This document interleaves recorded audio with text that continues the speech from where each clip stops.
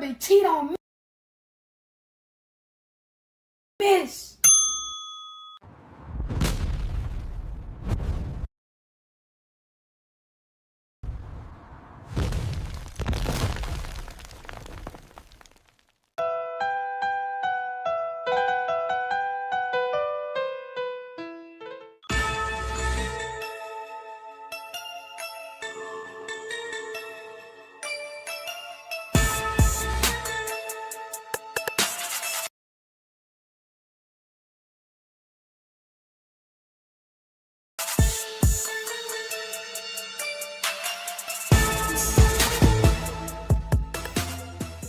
Bang, bang, bang, boy, shit break. On a hard thing.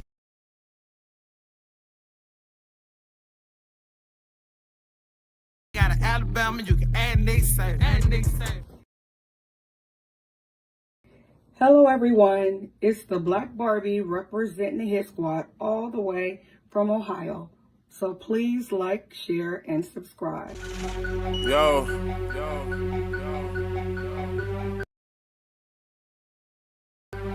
I done met a lot of niggas in my lifetime. You can't keep it real with everybody, my nigga. Everybody ain't solid, everybody ain't 100. For real. Stick to your motherfucking self. These niggas ain't what they say they is. Know that? Look. I do this shit for my brothers and everybody that done died for us. Niggas say they gon' ride, when the time came, they ain't ride for us. Hitting licks on some hot shit with the same click, you a 5 us. Niggas switched up like a bitch, say they'll die for you, but they lied to us. Make room for the real, all that other shit ain't got time for it. Mama still paying bills, till I get a meal, I'ma grind for it. Record labels all fake and gay, I won't sell my soul, I won't sign for it. Really cut from a different cloth, and new niggas only piss me off. Come around like they really down, but they only around if they mooching off it. Niggas pussy beat the coochie off them. Listen up when the truth is talking. Real niggas got morals, and the lame niggas don't hate. Rob, who take what? Bitch, I'm riding around with that cake. Riding around with that long K, fuck a Draco, yeah, it's wartime. We ain't doing no drive-bys. If you try mine, we knocking doors down. I ain't saying I'm the biggest nothing, but if we got a problem, I'ma handle that. Loud talk gon' get crunny smacked. Turn this fat ass to a punching bag. Niggas saying it's on go when they see a nigga. Well, bitch, I'm a lunching pad. Hot shit for you fuck niggas. All love for the real niggas. Even if a nigga went blind and got paralyzed, I wouldn't feel niggas. See the pain in my city eyes that they traumatized and they still getting it. Forever smoke on Mac bands, long live smoking bean. But most of all, the one that hurt the most, goddamn nigga to the king. Wake me up, I know it's all a dream, but this real life and I'm stating facts. If I said it, nigga, then I meant it, nigga. If it's out my mouth, I won't take it back. Rap niggas know what's going on. I'm the hottest shit since Tupac. I'm in Tupac and I'm too hot. Nigga, you not, I'm a fuse box. Yeah, nigga, I control shit. Y'all ain't better than my old shit. Tell them folks on no shit, on oh shit, this bullshit. I done kept it too real, but never got it in return. It's fucked up how we live, well I guess it's what I gotta learn. And they ain't saying that I'm perfect, cause everybody got flaws. And they say the real in the graveyard or they locked up behind walls. Your closest homie can be your biggest hater and I ain't trusting shit, not at all. They laugh at you when you fall, get mad at you when you ball. They come around like they really down, but them niggas sour cut them off. Stand alone on your own team, be a grown man, that's a boss. I'm only here to get it real. If I ain't done it, I ain't speaking on it. Wake 'em up, cause it's real. You can't learn shit cause you sleeping on me. Own homie tried to steal from me. The same one that said he killed for me. I never trust another soul going down that road, I be done kill something. Taking food out my kids' mouth will be the quickest way I catch a bid for something. Understand you gotta live for something, or you gon' die trying to live for nothing. Every dollar ain't meant to be chased, my nigga. Be patient, it's really coming. You don't work, you don't eat. I'm grinding hard, losing sleep. I'm taking drugs to take the pain away, but somehow the shit getting weak. And the fact that niggas so quick to try you in these streets and thinking shit sweet. Niggas fast, they gon' fleet. In the meantime, I found my own grind, I got my own shine, and I spend my money on my own time. Bitch!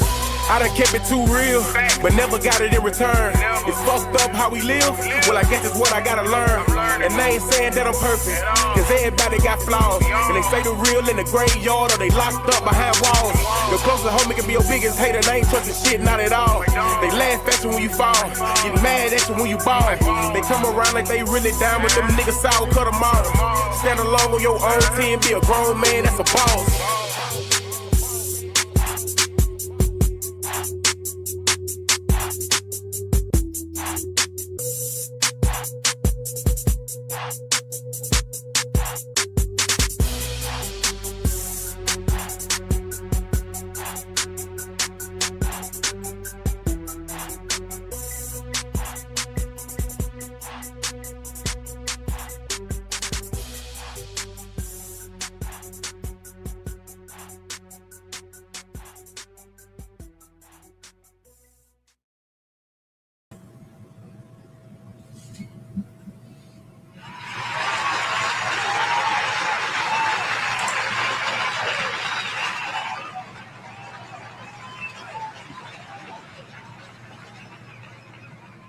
What's the word, everybody? It's your boy, the Alabama Hitter.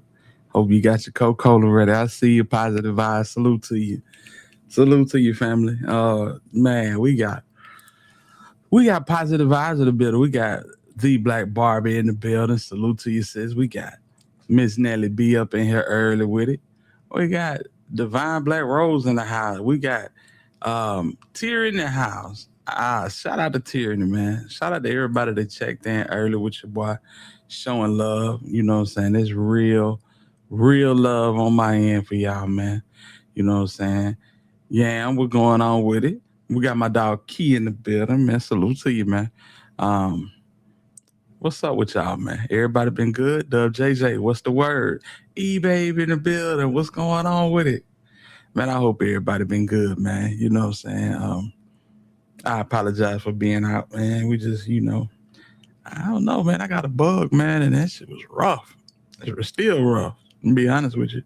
But we working, you know what I'm saying? For the ones that's been here, I told y'all my great nephew, he was funeralized the day before Mother's Day. And today we funeralized his dad, So, man, listen, life is way heavier than this internet. You feel me? That's all I'm gonna say. Is life is way realer than this internet. And so, I just send my prayers up for everybody. Rest in peace to Christian. Rest in peace to G-Dub, my nigga. Real talk. But yeah, we here, man. Salute to everybody in the building, man. We got a lot of stuff to talk about. Feel me? We got a lot of stuff to talk about. Man, I don't even know where to start. We got the footage from Karmelo Anthony late yesterday on Juneteenth, showing the whole altercation, and we leave it up to y'all to say what it is, man. You know what I'm saying? I don't think what we seen on tape was worthy of him being convicted of first degree murder. I don't. If anything, manslaughter would have been the case, but hey, man, this is what happens when you wait for a whole year for a case and everybody in Frisco, Texas huddles up and runs a play. When is the last time you seen a fight break out and ain't nobody holding a cell phone? I mean, just ask yourself. Ask yourself when the last time you seen a fight break out and nobody was holding a cell phone. So you got that end of the spectrum. Then you got the Judge Roach, that decides he wants to go out with a bang. And I'm not saying that Karmelo is not guilty or even innocent. I'm saying he's not guilty of first degree capital murder, or first degree murder, whatever you want to call it. Black Bobby, I did respond to your text as well. I don't know why you didn't see it. Maybe it's something going on with the app, but it's all good, man. We in the building, man. You know what I'm saying? Positive Vibe said they edited that video. We couldn't even see that in it that good. Yeah, that's true. I don't know if it's edited, but it was definitely not very visible. You know what I'm saying? Hey, as we get started with the show, man, y'all hit the like button, man. Send this out. Let people know that, hey, we live. And, we're going to get into it. So, I mean, E-Baby, I appreciate it. Kia, I appreciate it, family. This is about as close as we're going to get, y'all. Man, just be perfectly honest with you. See what I can do with this. This is about the closest we're going to be able to get. Sharon, salute to you. What you're seeing is the fight at about 90% escalation. You got, I don't know if you can see my, This looks like Austin, and this looks like Karmelo right here. And boy, I tell you, If this boy hadn't played basketball, he would definitely be D1 on track because he moving like a mother.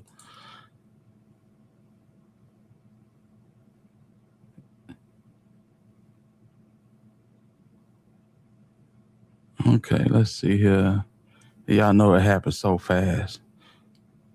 I go to shoves and the pushes, and there's Karmelo. I mean, that's about as close as you're going to get to it. I'm going to let it play for a minute. I haven't seen it. Different people say different things. I don't know. Yeah. I mean, just from what I'm seeing, you know, Karmelo was there talking, you know what I'm saying? And they did approach him. They didn't huddle around him like they said, but hell, they might as well be everybody in such close proximity. Bro gets up and he pushes Karmelo, and then Karmelo comes back instantly with the blade. You know. Let's see here. And this is what I'm talking about. This whole little altercation got everybody's attention. You mean to tell me ain't nobody got no cell phone? Come on, fam. Ain't nobody pulling out no cell phone. This is the information age. You know, this generation wasn't even a part of the generation that was yelling World Star. You remember when every time somebody got in a fight, it's World Star, and niggas was pulling out phones and shit. Yeah, this ain't even that generation. This is a generation after it. So they don't know nothing but a cell phone. You mean to tell me there's nobody that pulled a phone out? Only person that even admitted to pulling the phone out was Eddie. And Eddie said that he wasn't recording. He was just fake recording. Man, this is some of the wildest shit in a long time, y'all.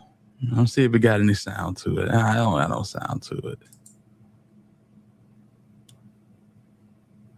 Well, that happened so fast. Bro try to run. He take a step and he fall back. He knock everybody back down the steps like bowling pins. You know what I'm saying? Just a far video, yeah. So basically what you're seeing is video from the press box on the other side of the stadium. You know, they barely got the memorial tent, you know. So V says she can't see nothing. Yeah, I feel you. All you can see is little grainy spots, you know. But you can see the back and forth. And the back and forth is so damn fast, you know.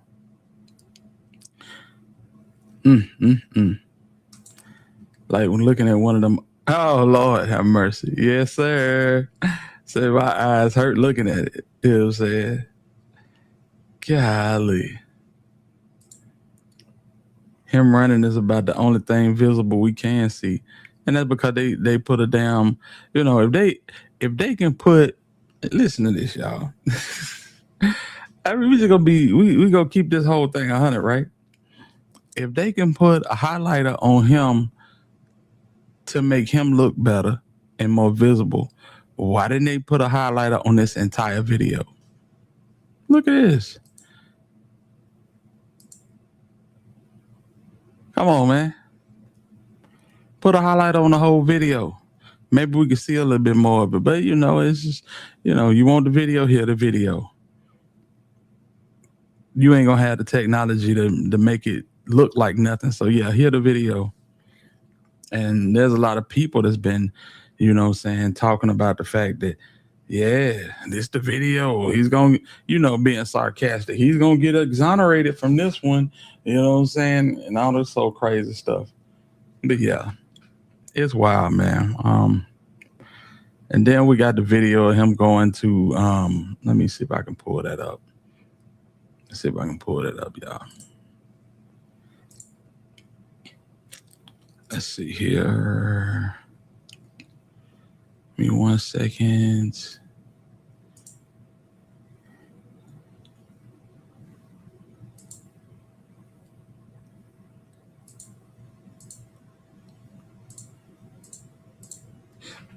All right, let's see.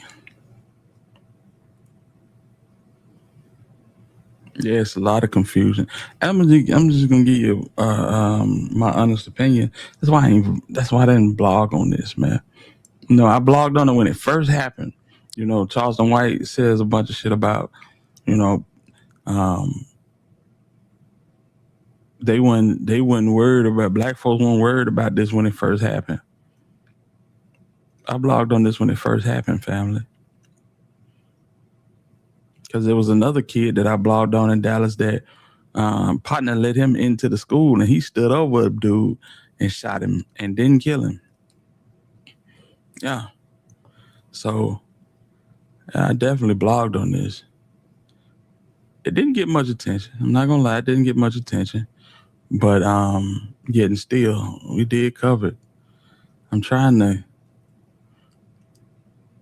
I don't want that video. I want the video where everybody is going. Yeah, let's do this. Oh yeah.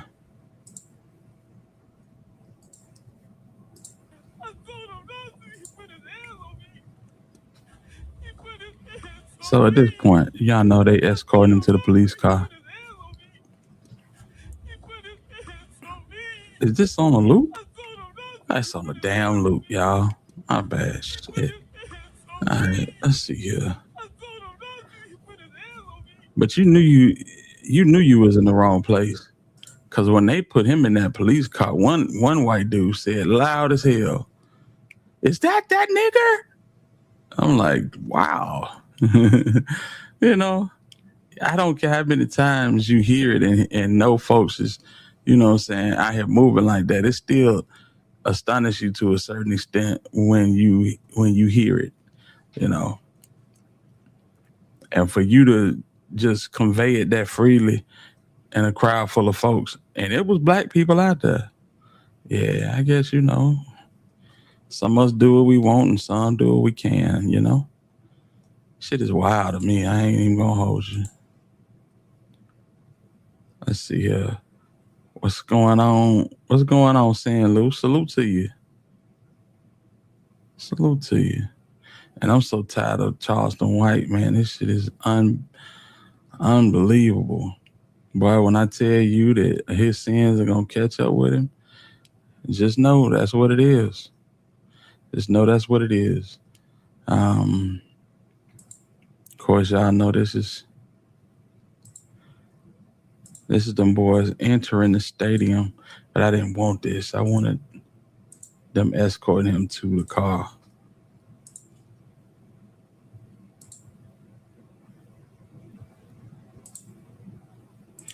Yeah, that's pretty nice size. That's pretty nice size kid right there. That don't justify pulling a knife. I was talking to my son about this, and I'm just like, man, if he'd have just, you know, swung on the first one which would have been Austin, if he'd have swung on them boys and took off like he did, man, he'd be at the house right now. He would be at the house right now. You know, we got to think. And that's the scary part about these situations. You know, our children are healthy. You know what I'm saying? They're very charismatic. They know their way around a room. You know, they say what they need to say in the right places. But it's just the simple fact that, you know, they look grown, but they're not grown. And they're not using their whole brain to analyze and visualize the full scope of a situation before they jump in. You know, the whole fact of the matter is, if cooler heads would have prevailed and people would have thought about what they were doing before they did it, everybody would have went home that day. You know, but I got a story to tell. I was 15 years old. I always been a big dude. Let me say that. I always been a big dude. So, my sister's boyfriend was over to my mom's house, and this was when I was about I had to be about 15 years old. And she had one of them foot lockers, them black foot lockers that you put at the foot of your bed or whatever. And she had it open. And there was a 45 in it. I was going to the movies that night. Me being a young knucklehead, that's what they mean by knucklehead. You ain't processing everything. I put that 45 in my jacket and I went to the movies. I'm gonna tell my age and everything. I went to see The Hand That Rocks the Cradle. I wasn't going to see it for myself. I was going to see it with a female. So we in there enjoying the movie, and there's a guy behind us and a crew. It was a crew, and they were making jokes. They was making jokes at me or whatever, and I was going back and forth with them. But after a while, I just shut it down. I knew it was this one guy. He had a LA Dodgers jersey. So we went through the movie, and the girl I was with, her name was Natalie. She said, "Don't even trip on them. Nah, I got something for them. Don't worry about it." At the end of the movie, when the movie was about to end, y'all know how you walk into the movie theater and there's no lights in the movie theater. You just have the lights over the top of the entry and the exit ways, right? So at the end of the movie, I left her in the seat, and I went and stood under the light at one of those exits. I never forget it. I had a Notre Dame Fighting Irish bomber jacket on, the big hoodies, and I had that pistol in my jacket. And something told me, when he come within your view and you right in front of him, you blow his ass off. This is logical thinking at the time. Man, he walked up. I seen him coming toward me. Blue Dodgers jersey. He got right in front of me. And I'm like, damn. So why you ain't say nothing? It was my partner, Robert Tubbs. I said, bro, come here. We going to the bathroom. I said, bro, I was finna put this bitch on your ass, fool. Because first of all, we going back and forth, and I got a girl that I'm tender as hell. I got this girl, I righteous like that girl. You know what I'm saying? I'm like, I'm about to put this bitch on your ass. He was like, man, I thought you knew it was me. I said, nah, man, I didn't know it was you. So, we all get together. We walk out of the movies and whatever and get ready to go. You know how you hang outside the movies for a little bit before you leave or whatever. So we out there talking and laughing about it. And him and a couple of his partners, they ended up leaving. And I'm like, I don't, me being who I am now, I'd be like, thank you, Lord, I didn't do nothing crazy, right? But I didn't. I just, got it over with the girl, said, holla at you, I'll call you tonight or whatever. Didn't call her. Went home, called my partners, told them what had happened, went to sleep. Woke up the next morning. My partner Robert had then got in a stolo with one of the guys that was at the movie theater, and they ended up running from the police. They hit a damn curb going like 120 miles an hour and crashed into a Rally's, killed both of them. Yeah. So rest in peace to Robert Tubbs and Horatio Smith. But it's just crazy. That's probably one of the craziest stories I've ever been involved in. It's more, but that's one of the craziest. You know what I'm saying? I got back home and I put that piece back in the Foot Locker. Called my partner, told him about it, and I went to sleep. Woke up the next morning, these boys was dead. I could not believe it.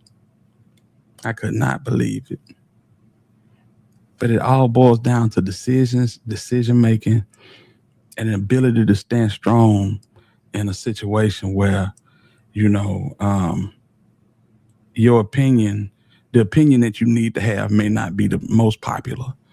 You know what I'm saying? You got these big cornbread fed white boys standing around you, and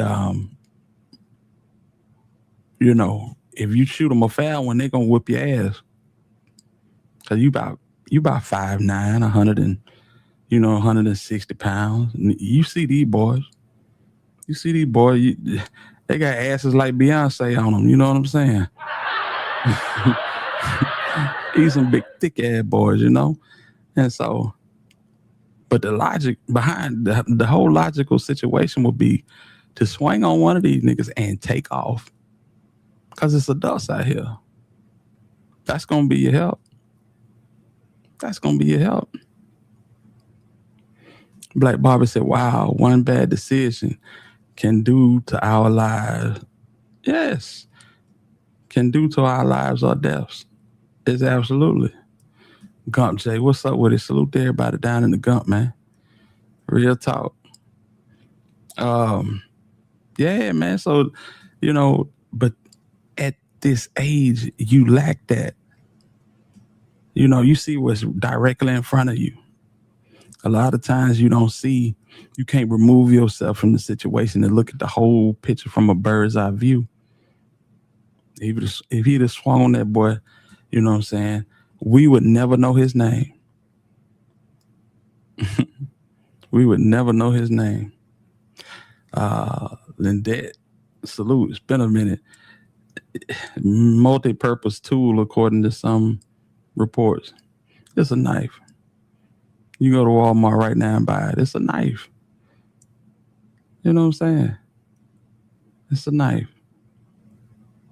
If you familiar with the Milwaukee box cutters or the Walt box cutters, not the big bulky ones, but the small ones.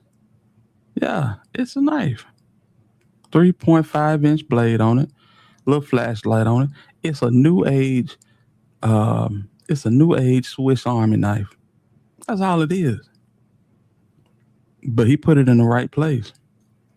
Yeah, Gump J. Down at Rose Supper Club, Doe B got shot in the leg.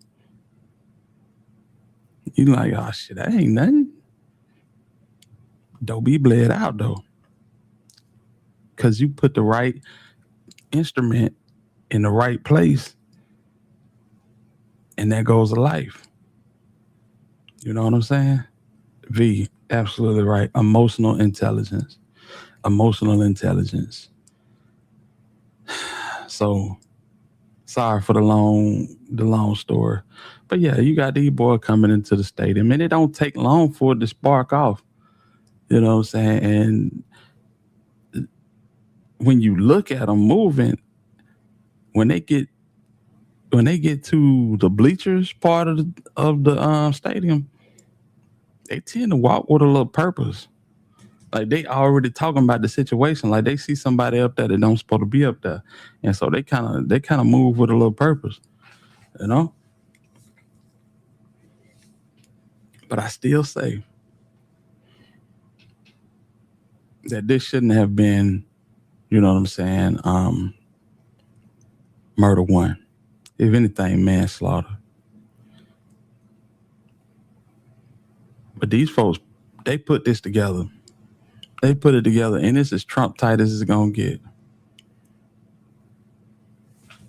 If I must say so myself. This is Trump tight as it's gonna get. All the witnesses is close friends. All the witnesses have been bullied at one point in time or another by these boys. Come on now. That's Karmelo.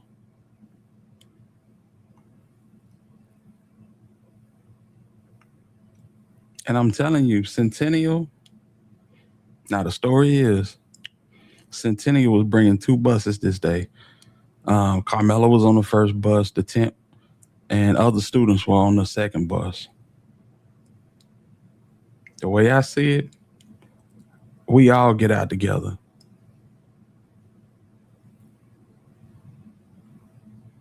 They used the views they wanted. There are closer cameras. Yeah. Absolutely. Absolutely. And you can see that with Carmelo's angle.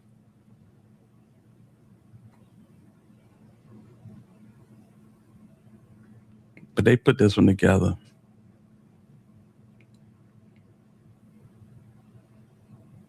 That's just like Jake Lang. How the hell Jake Lang end up in Judge Roach's court to get his bond reduced from $1 million to 250? It's a lot of crazy work going on in Collin County. A lot of crazy work. Yeah. I hate it for this boy because he was forthright and you know what I'm saying? He didn't lie about nothing. He told him what it was, and they was out for blood. He was out for blood, you know? Small town like this, everybody know each other. People that probably went to school together, whether they was a grade ahead or a grade behind. You know, judges, DAs, parents. And you got this black family out of Baton Rouge thinking they done made it. You know what I'm saying? They done moved to Dallas, but not Dallas. You know how we do. We live in Dallas, but we don't really live in Dallas. We live outside of Dallas, a place called Frisco. It's nice, girl. It's nice. Till you meet with the inhabitants. You know what I'm saying? It's good when you rub shoulders with the inhabitants. But let a discussion go on like this. Yeah. Young man lost his life. He shouldn't have never lost his life. And basically what they wanted was a life for a life. You get this man 35. Jeff Metcalf said he wanted more than that. And I understand. That's why I never said nothing crazy about Jeff Metcalf, even though he was saying what he was saying. I don't know if I could function without my boy. You understand what I'm saying? That's just real. So, you know, if you want to spout off, you want to say some racist shit, hey, go ahead, bro. Go ahead. I understand. Let that be your once and last now. But you got the flow. Get your shit off. Get your shit off, homie. Yeah. Hey, y'all hit that like button for your boy, man. Love Miss Muffin said he was an athlete too. Yeah. 2 giant milk duds coming at him, plus they friends. He did what he had to do to escape. I agree. He I'm not gonna say he did what he had to do. He did what he thought was best. Cause like I said, if bro had to, when he went to shoving him, the proof is the way he got out of there when he stuck that boy. If he had hit him with a left or a right hook and got up out of there, that's it. That's it. Bad ways, what's going on? You hit the first thing near you and take out. That's all. That's all. So you already know the deck is stacked against you. When they were loading him into the squad car, they was calling him nigga then. They was calling him nigga then. The deck is stacked against you. You gotta know the room always. You know, them boy with Juvenile is enemy turf I'm on. So I'm gonna play it how it go. You gotta play it how it go. But these are young boys. Even though he was a senior in high school, they still babies. You know? Salute to my dog Bad Ways once again. You know what I'm saying? Out that ill Milwaukee, Wisconsin, man. Milwaukee, ain't that the city? I think we got it right here. Somebody shooting the victim, they need to be over there. Don't reach for anything, all right, man? Stop right there for me. Dispatch 443. I got the suspects, and they're currently treating the victim. Again, he's on the north end of the stadium. All right. Any weapons on you like that? Oh, look here.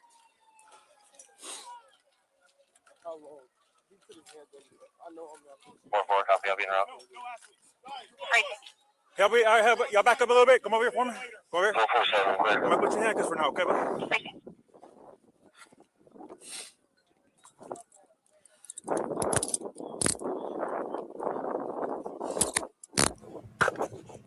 Dispatch. So what I was going to say, bad way, Milwaukee's the same city where the young dude from Illinois hitchhiked to protest and ended up shooting some protesters. Another young Austin Metcalf, take situation in his own hands and gun down some protesters and beat it, walk. Yeah. Another great patriot, huh? That was a bad situation too. Boy, I tell you, is that Dylan Roof? Is Dylan Roof the one that did that? I think so. It says worse because he in Texas. He would have never been classified for juvenile justice court. It's worse because in Texas he would have never. Yeah, I got you. Right. They didn't even put manslaughter on the table. You know what I'm saying? China J, what it do? Kyle Rittenhouse. That's it. Kyle Rittenhouse. Another name in a long list of good American patriots, right? 443. Everybody can slow down. I got the alleged. Yeah, Dylan Roof. He the one that took the. Didn't they take that boy to get a Whopper Jr. and some onion rings and shit? Kenosha, Wisconsin. Absolutely, you right. Salute to you, big homie. Suspect in handcuffs right now, detained. Everyone else can slow down. Suspect detained in handcuffs. Hold on. You can open up the channel, and medics are clear to come in. Have them come to the northeast entrance. That's gonna be a gate that's wide open there, and then you come to the victim from there.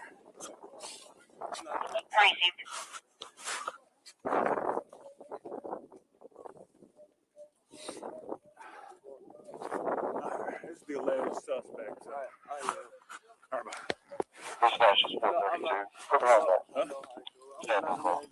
okay. We'll figure that out. There's another horrible decision that one makes as a child. He says it's not alleged, I did it, but he's trying to be totally forthright and upcoming with the information. That was nothing that he was supposed to say. He was not supposed to say that, family. Manslaughter was not an option. Then they brought another one, passion or something to that nature, and they struck it down just as soon as they said it. Yeah. So nothing on your person at all? Nothing? Mind if I reach in your pockets and stuff and all that? Nothing's gonna stab me? Okay. I'm going to be out with this. Crazy. A little personal there, okay? Just to make sure. Okay.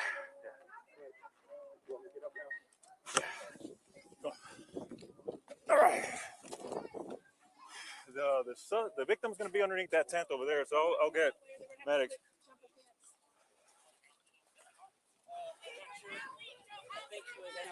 Memorial tent over there, guys.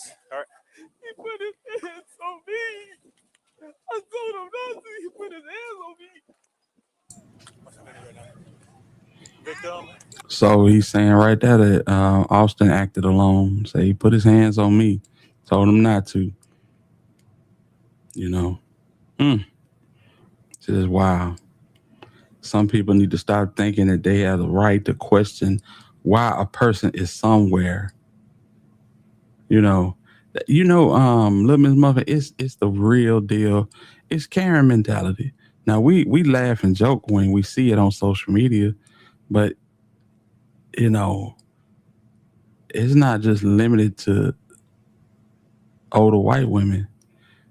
They all do it.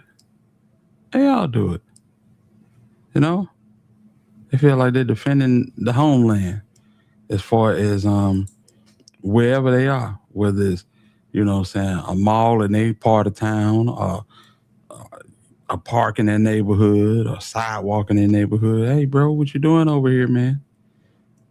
Hey, man, this is it right here. Hey, man, you might wanna. I'm doing what I might want to do right now, right here. Why you interrupting me? Leave people alone. If you don't like the fact that a student from another school is in y'all tent, and he was obviously invited, go get a coach. Go get a coach. But his mother said that he's the type of guy that always wanted to stand up and take charge. And hey, man, that should sound good, but it's not right. No way you slice it is it right. He was wrong. You don't violate a person's space, and you keep your hands to yourself. I just hate that Karmelo, responded the way he did. So we're in the north end. They got staff standing to him right now. This is the alleged suspect. Already? No. We searched them. Got nothing. I don't know what happened. 4.3. Trackers everything about CPR progress for a witness. Brazy. You know the wrong thing. Brazy.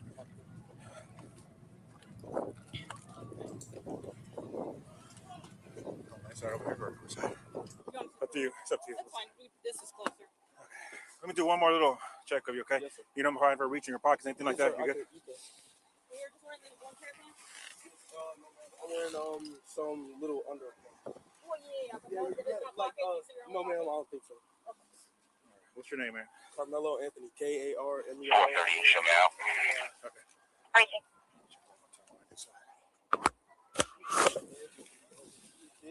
Have a seat here real quick, man. Watch your head. Let me check your hood here, buddy, okay? Yes, sir. Well, I'll tell you what, lean this way so you're not resting on your hands, okay? Yes, sir. All right, see a little bit of blood on your hands there, okay? Yes, all right. 402, I'm on scene. So your first name is Karmelo? Yes, sir. Karmelo. Let's see, hold on one second. Is he gonna be okay? I don't know yet, man. Karmelo, C-A-R-A. K-A-R. K-A-R. M-E-L-O. M-E-L-O, Karmelo. What's your last name? A-N-T-H-O-N-Y. We're ready, you win. I'm in 12th grade. 10th grade? You go to Emerson? No, sir. Where do you go? Centennial. Okay. I'm in 12th grade. 12th grade? Yes, okay. Y'all listen close as the video ends out. Listen very close. Centennial. All right, sit tight for me real quick, bud, all right? Let me run this guy. Y'all heard that? Oh, it's that nigga? I'm talking about the hardest ER. I'm talking about that ER was harder than Run DMC. I'm talking about that bitch was hard as hell. Okay, bud, all right? Let me run this guy real quick.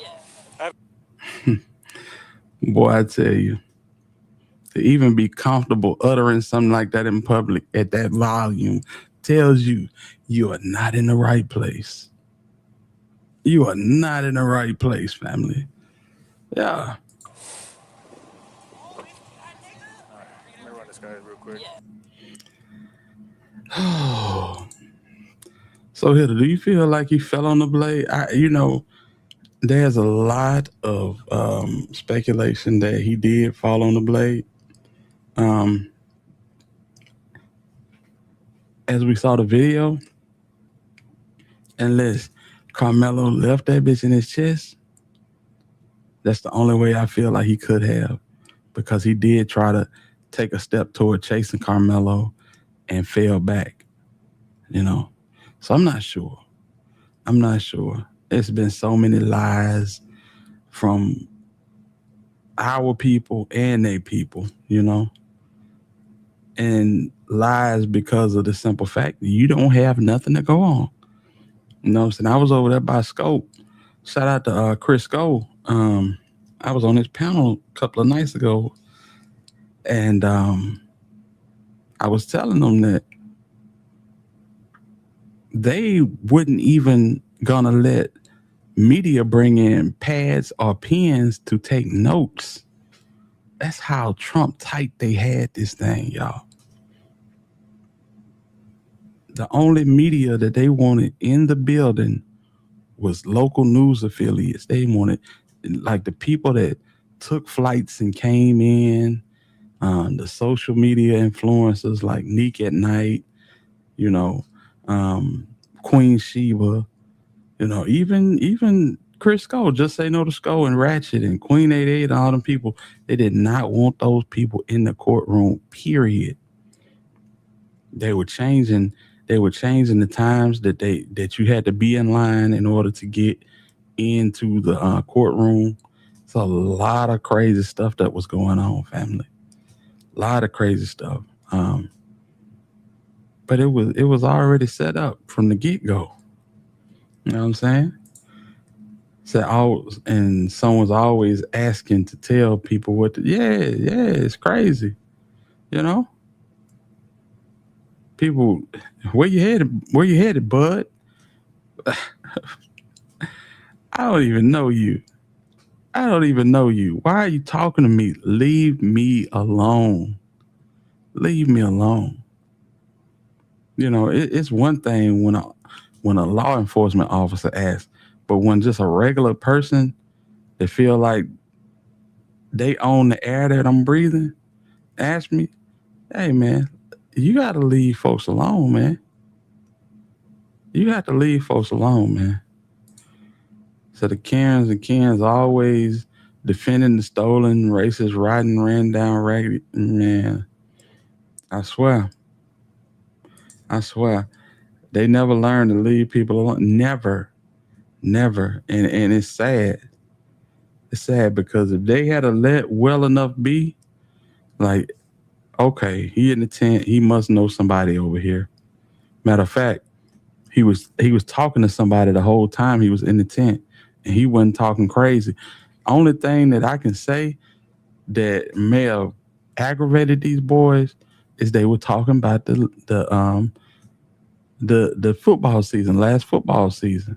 And you know how y'all played Lincoln and y'all lost to Lincoln by like 14. Boy, y'all boys trash.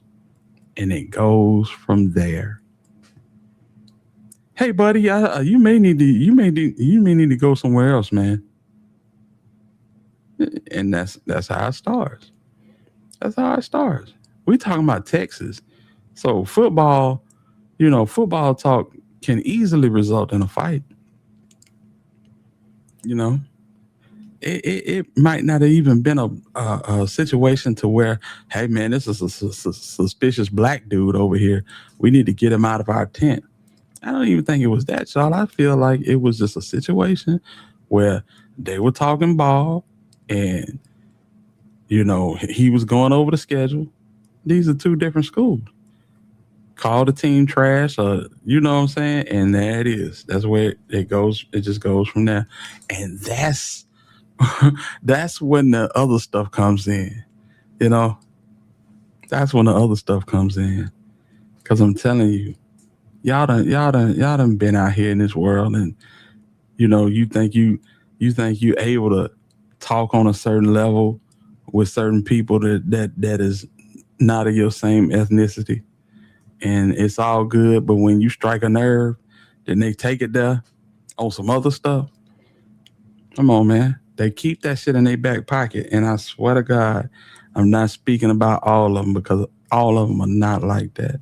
I know some very good white people, and I know some horrible black people. Like, for real. I eat the cheese and drop a dime on them bitches. They that horrible. Yeah. For real. Real talk. Y'all say what y'all want about me. But I know some white ones like that too. I try not to paint everybody with a broad brush. So, but I do know a lot of times when you go to talking from a neutral standpoint, when it might poke a person or jar a person a little too hard, they go for it, and they always claim that we pull that card. They pull it way more than we do, and they do it in the subtlest of ways. They preach stranger danger until we avoid the strangers. Yeah, absolutely. Yeah, football, everything in Texas. Yeah, V, I'm telling you, that shit is crazy. And I hate it for this boy family. I hate it what they going through with Charleston White. There's a special, when I tell you there's a special sweet in hell for Charleston White family. Charleston White got to pay for all the coins he earning right now. Yeah, he has to pay for the coins. Yeah, you living good now, but just keep watching the story, y'all. The story never ends well. The story never ends well. To the best of us that's in the spotlight. Real talk. Hitter, you have a great point. The smallest things about sports, yeah, it sets them off. It sets them off. You know, and a lot of times they already have in the back of their head that, you know what I'm saying, you inferior anyway. So you got somebody like myself with a slick tongue, pause, that's, you know what I'm saying, gonna have his way with words and may get a laugh out of somebody. Man, hell no. Hell no, this monkey not finna get this off on me right now. You know? And it escalates quickly. Quickly. Yeah, that's not an insult for real. You know what I'm saying? Police, law enforcement take the word pig as more of an insult than white folks take cracker. You know, that's yeah. It's foolishness to me, just to be honest. You know what I'm saying? It really isn't an insult to them, it's a compliment. Yeah, exactly. Exactly. Come on, man. WJJ, you know something. You know something, family. But yeah, man, I just wanted to cover this a little bit, man. If y'all want to come back to it later, we can do that. We can come back to it later. But I hope that, you know, the appeal process don't take forever, which I'm perfectly within the belief that it will. You know what I'm saying? Robert Hill, what's going on with it, home? Tequila, what's going on? Salute to you. I see you. I hope you're having a good night tonight, family. Yeah, man. But I hope that appeal process don't take forever, and this boy can actually have a decent trial where he's got a decent lawyer and somebody would actually fight for him. I think the fix was in, Jack. The fix was in, and y'all gonna know the fix is in on the last week of August when Yellow Beezy bring the same lawyer that Karmelo Anthony did into Dallas. Hear me now. Y'all gonna know the fix was in when Yellow Beezy, Marquise Conway bring Toby Shook into the courtroom, and he is a freaking bulldog. You're gonna be like, damn, where was this at? That's your proof positive right there. There's your proof positive right there. Because I guarantee you, the Toby Shook that was in the courtroom in McKinney is not going to be the one you see in Dallas. Yeah, he throwing everybody under the bus. Devin Brown, Jerry Maserati, Keywan White. Keep them coming. Keep them coming. Hell, he'll throw Trap Boy Freddy under there if he could. He gonna discredit everybody, including Melvin Noble. You'll be like, damn, this a fighter right here. To all my Dolph people, y'all seen the way that Manny Aurora fought for Govan? Toby Shook gonna fight that same way for Yellow Beezy. Wait and see what I tell you. Wait and see what I tell you. And then you sit back and you say, damn, boy, ain't do nothing for Karmelo Anthony because the fix was in. from day one. Let's go to North Mississippi, y'all. Senatobia. Yeah, Senatobia. DeSoto County. We got a baby boy, 1 year old, taken. Crazy work, man. Crazy work. I can't imagine it. 1 year old. These folks was in Walmart shopping. Loss prevention wasn't enough to stop these people if they needed to be stopped. Cypress, what's the word, bro? Salute to you. They had to bring the Senatobia Police Department into it. And they shot through the windshield of a car, killing 1 year old. What that baby name? Kohen. I forget his last name. I don't know why I forget his last name. But you know what? We're going to get into it. Cypress, if you want a link, I'll throw you one. I need everybody to hit the like button. You know what I'm saying? Even the hate watchers in the bushes. I need y'all to hit the like button. If you are a resident of the bushes and you're not a hate watcher, hit the like button and donate to the channel. Salute to everybody in the building, man. Let me get this comment from Lindette right. Let me start off with Tequila. Born and raised in SIP, I'm still processing the situation. It's crazy, fam. It's crazy. Shout out to Big Pressure, because Pressure been, you know what I'm saying, keeping me abreast on this. And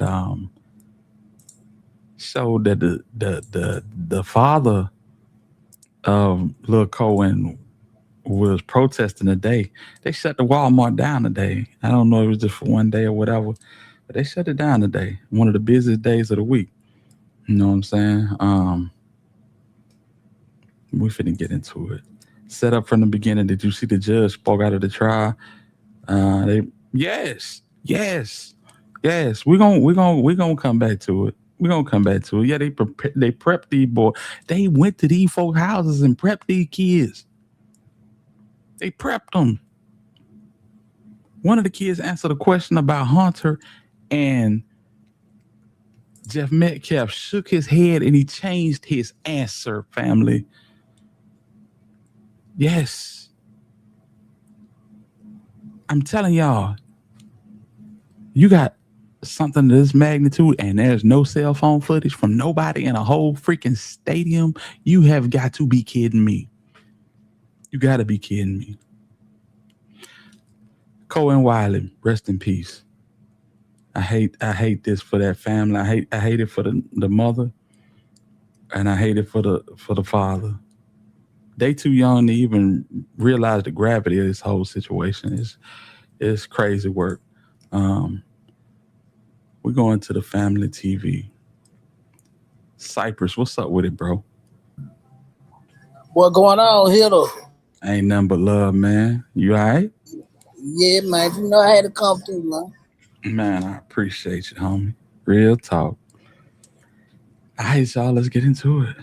1-year-old Kohen Wiley. His family says he was killed after a bullet pierced this car window when his mother and another relative were leaving the Senatobia Walmart. TJ got shot. This video shows the chaos moments after the shooting. Law enforcement seen running through the parking lot. The Mississippi Bureau of Investigation tells us officers claim they were called to the store on a shoplifting call when they saw two adults and the child leaving the store and get into a car. Senatobia Police Department get away with too much stuff. I hear about it all the time. It's in the news all the time. Y'all probably down here all the time recording this stuff. But it's just too much. Call is saying that the officer, they said the officer was out there. Did y'all hear that? Like I said, I don't know, my guy. I woke up to it like, no. When I say that they don't realize that this boy giving an interview with a backwood in his hand. Y'all don't see it, but when you see the original video, Lil Bro got a backwood in his hand giving an interview about his baby. You know? Crazy work. Crazy work. We got to do better. We got to do better. You know what I'm saying? You know a kid in close proximity to you that may be at risk, and talk to them kids, man. Develop a relationship with them kids, man. You know, just the common courtesy to know where you're at and to know what's expected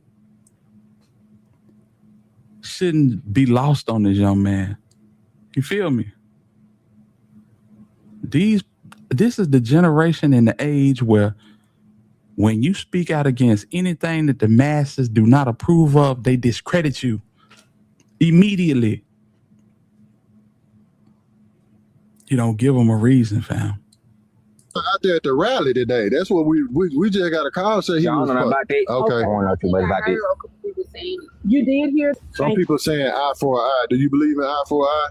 I believe in it, but I don't know what they going on. My baby is sweet, you know what I'm saying? Yeah. Like, I don't know what they going on. I just want just for him. And can you clear the record about what happened? Well, no stealing going on. No, That's all okay. I didn't know. Well, no stealing going on. The car. As I was opening the door, so the door flew back in. By the time I sat my baby down, it was like 3 to 4 shots.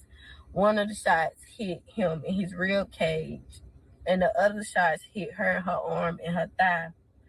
And we left and went to Senatobia hospital where he was pronounced dead. Sometimes we highlight stories, sometimes we expose the truth, and sometimes we just spread awareness. In today's video, I want to take my time and use my platform to shine light on a 1-year-old who was killed by an officer who we'll later identify over imaginary stolen diapers. Now, how things was executed from this officer led to this deadly situation. This is an officer who had a complaint from his fellow officers just days prior. And instead of correcting their wrongs like they want us everyday citizens to do, a lie has been doubled down on a... Now, our last live stream, we was talking about police officers to get fired from a job and don't get prosecuted. And we was talking about how they just bounced to the next county. Bro didn't even bounce to the next county. He literally bounced to the next city in the same county. In the same county, fam. Crazy work. Now he at home eating tuna sandwiches and shit with pay. And you know the sad part about this, bro? What's that, bro? It's nothing gonna be done. Nah, I doubt it. I doubt it. I mean, just being perfectly honest, I doubt it. Alleged theft, as if that equals anywhere the same as a stolen life of a 1-year-old boy who had a full life ahead of him. So today, we go over this story. We identify who the officer is, disclose what happened, what led up to this, hear from the parents, and most importantly, pay our respects. But before we go over this, I want you guys to remember, I don't give you no angle. I just give you the story. So with that being said, make sure you like, comment, and subscribe. Word from our day's sponsor. Fam, they said I needed to make another PSA. Listen, if you ever wish payday came sooner, this might actually help. It's a banking app called Current with a bunch of useful tools. Of a 1-year-old losing his life. It's the repeated patterns of non-African American cops abusing their authorities to people who look nothing like them. And to understand the location, we got to go back to 1836, DeSoto County, Mississippi, named after a Spanish explorer, Hernando de Soto, who traveled through the southeast in the 1500s and is believed to have crossed parts of present-day Mississippi. It's located in the northwest corner of Mississippi, directly south of Memphis, Tennessee. County seat, Hernando. In its early history before European settlement, the area was home to many Native American tribes, including the Chickasaw Nation. Following treaties and land cessions in the early 1800s, settlers moved into the region and established farms and communities. Agriculture, especially cotton, became the dominant industry during the antebellum period. Then it was the Civil War era. Because of its location near Memphis and major transportation routes, DeSoto County saw military activity during Civil War. The county... DeSoto came through Alabama too. We got a place that we all go to in elementary school as a field trip called the Soto Caverns. You know what I'm saying? Down here in a place called Childersburg, Alabama. But yeah, man. Tequila, hey, you know what to say. Eating raisins and tuna with sour bread. Some disgusting shit right there, boy. Yeah, especially sourdough bread. Sourdough bread, the worst of the worst. Them folks trying to kill themselves. Pretty face, what it do? Pretty faithful powder. What's up, y'all? Economic, like much of the South, was heavily impacted by the war and Reconstruction. Then there was the modern growth. For much of the 20th century, DeSoto remained largely rural, which is important. Beginning in the 1980s and accelerating through the 1990s and 2000s, it became one of the fastest growing counties in Mississippi due to suburban expansions from Memphis. Cities like South Haven, Olive Branch, Horn Lake, and Hernando experienced major popular growth. Today, DeSoto County is Mississippi's most populous county. It serves as a major residential, logistics, and commercial hub in the Memphis metropolitan area. The county is known for its distribution centers, strong school districts, and rapid suburban developments. But perception that parts of DeSoto County are racist usually come from a combination of historical and demographic factors, like the segregation era. Like much of Mississippi and the Deep South, the area operated under Jim Crow laws, that is, and racial segregation for decades. Then there was the civil rights resistance. Mississippi. Now listen, shout out to little homie right here, getting him some libation. But I'm just gonna be 100 with you. If I had to drink out of a colored tank versus a white man tank, yeah, I don't think I'd be drinking out that tank. Ain't no telling what's in that mug. You feel me? That's just my thinking, bro. You got something special for black folks? Oh yeah, I pass. I drink out of Horn Lake before I drink out that shit, man. You feel me? Hell no. Mississippi was a major battleground during the civil rights movement, and many communities, including those in the North Mississippi area, to desegregation. Then there's the suburban growth patterns. As Memphis expanded southward, some critics argued that portions of DeSoto County's growth were influenced by white flight, people moving from Memphis suburbs for various reasons, including concerns about integration, crimes, schools, and taxes. Modern incidents involves individuals who've been having controversy around lawsuits or allegations involving school, law enforcement, businesses, and local officials. At the same time, DeSoto County today is significantly more diverse than what it was decades ago. This population includes substantial Black, white, Hispanic, and Asian communities, and many residents will reject the idea that the county as a whole is racist. But it doesn't stop some of the boys and girls in blue by performing as such. Yet and still, with everything we just talked about, in the 2020s, the DeSoto County Sheriff's Department had managed a reputation of being quote-unquote racist. It was a predominant white staff that made a huge change in 2025 that would not only shock the community, but inside the local Sheriff's Department. But before we get to that change, let's talk about an incident involving a cop who went by the name of Hunter in 2022. Forcing someone to go to Facebook and spread awareness. The officer identified as Hunter Matthew Foster, a racist, crooked cop, according to a man online who harassed and racially profiled and arrested many African American and Hispanics. He also worked for the DeSoto County Sheriff's Department. The man also claimed that they made him disable his Facebook and Instagram account, but the goal of the post was to expose him and make him lose his job. He wears a cap, shaves, and has tattoos on his arm. And if you get stopped by him, start recording live. Don't take any tests. Now, the GoFundMe has been scrapped, and I couldn't find much information on it. But even back in 2022, Hunter Matthew Foster had a GoFundMe accepting donations. Now, it was even more strange before he changed police departments. As the following year, for the year of 2022, he was congratulated for winning the top DUI award for the state for the year of 2022. Deputy Foster had the most DUI arrests out of the entire state, with a total of 297, which is 89 more than the second person awarded. Basically, he was one of those cops that'll pull over and arrest anyone that he could, just off suspicion, and that's important. Motherfucker just popping out on folks. Pull over. Crazy work, man. 297 citations in a year. We only got 365 days in a year. This motherfucker, he only not citing folks when he off work, man. He gonna get him one every day, at least one. And he gonna meet his quota. Right. So crazy part about it is he's on DeSoto County Sheriff's Department. They get a black sheriff. He decides, shit, I'm gonna be deputy in Senatobia.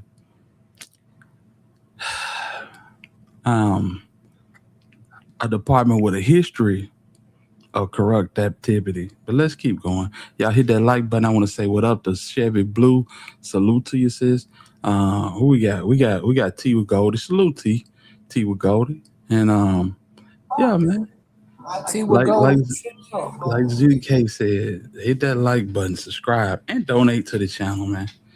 Yeah. Especially for later in the video. But this was the stigma going around for DeSoto County, at least their sheriff's department. And in return in 2025, they hired their first African-American elected sheriff. And ironically, that same year, Hunter left that department and went to another. Black History Month, and we often look back, but tonight we're also looking forward. In DeSoto County, history is being made not just with a title, but with a lifetime of service, sacrifice, and belief in the next generation.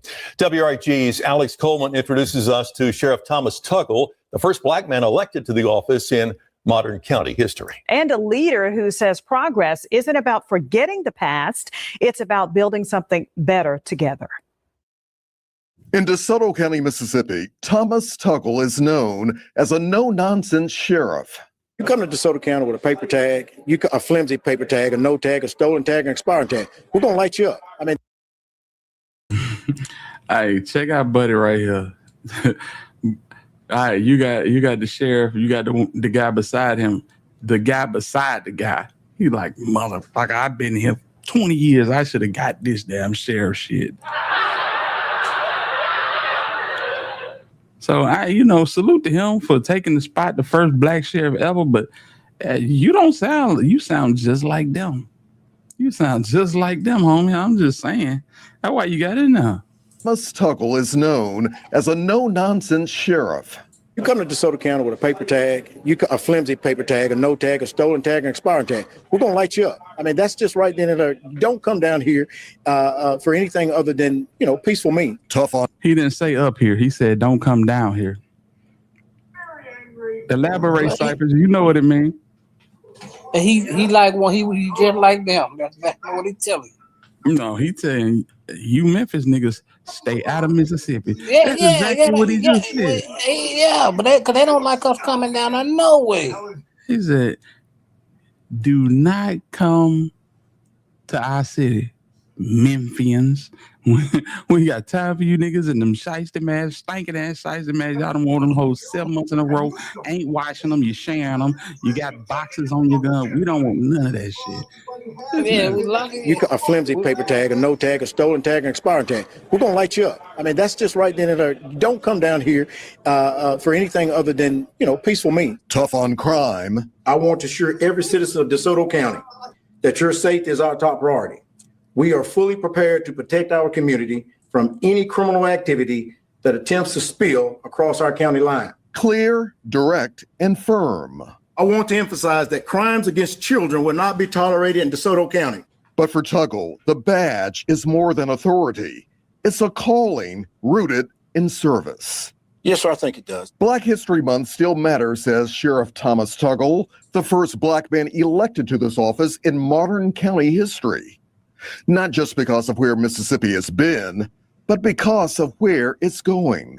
The past has been somewhat something that we can't brag about. But to see me not only represent Mississippi when I was with the Highway Patrol, but representing one of the fastest growing counties and one of the most productive counties in Mississippi. And as a young black man, I think that's an... Nah, bro. I don't know about young, but I'm gonna let you get your shit off. the most productive counties in Mississippi. And as a young black man, I think that's an indication for the rest of the nation to see how far Mississippi has come when it comes to unity and people from different races getting along. His story didn't begin with a campaign or a command staff title. For this husband and father, it began at home.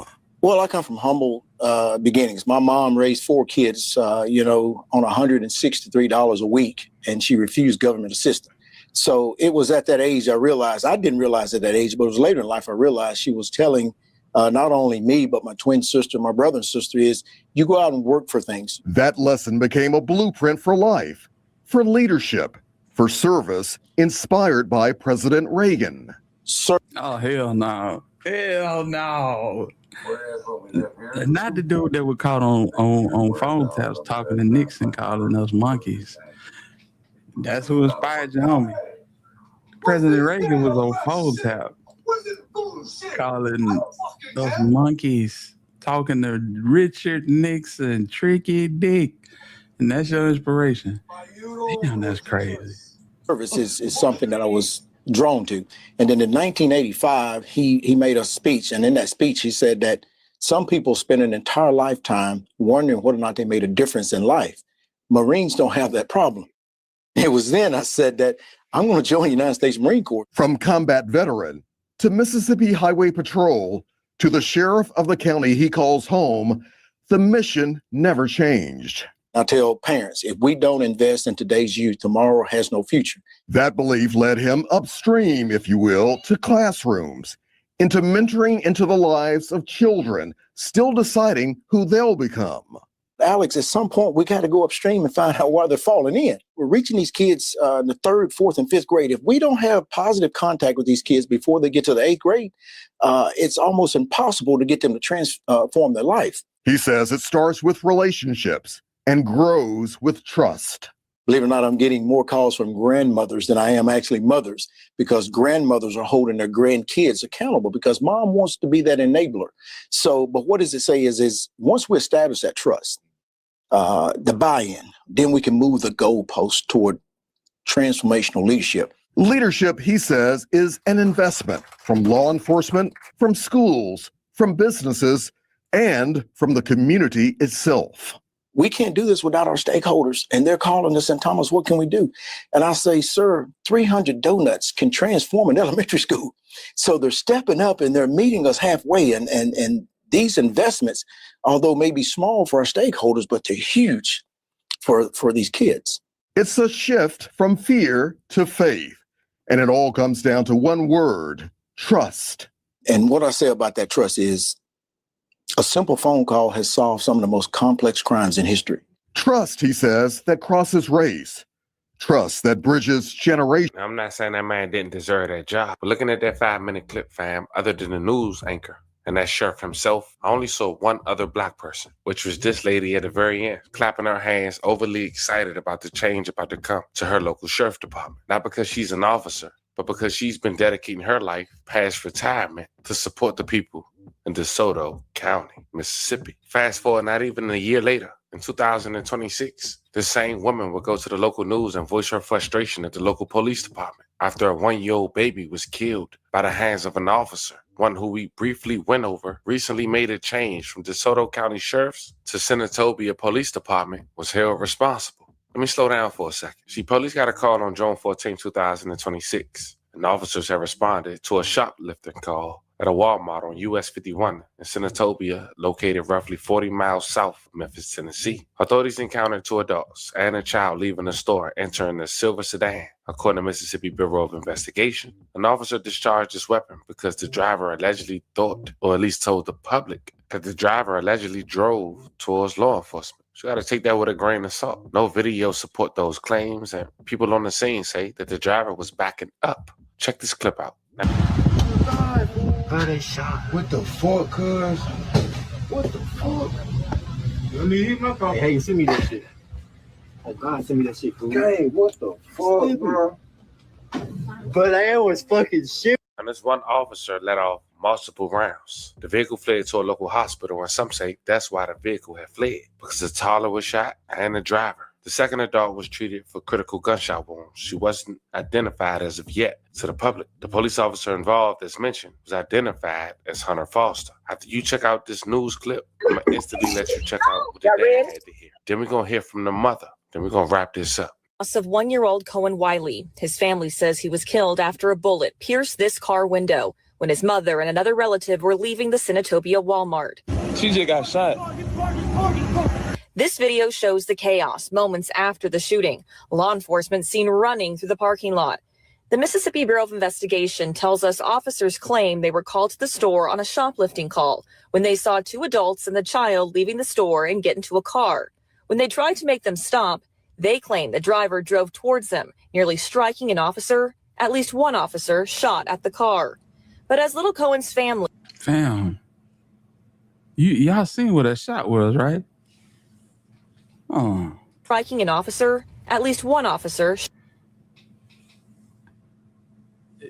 You ain't shooting in the air. Man, you put that bullet directly where the headrest is. Like, what's going on? This shit is insane to me. I know we desensitized to shit like this, but this is a law enforcement officer. You would think these niggas done robbed the bank and killed the teller. This is 2 females buying diapers. It's like, as a community, we are constantly being pushed and pushed and pushed to that edge. What Dalton Etherly say? To the point where we chimp out, you know. Oh, they want us to chimp out, right? And then shit get escalated. You know, some wild law get put in place. Now children can't go to school. You can't walk down the street, you know, without people hopping out on you. Make sense? It's like push them till they do something just crazy. Uh-huh. And we're going to pass laws to get their ass out of here. Mass deportation. I might be wrong, but I don't think I am. Shot at the car. But as little Cohen's family mourns his death, they also have questions when it comes to the police department. Sinatopia Police Department get away with too much stuff.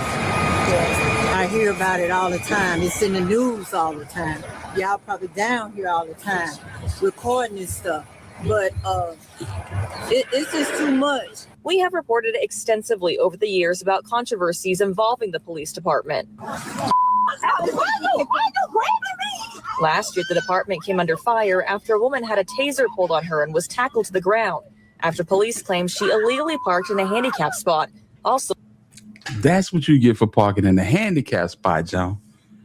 Lord knows what you're going to get for taking out that building. They take this woman for parking at a handicap spot, Cybert. Yeah, they really don't like black folks in Mississippi, fam. Not too particularly, huh? Big Stacks, what it do, man? And I have a lot of problems with what that dude said, bro. Yeah. Like, why is you publicly saying you in tune with the stakeholders, and then you basically saying the mothers ain't shit?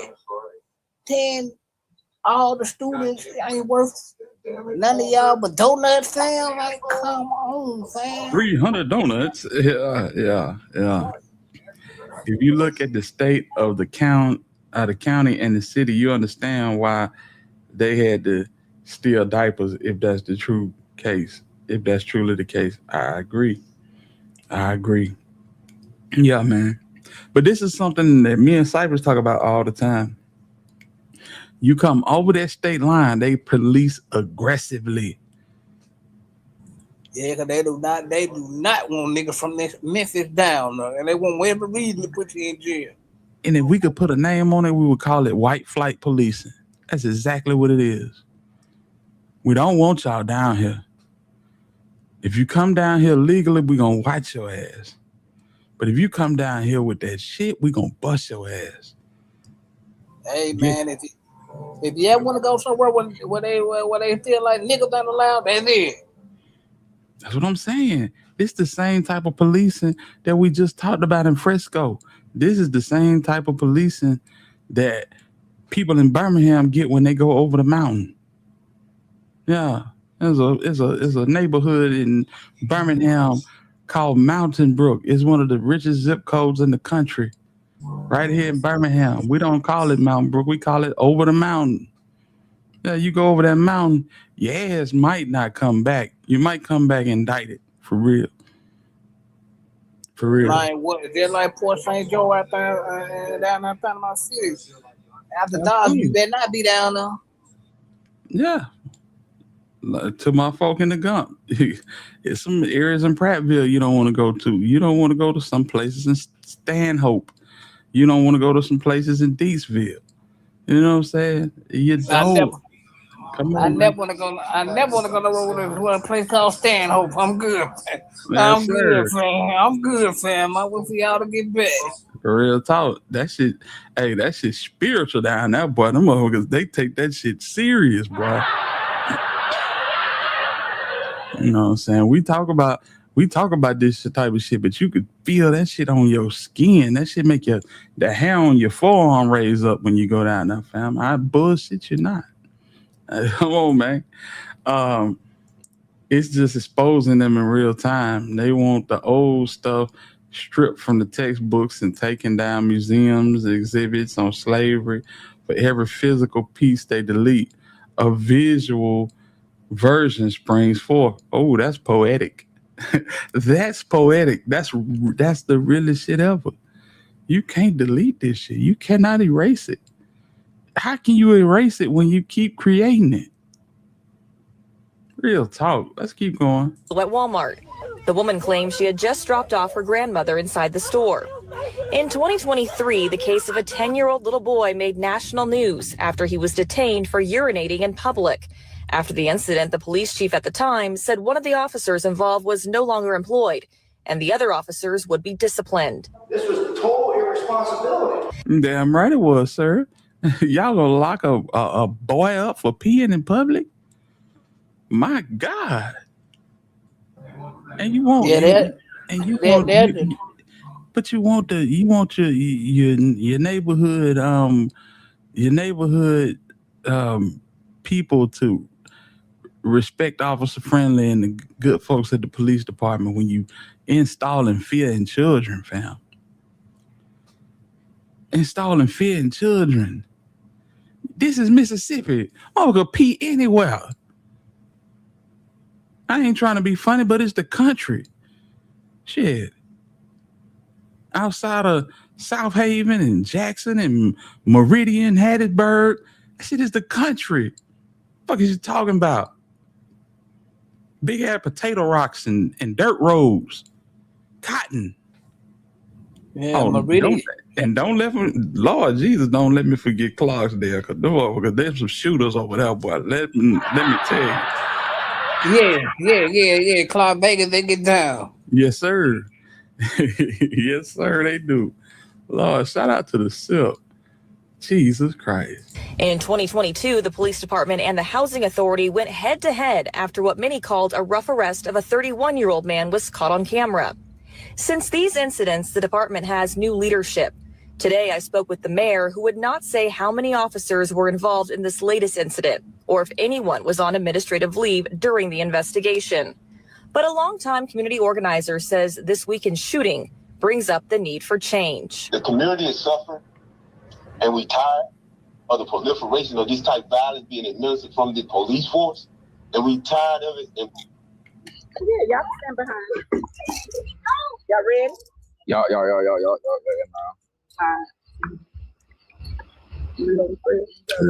Reload.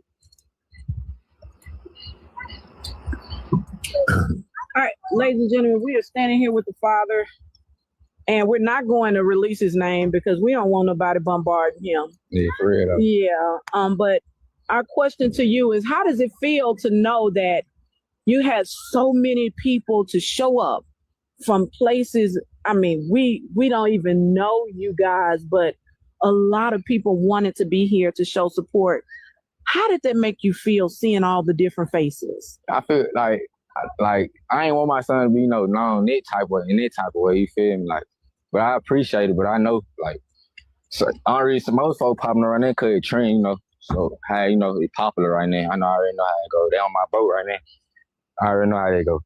And you saying now you didn't want your baby to be popular, known like this? Nah, not this type of way. I mean, Can you tell us what kind of baby he was? What is your memories of him? like funny, playful, goofy like your mom, goofy, real goofy, you know. When you found out the baby was coming, how did that make you feel? Were you nervous? When you first were born? Yes. I know, man. Nah, I ready for it. You were ready to be a father. You know. Was he your only baby? Nah, he got a sister. He got a sister. Yo, I'm gonna show you. You got a picture? Yeah. Let me show you right fast.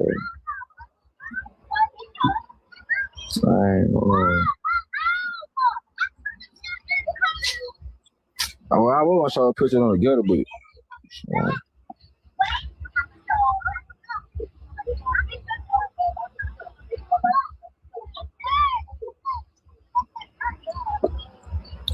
oh man. Oh wow, how old is she? Both on one. Hey, her birthday October 17th, his birthday November 1st. Okay. You know. Oh my. Y'all do the math. He had one kid born on October 17th, one born on November 1st. Shout out to the little homie, man. Goodness, and he was your only. That's something you might want to keep to yourself. That's what I'm talking about. Motherfuckers will bring that shit up. Just to discredit, fam. Son. Yeah, man. How does it feel, man? Just knowing that they went to the store for one thing and left another way. Honestly, all I can say, I don't really know what happened. I was asleep. I got woke up to it. I didn't know, like, they took my baby. I just want justice for him. Like, that's all. I don't want nothing but justice for my baby. That's it. Yeah, like right now, like around people, I'm good. But like by myself, like whole different ball game. It's different. Yeah, you know. Have you been to see a counselor or talked to like a pastor or somebody you could just vent to? No, man. Have you considered it? I consider myself like I deal with it. I'm dealing with it. Yeah, it like I just want justice. That's it. The funeral has not been planned yet. No, man. And we got to get past that as well. Yeah, man. Thank you so much. We're not going to ask you any more questions, whistleblower. And I appreciate y'all coming out too, though. We got a call and saying that the officer, they said the officer was out there. Did y'all hear that? Like I said, I don't know, my guy. I woke up to it. Like, no, I'm talking about out there at the rally today. That's what we just got a call saying he was. I don't know about that. Okay. I don't know too much about that. You did hear that? He probably on the cover or probably on more. I don't know. But do you hate anybody? No, ma'am. No hate? No, ma'am. No, ma'am. Some people saying eye for an eye. Do you believe in eye for an eye? I believe in it, but I don't know what they going on. My baby is sweet, you know what I'm saying? Yeah. Like, I don't know what they going on. I just want justice for him. And can you clear the record about what happened? Well, no stealing going on. No, okay. I already know. Well, no stealing going on. So my y'all side, know that. My side, No stealing going on. every time she ain't want for nothing. I'm gonna call for him. So your baby didn't have. He ain't never want for nothing. Nothing. He still mom. Her two shoes in his life. Auntie. Everybody was in his life. Kohen had a big, a big Billy though. It's a cover. And can you come forward? How do you feel seeing all of this that happened today? I like how everybody came together for him. You do? But if they don't stay around, keep it going. You said, are they gonna stay around and keep it going? That's the question that a lot of people ask when things of this magnitude happen, because like you said, it's a trend for some. Right now, yeah. Some people use it as a trend, clickbait and all of that stuff. But she said, are they gonna stay around? Yeah, that's a good question. You're gonna need support. You're gonna need that more support. You want to keep going on. I got a good little move behind my own. I got a lot of faith. Yeah, a lot of faith. You coming off is really strong, man. Yeah, man. so proud of you. We met your dad, and we're glad that he came out also. I'm glad that he came because we didn't want to talk to you without having your support around you. Yeah, you man. know, people will try to isolate you and hurry up and get a quick interview, but that's not what it's about. And she said, are they going to be around? We'll be around. I already know. You better tell them, girlfriend. Oh yeah, most definitely. That's what I hate. Bad policing, and what happened to your son should have never happened. You know, you got these people who come on and making up excuses saying she shouldn't have ran or whoever was driving shouldn't have ran. We're talking about, even if it was, you know, you already cleared the air that it wasn't no stealing going on. There's no justification what the officer did. You know, why was he in front of the car anyway? And then I already recorded, there's cameras out there in the parking lot.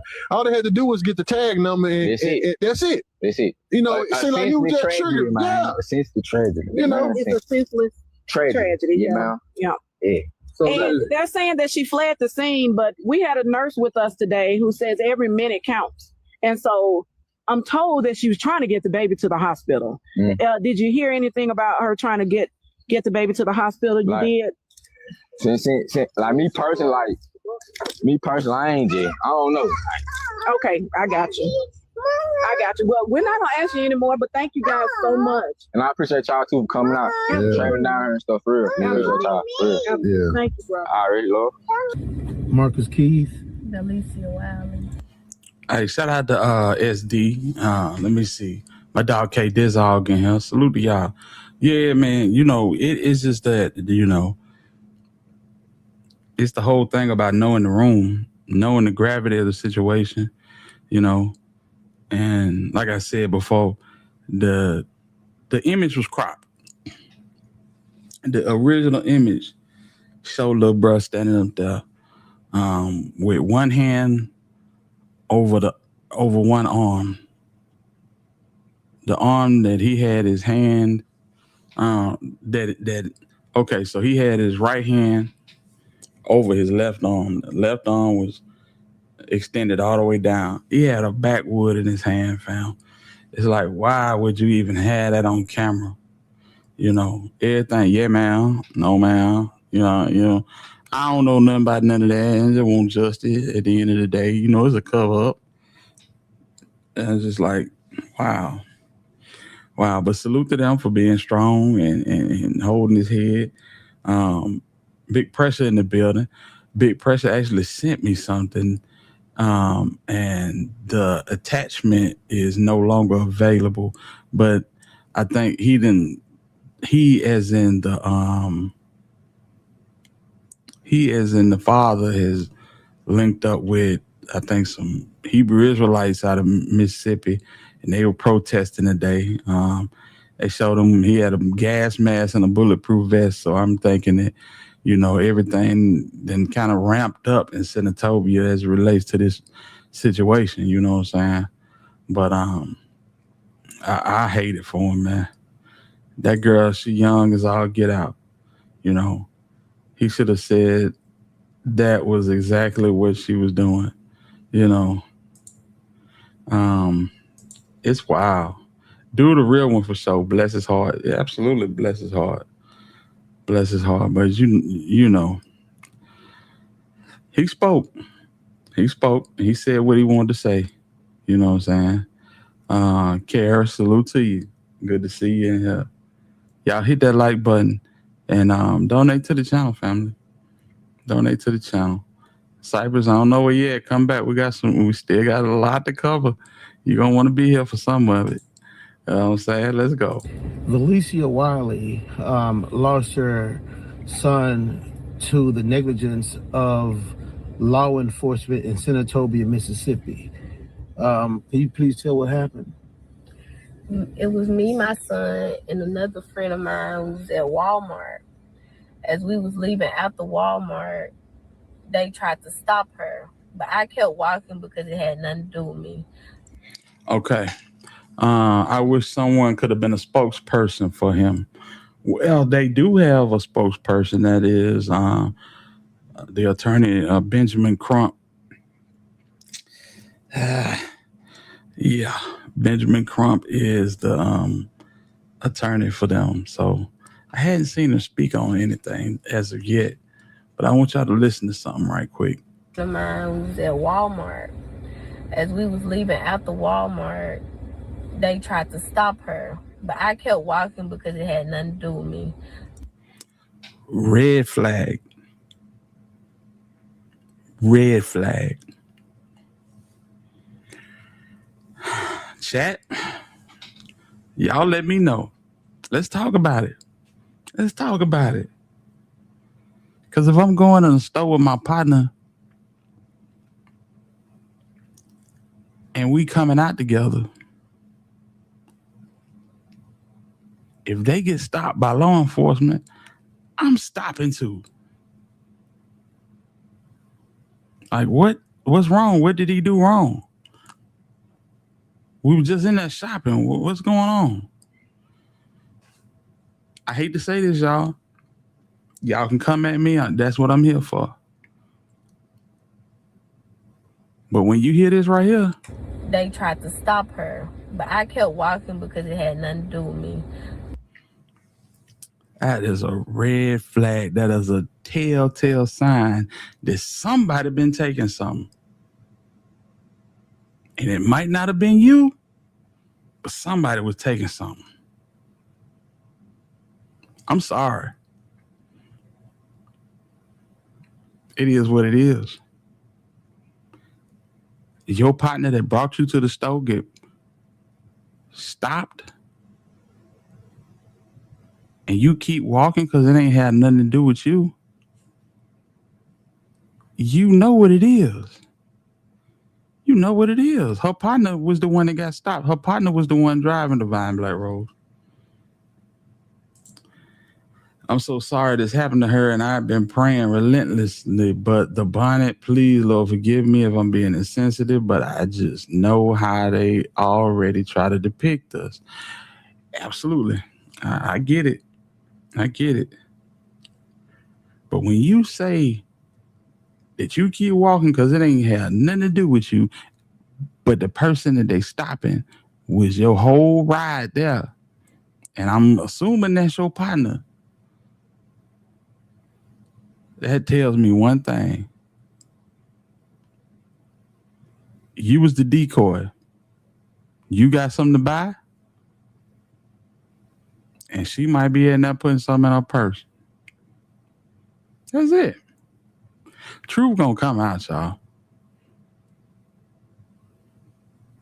But when I first seen this, it stopped me in my tracks. I'm like, ain't no way in the hell you just said that. Ain't no way. Yeah. This is the gray area that I keep talking about, y'all. This is the gray area that I keep talking about when shit like this happens, and it's always something that we can go back and point at, you know. And we don't point at it. They point at it. They put a big spotlight on it. Yeah, that shit ain't got nothing to do with me. I'm gonna keep on walking. Well, you kept walking because, yeah.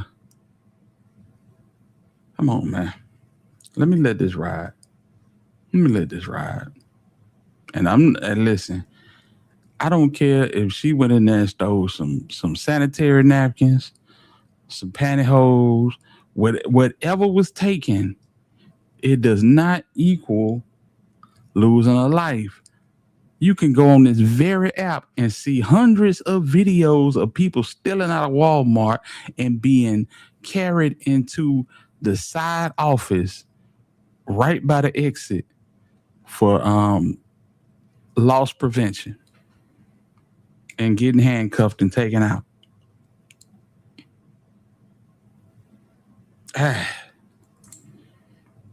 This may bridge the gap between the old and young black and white people. We all agree on them babies. I hope so. You know what I'm saying? That's why I asked if diapers were paid for. And I'm going to tell you, they emphasized the fact that they went through self-checkout. You know, either way, whether you go through self-checkout or the manual checkout, you're going to be on camera going through that line. You know, it's crazy.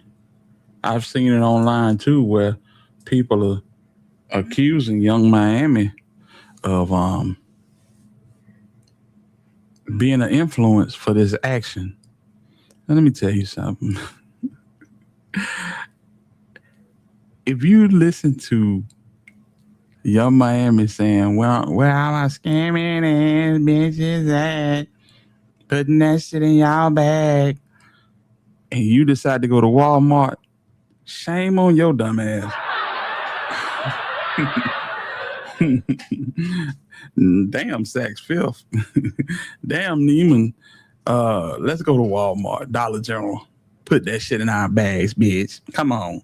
By the time me and my baby got in the car, she came. And then when we was backing up, they was running out the come. I raised my baby up because they withdraw their gun. She had no tent. I raised my baby up trying to show them that he was in the car.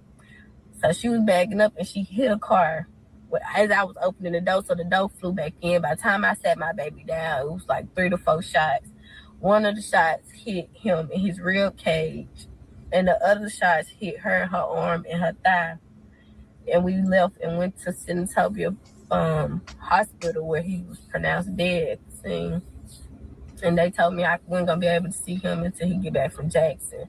She got airlifted, and the police told me I couldn't leave out the hospital until somewhere I couldn't leave out, couldn't nobody come in. But I ended up walking out, and the crowd was questioning them, asking them what happened. It was like she was shoplifting, but the passenger, it was me. They wasn't talking about me. They was talking about the driver. But on the little what's it called, self-checkout, they can see, it's cameras. They can see when she got the diapers and walked out. But yeah, they tried to say that she forcefully was trying to drive and hit them, but they was all on the right side and she was driving towards the left. They just personally just shot in the car. Did they try to charge you with anything? No, they didn't charge me. They ain't charged me with nothing. They just let me go. They didn't say nothing. They just kept telling the crowd that they were shoplifting. But I know they didn't charge you with nothing, and they didn't just took your baby from you. I know they hit like hell. They didn't charge you with nothing. There ought to be some apologies coming forward. Like, for real. If it come out that they done did an investigation and them folk ain't take nothing, you know, you can wear a bonnet for the rest of your life, loved one. And little homie, you can smoke the finest of gas. Cause y'all gonna have about 100 acres in Senatobia, Mississippi. I don't know if they found anything because it's nothing to find. Okay. Now, fam, I hope I broke this down where you understand that this one incident is not isolated by a long shot. It's multiple moves behind the scenes, like transferring police departments, multiple citations, even people going online and saying, how did you get another job for another police department when you was caught at the DeSoto County Sheriff's lying and stealing? You know, many times, if not often, all cases are publicized when someone do a crime.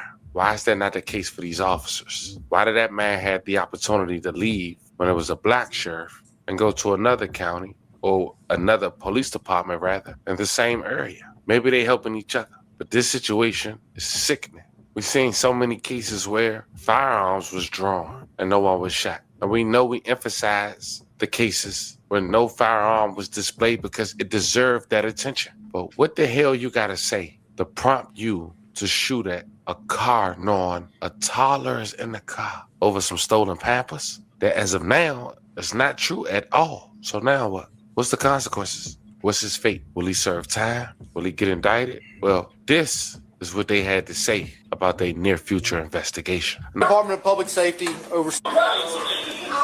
I'm Commissioner Sean Tyndall with the Mississippi Department of Public Safety. The Mississippi Department of Public Safety oversees 11 different divisions, including the Mississippi Bureau of Investigations. In 2022, legislation was passed that required the Mississippi Bureau of Investigation to investigate all officer-involved shootings in the state of Mississippi.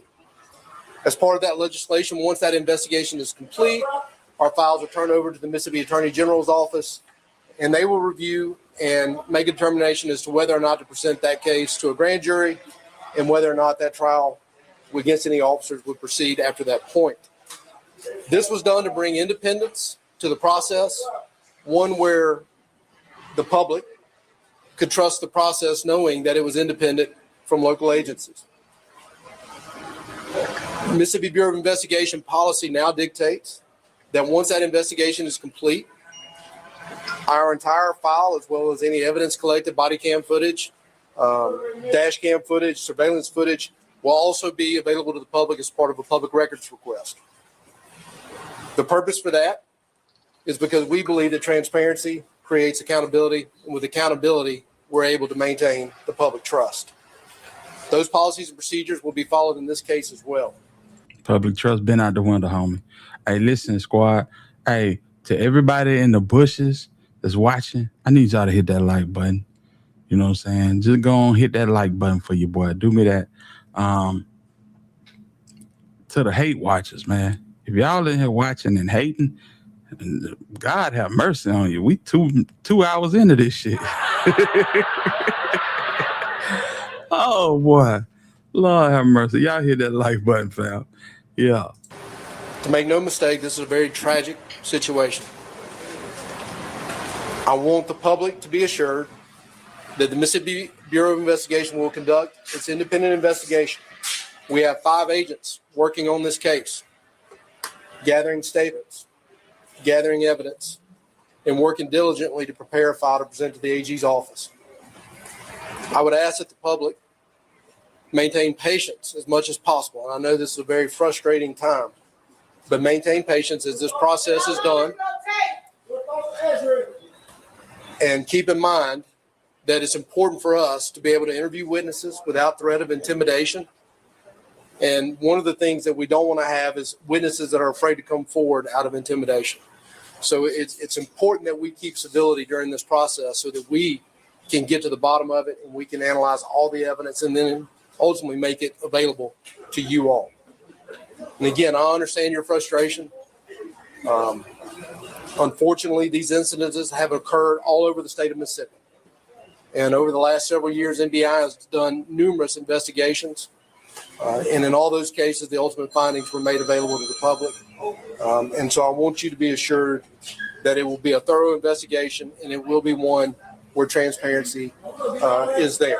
Oh, that was a lot, man. But sometimes, as you all know, when I do my research, I discover far more than what I imagined. But we'll wrap this up for now. To Kohen Wiley, rest in peace, baby boy. Love and condolences to your family. Pray your family get justice, even though no award, no recognition would amount to having you there with them. This hurt. Most of us listening to this right now got kids. Can you imagine if that was yours? Fam, let me know how you guys feel about this one in the comments. Don't forget to like and subscribe. I couldn't imagine. I couldn't. Nah, I couldn't imagine, family. Just being honest. Prayers go out to him. Young or not, prayers go out to him, fam. Jesus Christ. And Big Pressure said it earlier, said it ain't even set into these parents.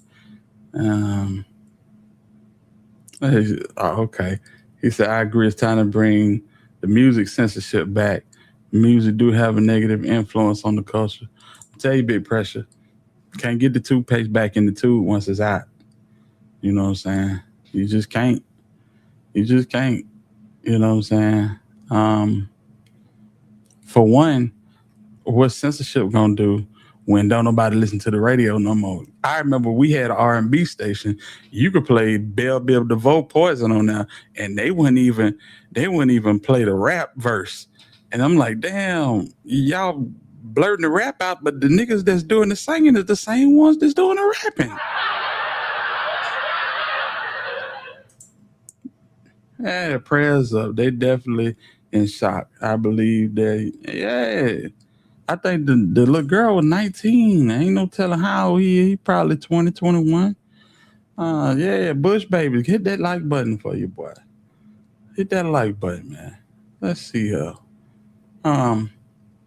So we're gonna pray and watch, and it's crazy because they said Ben Crump is the spokesman for these folks, and we ain't heard nothing from Ben Crump. You know, sheesh, it's wild. It's wild, y'all. I know there's been a pretty heavy live, so we're gonna transition to a little more. I mean, a little bit more lighthearted stuff. Yeah, man, we're coming back to Bama. Oh boy, we gotta talk about honeycomb Brazy, man. Jesus Christ, absolutely insane, crazy work, and I done lost all faith and hope that honeycomb is gonna be anything but what he is right now. He is the Alabama version of Crip Mac right now. I don't think he won a platinum record. I don't think he won an award. I think Cone is cool just being he's just cool being in the spotlight. Shout out to Chevy Blue for the love donation. I appreciate you, Chevy Blue. Real talk. Thank you so much, family. Let's see. Of course, Ben Crump is ambulance chasing. Well, he sure didn't hop on the goddamn 59 to go to Dallas.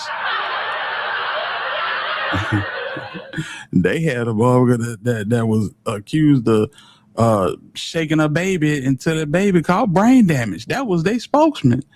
Dominique Alexander for the new generation Kurt Franklin Stomp Network. He should have called an ambulance to Frisco. Where was Ben Crump at when the Anthony family needed him? I'm just saying. His neck is a certain shade of rouge. Help us understand how many people of color find themselves unbungee jumping from trees in Mississippi to this day. Hey, man. Great way with words. As D said, that case was too cut and dry. I don't know. They cut it and dried it they goddamn self. Let's put it like that. Because that definitely wasn't no murder one.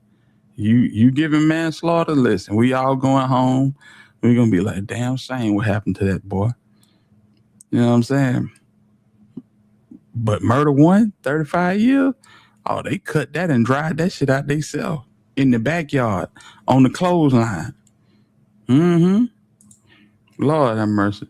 This is one of them cases where they all need the ambulance chasers and clout chasers. Yeah, but what's that gonna do? That's gonna turn this thing into a George Floyd situation. Because that's what you get when you bring out all the ambulance chasers and the clout chasers. Then you hear folks saying names like Soros, George Soros, and you know what I'm saying? Oh my God. God, the only one that can help us. He the only one that can help us, man. Said Crump only chase a big bag. I feel that. So I've been so obsessed with this case. They railroaded that baby from the very beginning. They did. And the video, as grainy as it is, it shows it. Slow the money to certain music and streams. The music is borderline domestic terrorism. Damn, that's cold-blooded. Yeah, it's wild, man. And before we go any further, I want to say rest in peace to Tay Keith. Tay Keith, hell of a producer out of East Memphis. Lord have mercy. Just super talented. And they still haven't given a cause of death. What we hearing is whippets, and Lord knows I hate like hell if that's the case. Y'all know what whippets is, right? Let me know. I believe y'all tripping on the Karmelo case, though. That's cool. We believe you tripping, so it all is all equal. You know what I'm saying? Ain't nobody mad about it. Everybody entitled to their opinion. You know what I'm saying? But yeah, whippets family. Whippets is basically nitrous oxide with flavor. Yeah. I was in a vape shop one day and dude came in there and said he wanted a pina colada whippet. I said $39.99. I said, boy, you just paid $40 for some nitrous oxide and you finna sit up and hold this big motherfucker and suck on it? Wow. Yeah. That shit is crazy. No, bro, for real. Whippets? Yes, Aaron. That's what I'm hearing, homie. Whippets. It's crazy work, man. You know, a lot of shit just came out. You gotta let that shit sit for about 5 or 6 years, 10 years before you know what I'm saying, jump head first into that shit. You know. And that whippet shit is just weird to me. I couldn't even do it. Oh boy, good old child. At home eat some Mongolian beef, watching Karate Kid.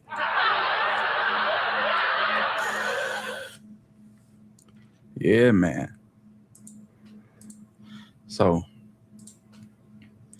all right, honeycomb brazy. Honeycomb brazy is gonna be goddamn Crip Mac. Might as well start calling him Blood Mac. He don't want nothing. He don't want to achieve no high heights in this. You know what I'm saying? I don't even think he really want his own money. As long as he being taken care of, it is what it is. And this shit is sad. It's embarrassing. I'm gonna give y'all a little overview of the situation. So Honeycomb Brazy basically doing this thing, went on Vlad, one of the dumbest interviews I've ever seen on Vlad, and talked about a lot of stuff, talked about Birmingham rapper Donkey Wild. And when I say Birmingham rapper Donkey Wild, I'm stretching that shit. I'm stretching it. We don't listen to no Donkey Wild and down Birmingham. We listen to Northside Weezy, FB Bucci. We listen to even the damn drill rap niggas before we listen to some damn Donkey Wild. Don't nobody jam no Donkey Wild in Birmingham. Well, anyway, he gets Donkey Wild upset. Donkey Wild gets into an altercation with Brazy, then he goes on Wicked Films out of Memphis and go to talking crazy about Brazy. You know what I'm saying? Then Brazy come back and basically tell the world that the reason that Donkey Wild is mad is because I caught Donkey Wild doing the wild thing with my mother. And I beat his ass. He said that's how he messed up his other hand. Yeah. Y'all, you can't make this shit up. No way you shape it, form it, or cut it. You just can't. Man, let's get into it. Let's go. You gotta read no nigga. I just on my page. I swear, on my grandma grave, while you just ran for your life. On Desmond Thomas. On my little boy, Junior up here right now. He can drop dead right now. You just ran for your life. You were out of breath. You can't even breathe. Miko! You gonna do this to Miko? Miko! Brick across his head. Boom, shit up. I ain't no daddy on my grandma. Okay, then they got real horrible. I'm talking, every time I hit him, he falling. I'm knocking the wind out of him. I'm knocking the crack out of his system. Boom! The coughing up. Boom! Miko! Yeah, you. I cut out my hand. All the miles. I cut out my foot, my finger that time, shows out my hand. Everything was bleeding. on my grandma. Then I hopped in the Cadillac behind him. Boom. Finna run his ass over. I'm whipping that whole running in the ditch. He want me to run in the ditch behind him. I dare never fit on the ditch with his ass though. That's on blood. The nigga ran for his life. Oh my God. Middle of the highway. Where you going? I'm doing U-turns on his ass. Turn that bitch back around. Woo. I ain't even finna run the nigga over no more. I'm just playing with him now to the point now I ain't finna run your over for real. I'm just having fun now because you did what you did. So now my mom and I, like, she don't know what's going on. Hey, she's talking about something. Nate, that was little Larry condom.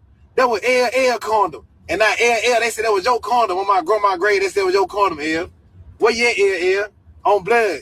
They said that was your condom, boy. They said that was L condom. On my grandma, that what my mama said. I said, L condom. I said, man, I got a motherfucking girl up here with him, man. I got that wife up here. They got their own little spot. The fuck out of here talking about that L condom.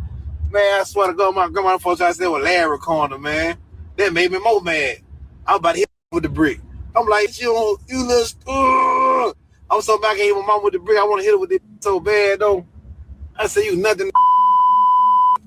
Y'all ain't shit, dirty. For that L corner. And L, you married in the morning.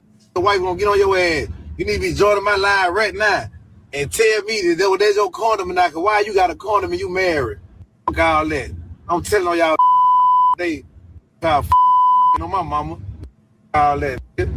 What's going on? What that's your corner? Cause you a married man. You is married. And they tell me you left a corner full of at my house. The fact that he on live talking to thousands of people about a condom left at his house that was used inside of his mama is unbelievable. Absolutely unbelievable. That's how you know that people were raised with no type of decorum. They weren't taught no type of standards or morals, nothing.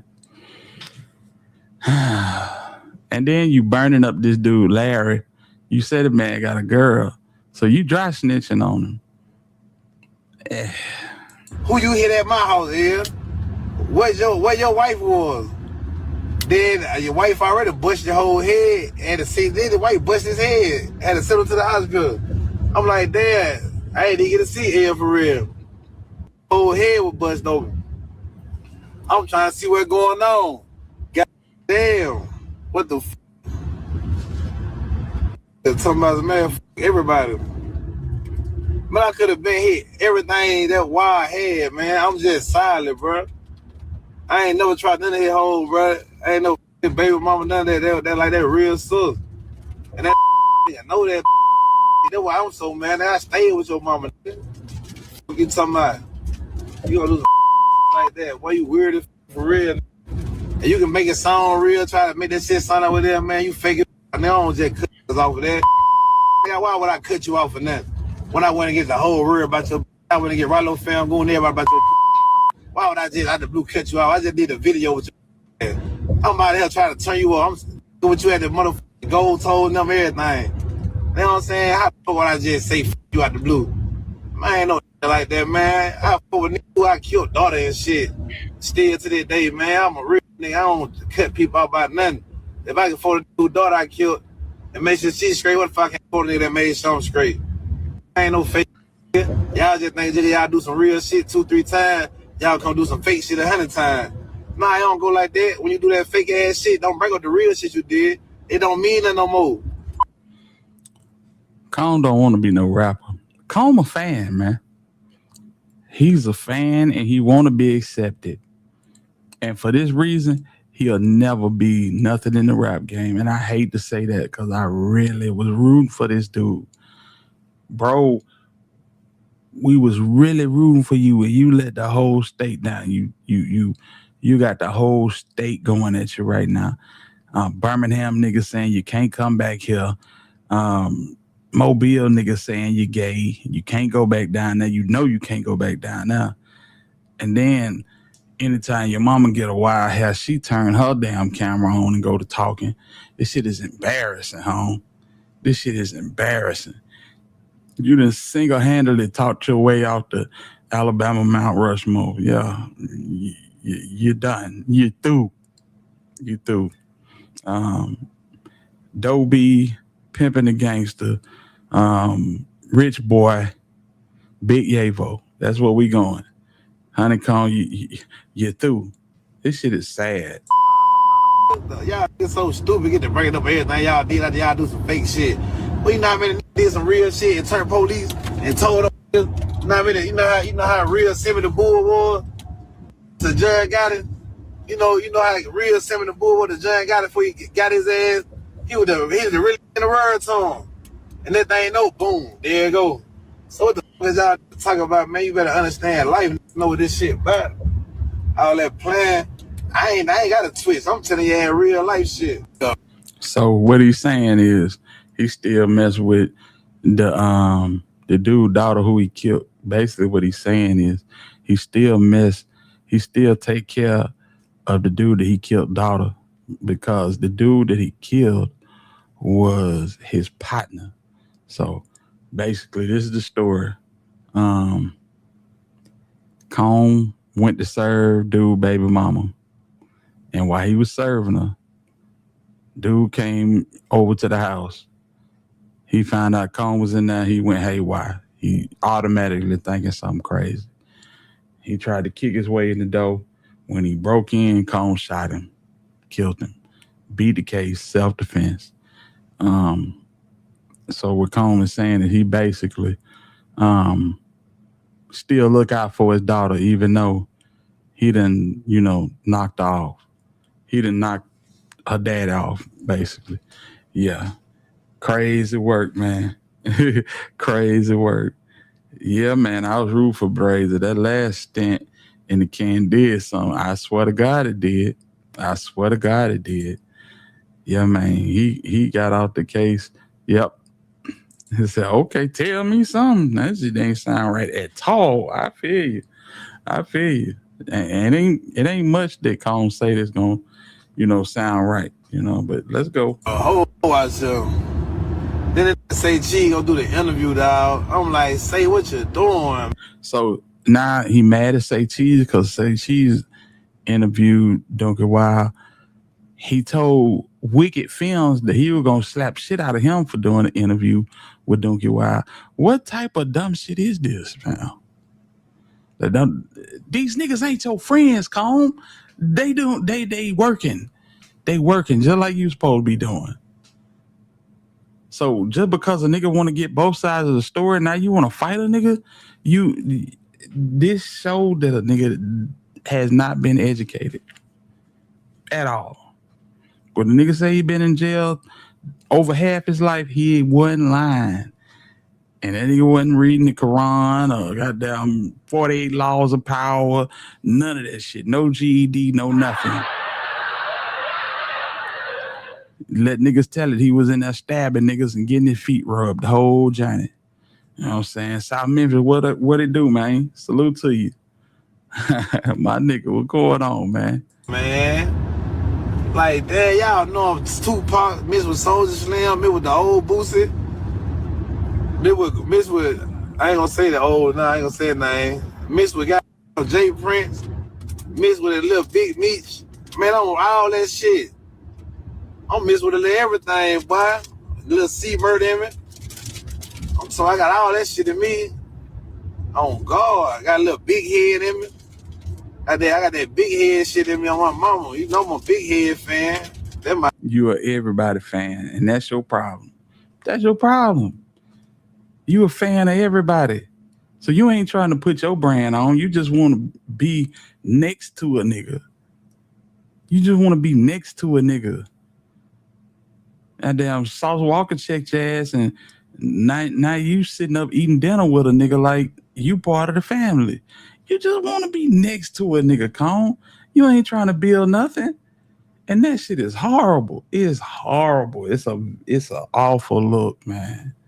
Jesus Christ. Big head. And I stayed in jail. That my nigga for real. But man, I ain't one of them. Man, why they got beat up by white boys in that jail, man? You talking about you ain't violent. You know how many phones you got took? How we got cool, dude? Cause niggas took your phones and I had to stab about you. What the fuck are you talking about? And I ain't violent. When you ain't never stabbed nobody around me. On my grandma grave, you never stabbed nobody around me. When you got to a knife altercation from Dothan, with Black from Dothan, you know what you did? You ran with the knife, bro. On my grandma's grave, I'm lying, I can drop dead while I'm driving. Go and kill him right now. Don't even let him drive no more. See, and that's that bullshit too. Niggas don't understand that they words got power. You know what I'm saying? God, I can't even say it repeating him. I can't even say the shit. Niggas retarded. Literally. On GTA. Like, South Memphis, I used to like Brazy, but now I think he good rapping follower. That's exactly what he is. That's exactly what he is, man. You know what I'm saying? And shit, it don't even look like you want to rap no more. Let me tell you the gravity and the real scope of this shit.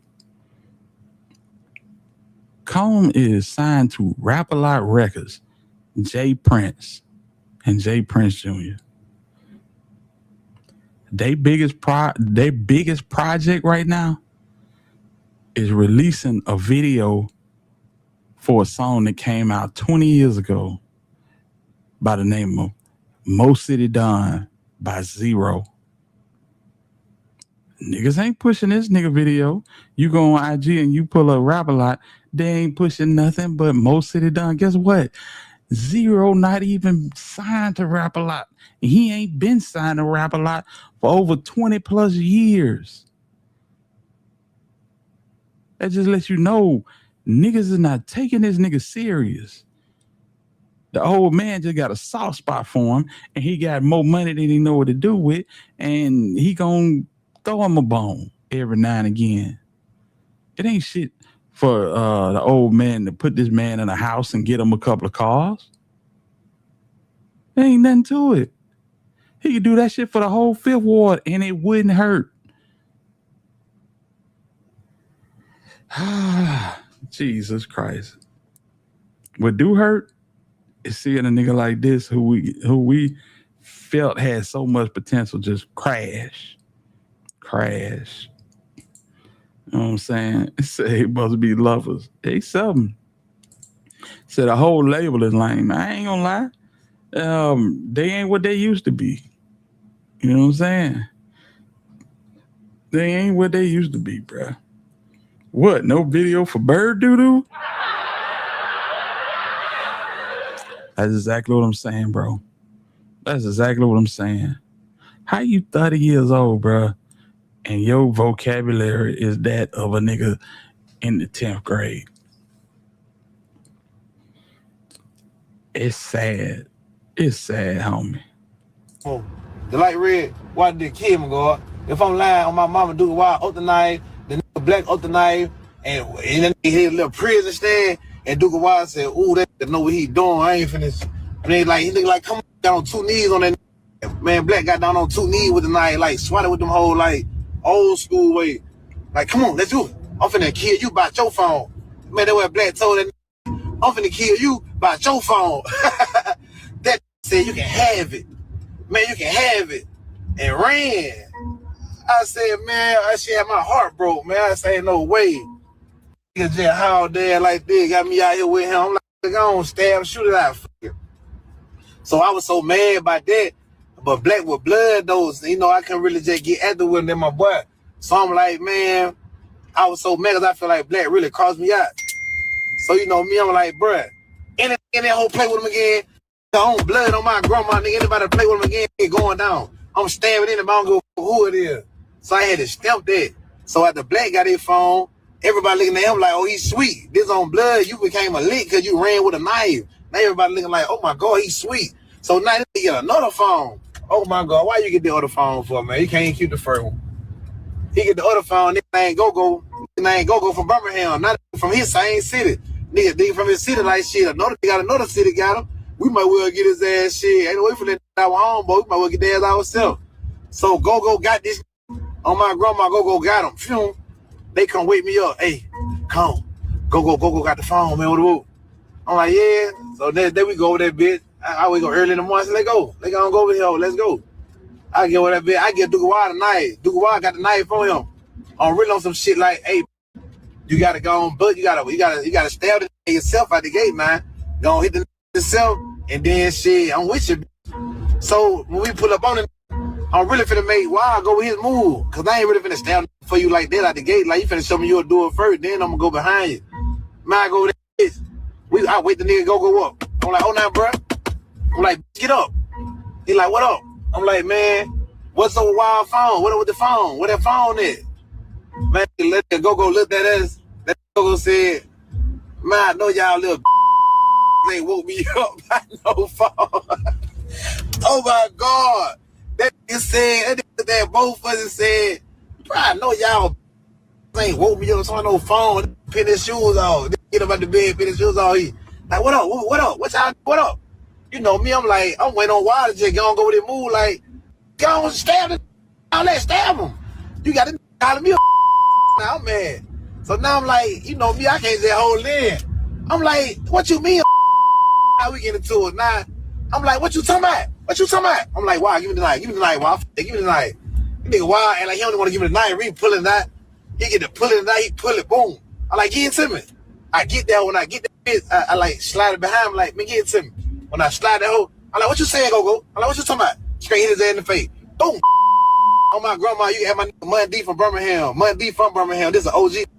Money D, light skin, get money, real OG. As Money D, when I got done hitting the hit him in the neck. I'm chasing the I say this boy way out the dorm, all the way up the highway. This is on my grandma grave, the Myra grave. Hit it, boom, boom, boom. This nigga ain't doing nothing but snitching. Monday from Birmingham. Hey, shout out to Monday from Birmingham. God damn. I'm chasing. He the big player. I'm telling Duke Wild catch him through the wreck and shit. He running through the wreck. I'm like, Wild, catch him. Do you know Duke Wild and like he can't even catch the man? Grab the man's shirt, let the man go. I swear to God, my mama ain't lying. So Monday see me, Monday like, bitch, to go to law. They go to police, they coming. They running down there. You know me, Monday like, give me the knife, Go out do. How Monday? I give Monday, and Monday from Birmingham. That I know Maria, I stabbed from Birmingham, from Birmingham, and gave a knife to a Birmingham. He could have stabbed me back with that hoe. On blood. I'm really out there whole life with them situations for them in a cell. So now I'm like, I do that. Them folks lock me up. I don't even trip. The war come get me everybody. I get caught on the highway. I don't even make it. I don't make it. I don't stab. I stabbed in me. I went to lock up in 13 seconds. I went straight to lock up like 13 seconds. Crash for this. Now the folks got me with a free world charge. I'm in that hole facing another charge. They got me with attempted murder in this hole. I'm like, damn, I don't even want to attempted murder. Send me way back to Mobile to my judge, like, hey, take his split. But judge, like, shit, I ain't gonna take his split. He got stabbed 11 times. He got stabbed 11 times at the time, too, you feel me? So he like, we ain't gonna take his split. I had so much shit going. I got hit all in the head with the knife. So I'm in the whole wrapped up like a mum in the courtroom. I'm like, man, hey, man, I'm fighting for my life with that bit, man. You know what I'm saying? You really, and then you ain't even for me to see me no packing now. Got me straight out right now, Big O no, man. Big O no was scoring like a you ain't never picked nothing in the pack. You was serving the whole prison. You ain't never sent me nothing through a pack on my grandma. What you talking about? I don't think he did, nigga. Shot nigga little bread on the phone. I like that red how she got. That not so hard. Yeah, you know what I'm saying? Like, man, oh, come on, bro. You know that shit real, man. On blood. Niggas just on this shit capping, man. That's why we can fan you want all that cap ass shit wrong you. And say shit, I should have put up the Dallas at 1 o'clock. I already had the interview. My little partner Dove hit me up, Dove like, hey man, Duke Wild trying to get me to take him to the interview. He like, what you want me to do, big? No, I don't know what's going on. I like, man, I ain't stand. I said, you can take him. You can take him you want to, man. I ain't stand no goddamn Wild. You know what I'm saying? Like, I ain't stand, you can take him. He like, nah, I want to take him to the interview. It's at 1 o'clock in Dallas, though. I don't want to really take him, bro. I can see your text message. I said, shit, I ain't really studying that. Man, let him do his thing. I beat his ass already. And the crazy part about it is you could see in real time niggas taking advantage of this nigga. So he got out in 23 and blew up. Blew up in 23. Every time he went live, don't get wild in the comments. Ain't say nothing to him. You know what I'm saying? He come back in 25 and he hopped back in the comments. Birmingham time, Alabama time, all this shit, trying to get Comb attention. Comb ain't responding. Doogie Wild go live and just say a bunch of crazy shit about Comb. Comb go back live, you know what I'm saying, and start putting a bunch of crazy shit on Doogie Wild. All of a sudden, Comb get out the halfway house and actually get on the ground. I'm scrolling IG. Shit. Doogie Wild taking pictures and dropping his tag in Houston, Texas. I said, ain't no way in the hell that man, because this nigga Doogie Wild ain't got no money. I know like hell you ain't bring this nigga out to Houston. And did. This nigga don't have he ain't got nothing for Comb. Nothing. They get out there and you see what happened. They get into it again. And what happens? Doogie Wild, now he got platforms because you done gave his ass an alley-oop by even bringing him out to Texas. And so now it's just like this nigga going on, whoever gonna pay him $500 to $1,000 for an interview and talking shit about this nigga clout chasing. And that's what everybody do. They get whatever they can out this nigga and then they expose him. And when the nigga don't understand that and it keep happening time after time, you just gotta you say that a nigga slow and he really don't want nothing. Shit, you never get nowhere with niggas pulling on you like that. Pause. You never get nowhere with niggas, you know what I'm saying, always grabbing at you and want more from you than they want for you. And that's who Doogie Wild is, man. Real talk. Clarinet, I see you in the building. Salute to you. I was gonna leave it at that. I beat his ass. I ain't go to the internet say nothing about it. Like it's just between us on some family shit. Didn't want to go doing all that other shit. Now I gotta put it out there, let the word on now. Did what you did, and I ain't even want to do that because I know you just want to go up on it. That's the same way Brett did LeBron James, mama. And get what happened to he ain't heard nothing about his ass. Nigga kicked out the NBA, just like you gonna get kicked out the street. And y'all do that fold and shit. Nigga, I ain't with that fold and shit. My paperwork ain't sealed. Google me. My shit ain't sealed. I've been fed state 100 times. Ain't nothing sealed with me. I ain't nothing sealed. I don't know how to swim. I ain't never touched a seal. I don't even know how a seal look. What is a seal? Do they swim backwards? I don't know what I ain't never got nothing sealed. And I got all there. I got my mama around me, my little sister. I got that wife around me. Now guess what, y'all? Check this out. Everybody was just happy with me, right? Soon I get them around me, now everybody going live about me. They doing interviews about me. Mama going live about me. Little sister talk about me. You know what I'm saying? Do what going on. I keep it real. Why y'all ain't been talking about me though? Why the y'all ain't been talking about me? So y'all see y'all sit on me all these years. Just not to talk about me when I cut y'all off with no that shit. Y'all talking about me immediately. Like the next week, we'll talk about me interviews. Man, one interview crazy about it. Like, and the streets ain't even finna fuck with you for that, dude. They know you're a lame. Well, they do, but you ain't too much further away, bro. Just to be honest, and say, Tequila said, and just between me and you, I think the boy's slow. Real talk. I mean, it don't take much to decipher that this nigga ain't got them all. Say, act like a teenager. Exactly. Cone definitely had an IEP in school. Fam, the nigga, man, I ain't got a lot of y'all. I'm gonna show y'all. This is the wildest shit ever. And this just lets you know what it is. Hold on. This shit is wild, man.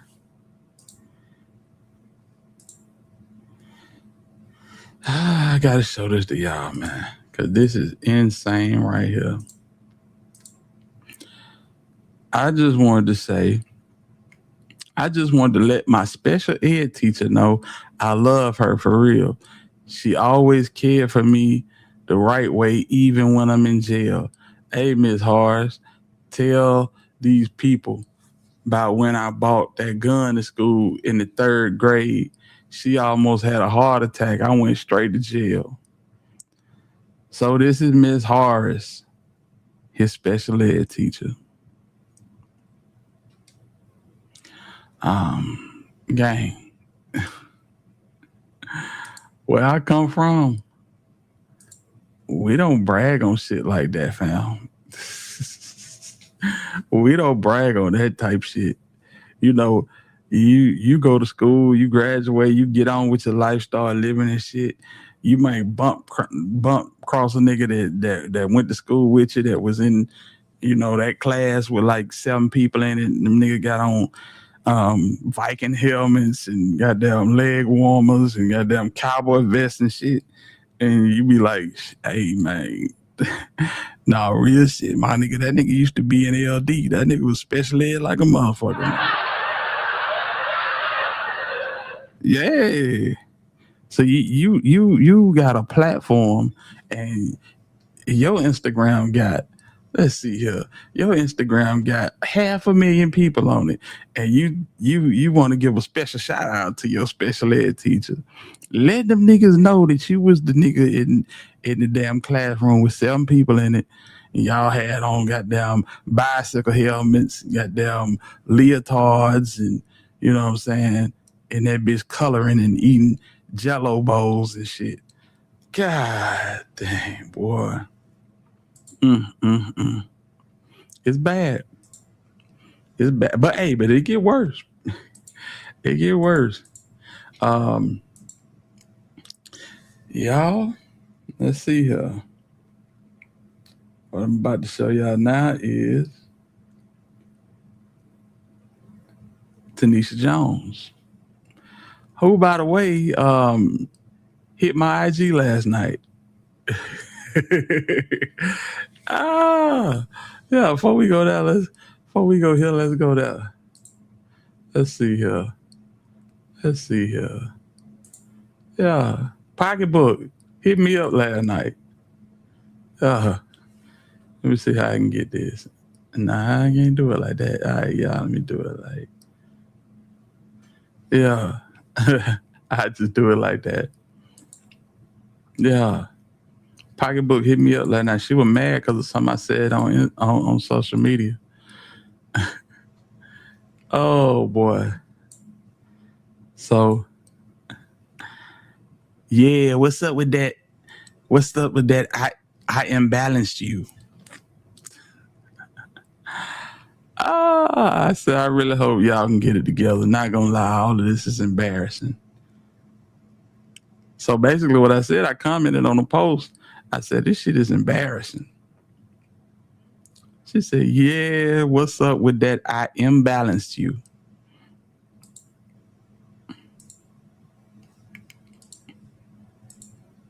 That's all right there. Best looking picture she never took. Yeah. But yeah, she hit my inbox last night on some bucking shit. Oh my goodness. I said, you can't be serious. Come on, Mama Cone. Down. So let's let Mama Cone speak. To this rant, she started speaking on Brazy, mob ties, and Rollo fam gone. My last video, Honeycomb Brazy asked his mom, why would he put her in a big luxury house when he don't respect her rockhead boyfriend that's living off him? Mama Brazy responded and said she want a house in her own name and her boyfriend is going wherever she going. She also thanked Mob Ties for burying her son and parents, but in the same sentence, she basically saying F them. She also included that Honeycomb Brazy been with Mob Ties for 6 years and haven't accomplished nothing. And she asked Rollo fam Goon to come save her. Check it out. Get in the comments and tell me what you think. Like, comment, subscribe, turn on all post notifications. It's free. Do it for me. I'm trying to keep this dog. Any donations, anything. Thank you, girl, for helping me. I thank you, Kiki. I love you, girl. Thank you. And so she needed to get her dog shots. So she is on IG soliciting donations. Thanks to the and damn, I hate that she always shoot her Instagram videos from this angle because it looked like a motherfucker bobbing for catfish in a pot full of hot grease. I don't know what's up with her lips, but that shit is just like, To the lady too, I thank you as well. But I'm not about to lose my dog. Somebody losing a dog like I'm just poor, like I just ain't got shit. I get it from the street before I lose my mother. Come on, baby. Come on. Better for to lose that animal. This dog is expensive. You see how expensive she is? Come here, baby. Come here. If y'all can help, let me know. Because I can't lose her. I ain't gonna lose my mother son, dog. Bella? Okay, anybody that can donate, send $1, $2, I don't care what you said. I ain't finna lose my dog. I'm gonna be outside all day long hustling. Lose my dog.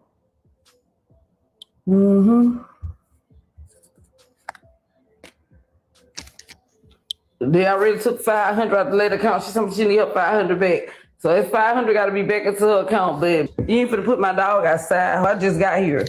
Anybody that can help send $1 to Justin Clemens #1 cash. I don't give a fuck, it's 50 cents. I can't lose my dog. That's a no-no. That's a no-no. The dog cost 10 bands, and they got a chip in it. But we ain't pay 10 bands. We pay like 6,000.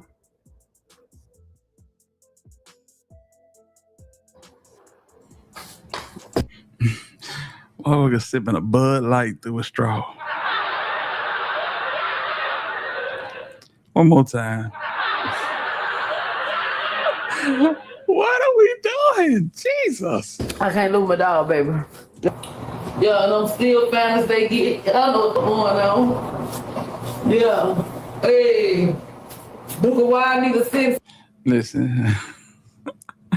Man, if my mama was doing this shit on social media, I'd quit rapping and go on a damn mission trip to Honduras or some shit. This shit is just too merch. It's too merch. Yeah. Hey. Duka, why I need to send something. Duka, why I need to send something. Let us say it one more time, man. Listen to this shit right here. Lord have mercy. Thank God you ain't beefing with Finesse 2 times.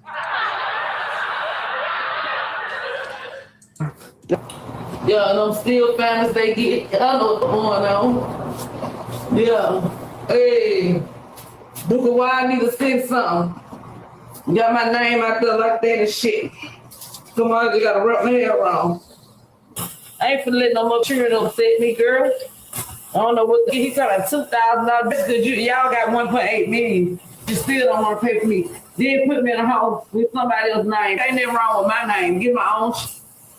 Y'all want to have control over them who can stay with them and who can't. You can't have a boyfriend. My nigga getting out. And he coming well, but I am. I'm tired of y'all controlling my life, controlling my son's life. He don't know no better. But the mama know better. She's speaking to the Prince family. She said, I want a house with my name on it, and y'all talking about I can't have a boyfriend in here. My man getting out. Oh my God. Coming well, but I am. Let's bring it back. Then put me in a house with somebody else's name. Ain't nothing wrong with my name. Get my own. Y'all know how hard times is right now, and this motherfucker is bitching about living in a house that ain't in their name. But the only reason you bitching about it not being in your name is because you want to let a nothing ass nigga come in there and lay up and clip his toenails and watch Maury and drink your Bud Light. Oh my God. Y'all want to have control over them who can stay with them and who can't. You can't have a boyfriend. My nigga getting out. And he coming well, but I am. I'm tired of y'all controlling my life, controlling my son's life. He don't know no better. But the mama know better. Bitch, my son been in this deal for 6 years, still ain't accomplished your mother thing. What y'all talking about? Ain't signed no deal. Rallo, come save my house. Shit, Rallo would have been had me on a mug at you. I would have been in mother, probably would have had a house in Pakistan somewhere. Wouldn't even have to send them up and down the States of America.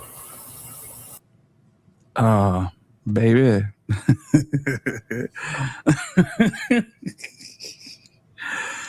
Pocketbook. Listen, Pakistan is in the bluff. Yeah. Southwest Atlanta. Twice. That is still in the United States of America. It's new Pakistan, not the old Pakistan. And goddamn it, you don't want to go to the old Pakistan. Talking about Rallo ugly. Well, money sure changed. Rallo look good to me. Y'all cut on fleet. Stuart Rallo!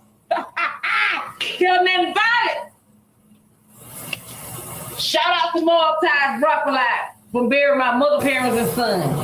Other than that, they can kiss my mother. Shout out to saying the person is living in a house paid for by mob ties. Y'all gotta understand how dumb this shit is now. Listen to this. Other than that, they can kiss my mother. Shout out to them, bury my parents and my son. But get what? I got it now. I'm gonna be all right. I'm pocketbook. I gotta go back into who I was. They trying to play with me. They want to be pocketbook. Y'all want to play with the money. Madam, y'all want to play with the mark. Y'all need to tell me y'all want to play with pocketbook. Let's play it. Let's go to one. Let's play. You playing with a real gangster. You playing with a real gangster. Not no white stuff, real gangster. Let's go. What the fuck y'all want to do? Especially you, Charles and White. Let's go. You call the folks on everybody except for me. You can't do nothing to me. You can't do nothing to me. I got God over here. Quit playing with my top. Quit playing with my children. Hey man, y'all hit the like button. Everybody that ain't hit the like button, hit the like button and donate to the channel, fam. We in here, 2.5 hours? Hey man, we still got content to go. Y'all hit the like button, donate to the channel, send your boy $1 or $2 or something. You know what I'm saying? Make my stay worthwhile, man. Let's go. This woman here is crazy as hell, man. Just imagine if you was renting a house and you ain't paying for the house, but you telling the motherfuckers that's paying the rent to kiss your ass. Cause I want my nigga in here. Yeah. I want to pay my own bills. But you ain't got no job, Tommy. Then I say little Tony and Ty locked up and other niggas in prison getting shit. I don't play like that. Bet you my boys gonna eat too. Them my boys. What's wrong with y'all? You think I'm gonna let my boys stay there and don't have nothing? Not my boys. Them my boys. I got 5 boys of my own. And the step boys too. Rest peace to Aaron, rest peace to Lamar. Bitch, I lost 2 kids. And these bitches wanna play with me. I lost a lot of uncles, a lot of aunts, a lot of friends. Y'all still wanna play with me. Like I ain't hurt, like I ain't really hurt. Kept telling me about how I got a 4-bedroom, 2 baths. Every house I had was clean and nice. Big old house was palm trees. And you gonna tell me, and a nice place, nice, wow. And I got a next door neighbor. I never had a next door neighbor. I had to jump across the fence to get to the neighbor. So close to me, I don't know what to do. I feel like I stayed in Orange Grove. I feel like I stayed in Happy Hill. I had houses. By myself in the mudwoods, nigga, I lived in 8 Mile. I had houses. Who is he talking to? Who the fuck this manager think I am? Nice, wealthy, and I got a next door neighbor. I shouldn't have no neighbor. I live on top of the hill. I say that 400 Chin Street on top of the hill. Ain't none of that shit worth having, fam. Trust me. And shout out to Africa Time, but listen, Plateau, Happy Hill, ain't none of that shit worth inhabiting. You know what I'm saying? Cone asked his grandparents for years to get out of Happy Hill. No, they did not want to move. And I can understand that.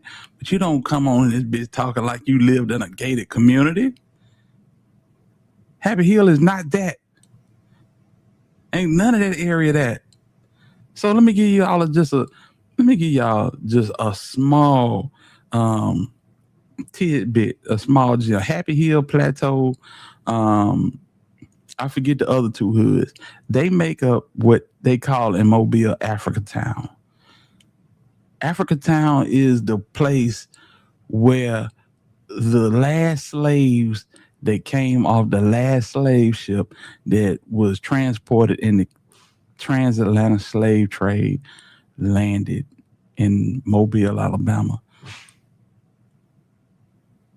When slaves were freed in Mobile, they built Africa Town.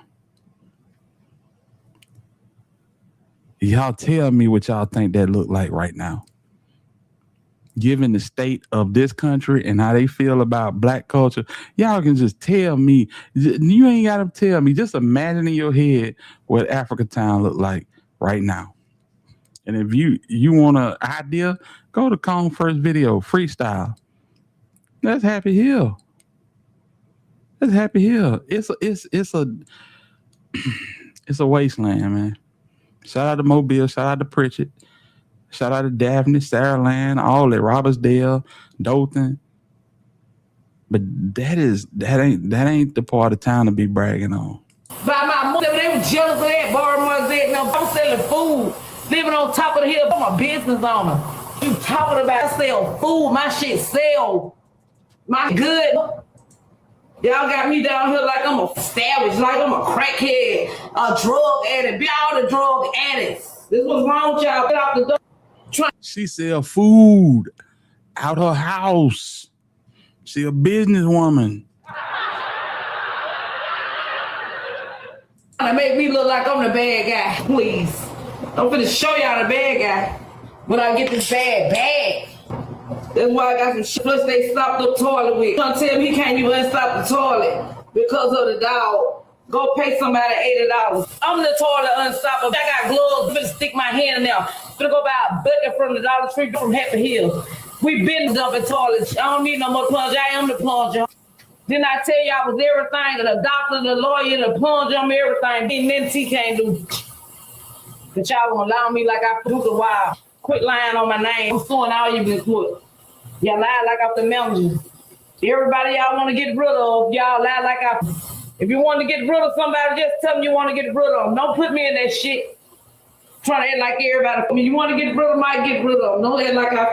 Because if I mount y'all to have a boat, my car ought to be able to fly. The manager millionaire and my shit ought to be able to fly. I don't even got a car. But the stepmama ran the car did. I'm so smart, block me, somebody call me. You Tim Harris, you suck off. And Real McCoy, you bitch. Y'all sent my baby daddy to jail. You ain't nothing, don't get no stand. You still his dirty baby mom now, bitch. You was in flunky. When I come around, you got to go in the house. You set my baby daddy up, bitch. And you still went back with Fred. Your baby daddy doing 100 years for a bank robbery and a murder. Ain't nobody set that nigga up.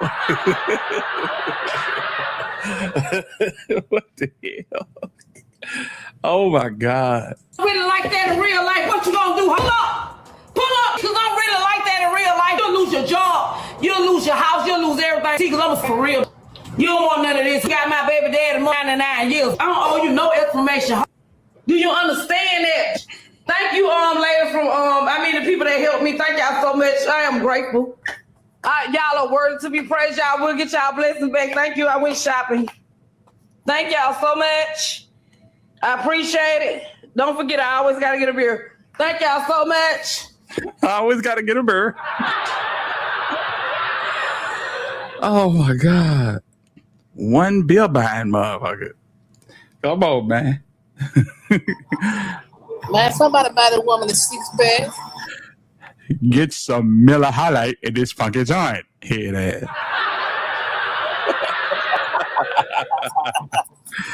Lord have mercy. Thank you. Foot gonna be on fleek. Foot gonna be on fleek. Eyebrows, eyelash, everything. Thank you. So the premise of this live was to raise money to get the dog shots. She didn't want to get some shots. She didn't want to got some shit to get a pedicure with. She didn't want to get some shit to do. She done got some Fabuloso, some cleaning supplies, and she had to get a beer. But in the beginning, she was asking for money to get the dog shots. Appreciate you. Thank you, Kiki, baby. I love you, baby.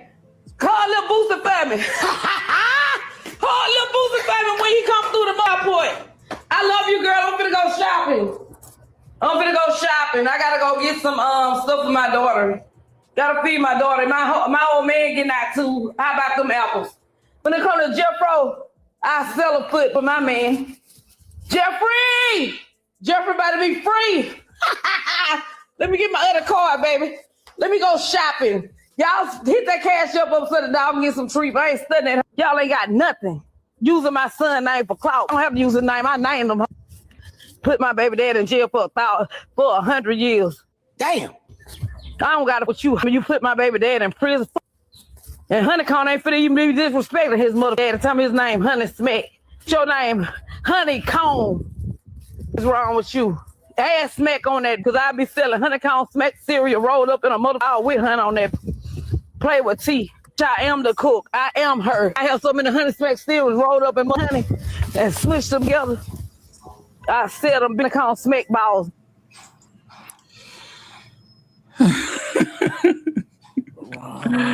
So this is why we can't get reparations, nigga. Hey, if we got reparations with people like this, Family Dollar be bigger than Amazon, nigga. Dollar Tree would be the equivalent of Sam's, Walmart, and a lot of Amazon and Walgreens. Oh my God, bro. Oh, we're gonna get $1 million and still be buying single bills and shit. Hey, somebody walk to the store and give me a bill. Lord have mercy, bro. This is Honeycomb Brazy's mother. And the fact that you can't keep her off the internet, bro, your career it's not. It's not. It's over with. Shout out to Music 101, man. I mean, it never was to begin with, but no, I'm not gonna say that. Not gonna say that because Honeycomb Brazy. Honeycomb Brazy first video. Man, let me see. Honeycomb Brazy had something to say at first, man. We just gonna keep it a buck. What happened, bro? Please tell people. I don't know. I couldn't tell you. I couldn't tell you, man.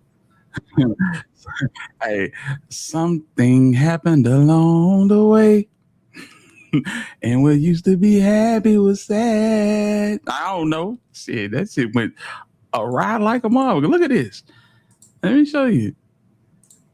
Y'all see this right here? All right. Freestyle 8 years ago. 101 million views. That ain't nothing to sneeze at, fam.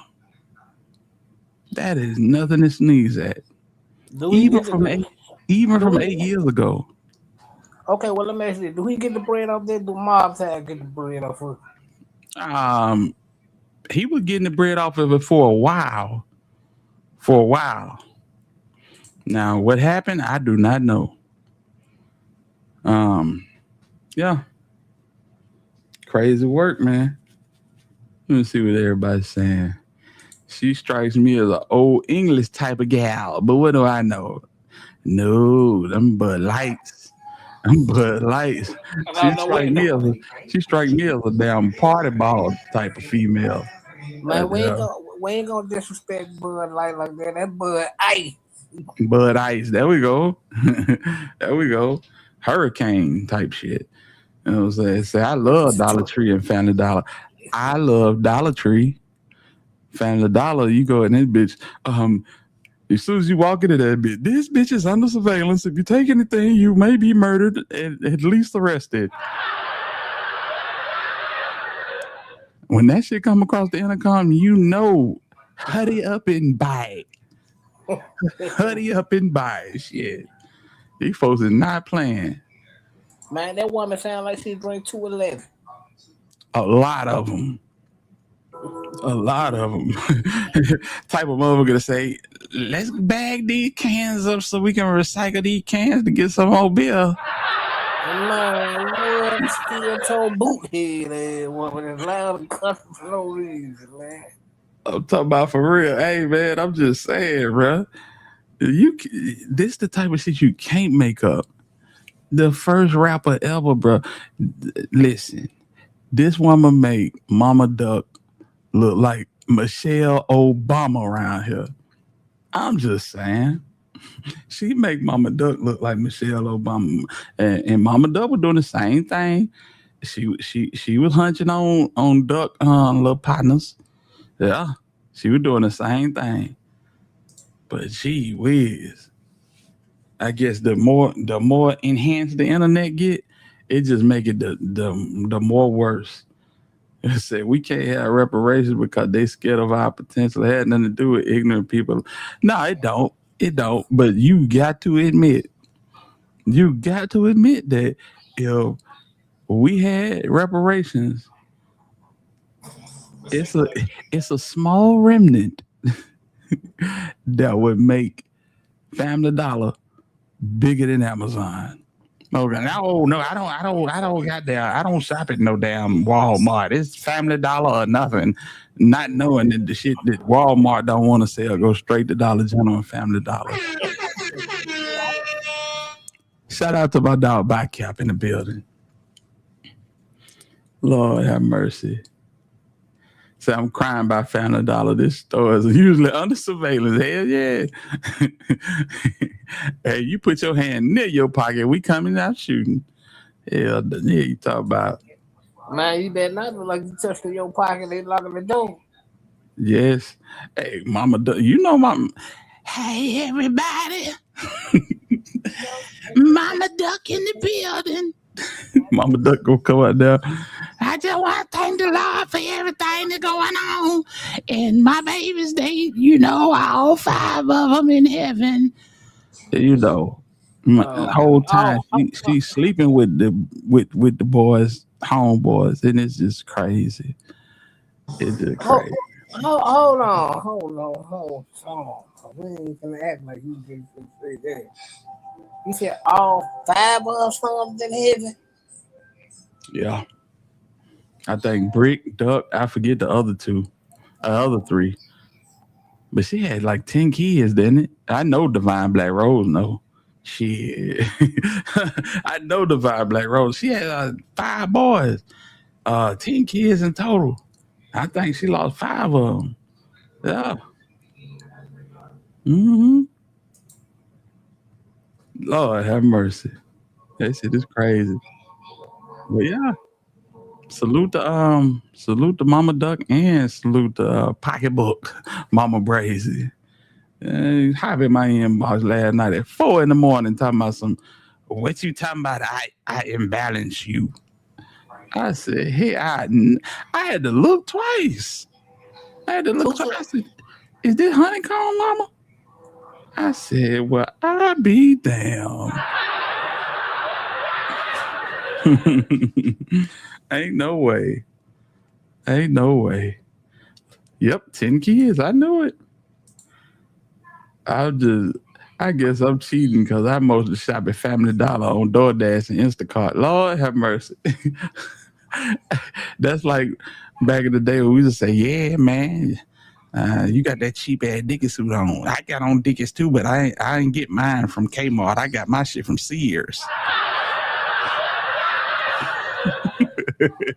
She said, I guess I'm cheating. Hey, you know how young niggas used to do back in the day.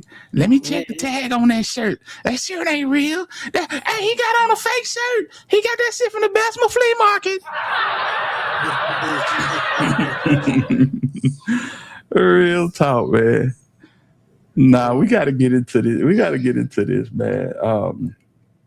Our good friend out of Orange Mound, Hernandez Govan. Let me do a little search right quick. All we can say is, quit. You brought it on yourself. You brought this one squarely on yourself. Ain't no way in the world you went out like this. Yeah, that was all him. Talking about his get back, nigga. You said that you were leaving Memphis. Shit, you said you bullshitting, but you said you were moving the same day you got acquitted. But hey, man, it is what it is. Before we jump into that, we're gonna jump into this. As this is pretty new news. Let's get into it, y'all. Hit the like button, support the channel, donate. We got one donation all night, and that's from my dog Chevy Blue. I appreciate you, sis. No doubt. As is always the case, these properties are increasingly subject to vandalism, code violations, and despair when left unattended. For example, earlier this week, Mr. Williams had a property broken into and a bunch of equipment stolen. And as the conditions currently exist, he is unable to go to the location, repair the damage, replace the equipment, or even go to the police station to file a police report. Well, damn. Let's get on with the paperwork. In the United States District Court for the Northern District of Tejas, Dallas Division, United States of America versus who? Lontrell Williams Sr., the big one, not the little one.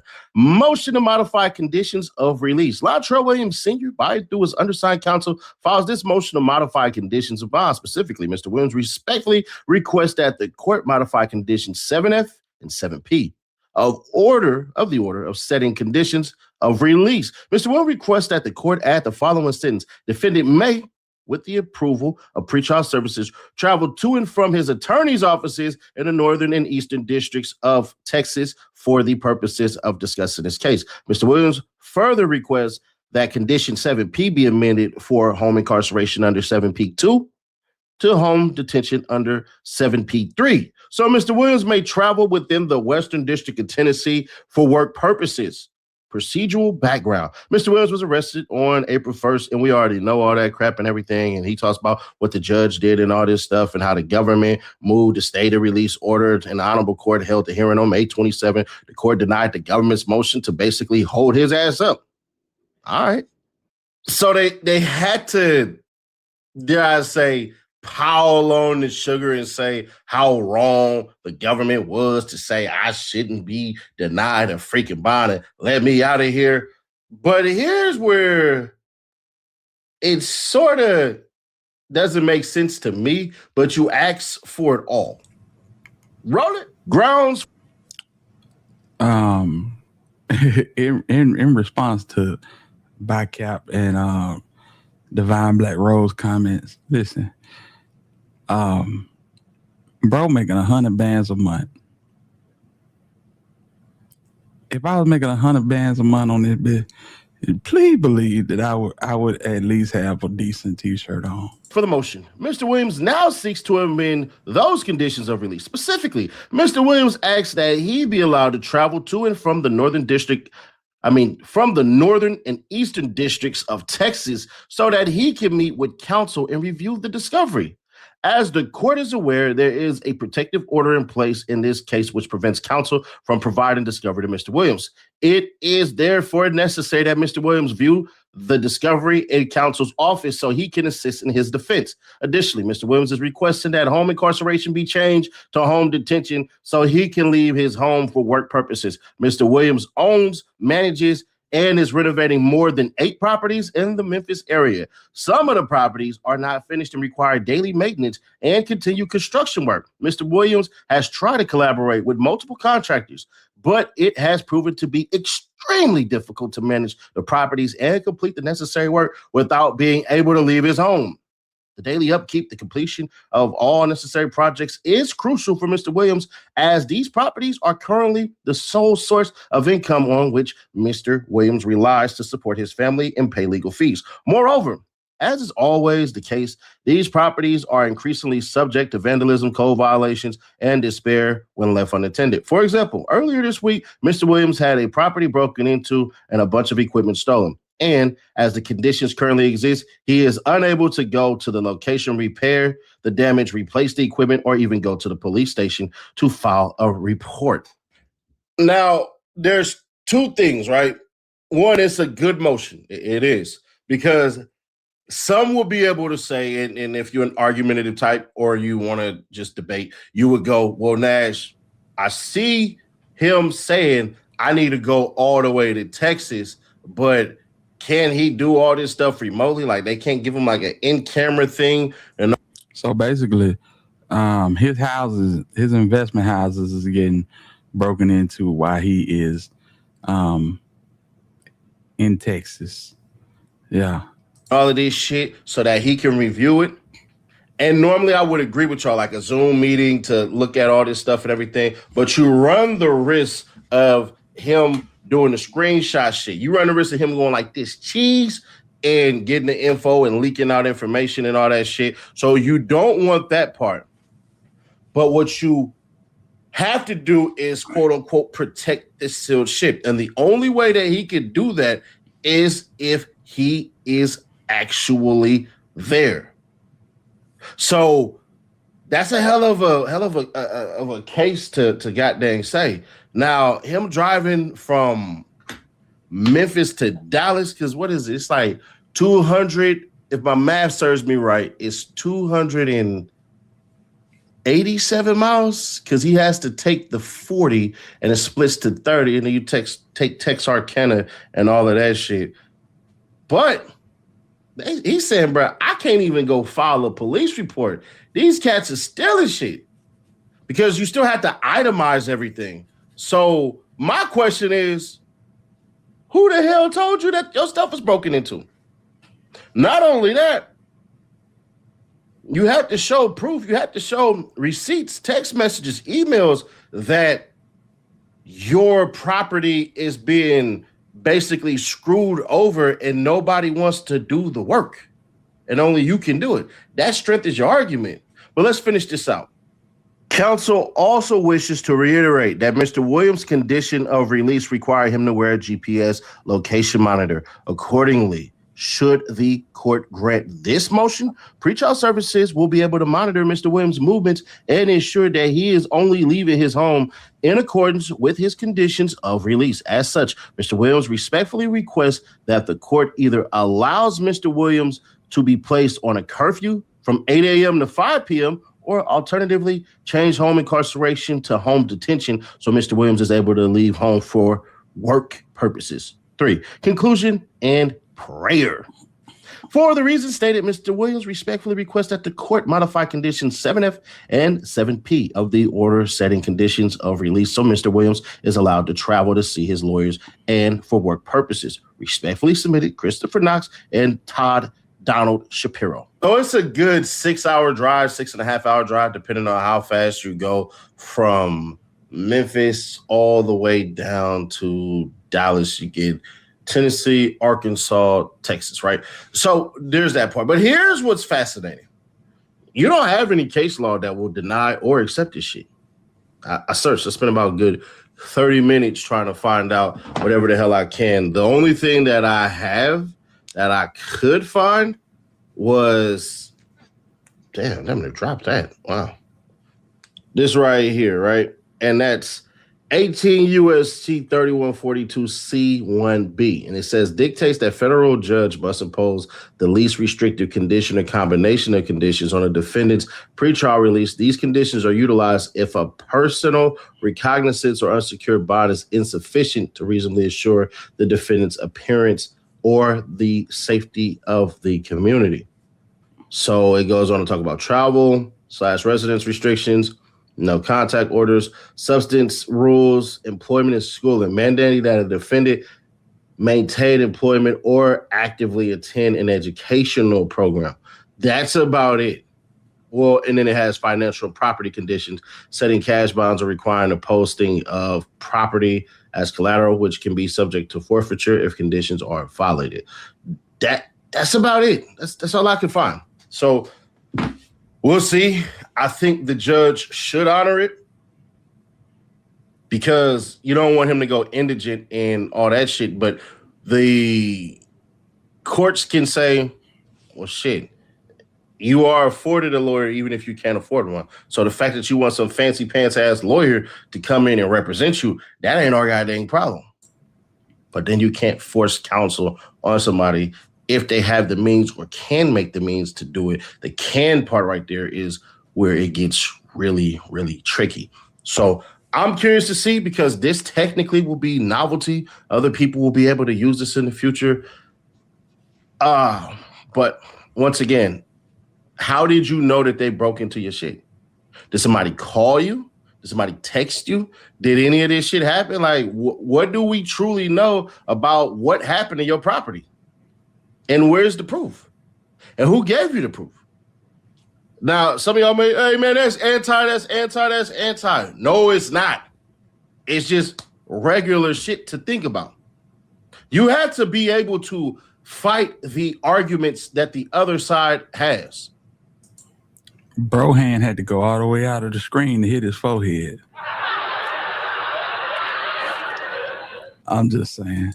If you say, you know what, this football team is better than your football team, and I say, yeah, except I got the best run defense, and say your running back is trash as hell, you might say, man, I don't give a damn about your damn defense. I got the best quarterback. So automatically, you know you should have the right linebackers, the right cornerbacks, the right drop back pass defense, because the real problem was not the running back. The real problem was the quarterback. You should have known that. And now your ass just had 400 yards passed on you. My goddamn Giants, I can't get over that shit. Sorry, football season is coming up, man. Let me get through this real quick. So, man, y'all probably about to fuck me up in them comments, huh? I should cut that out. I ain't gonna cut it out. So it's all about what the hell to prepare for.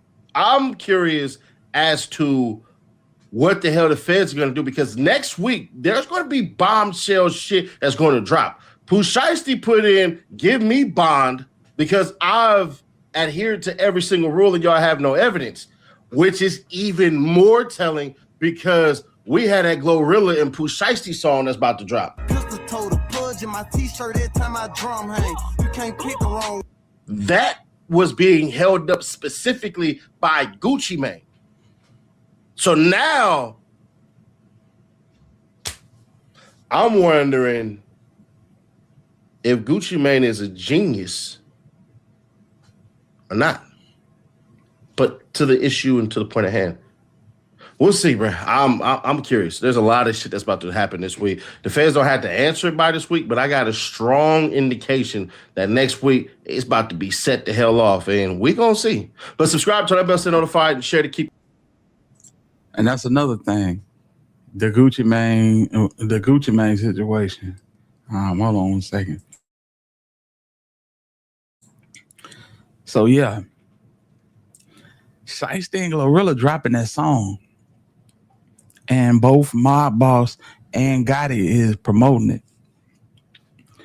They can't promote that song without Gucci Mane permission. And that's one thing I've been thinking about all day.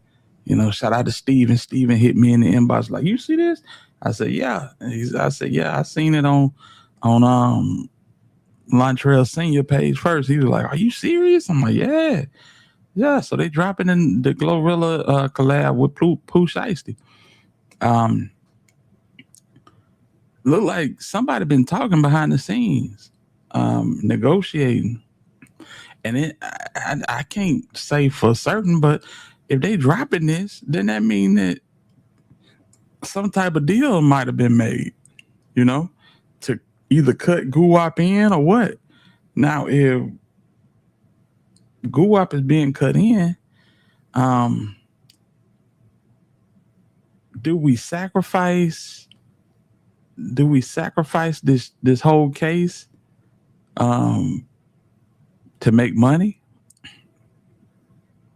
Because it's just crazy to me that they would you know, drop this song and Gucci would clear it, but then go right back to court and send that man to jail for 25, 30 years, you know? he says bombshell stuff dropping. Listen, I'm gonna listen to him. Something definitely gonna happen. This song drops. Is it? I think it dropped Friday. So yeah, it's probably gonna go. It's gonna go up. It's gonna probably be #1 in streaming. You know what I'm saying? So we're gonna see what it is. But yeah, salute to Pooh Shiesty. Hopefully, you know what I'm saying, there's a way out of this for him. But shit, I mean, honestly, is a way out good for Pooh Shiesty? I mean, the man just did 5 years and got right back in trouble. So, you know, I don't expect nothing less if he's able to come back home at some point. You know, I don't think they're gonna give him a bond. I'd be very surprised if they gave him a bond, but we never know. But yeah, man. From one Memphis artist to a Memphis goon, I guess we can call him, Hernandez Govan.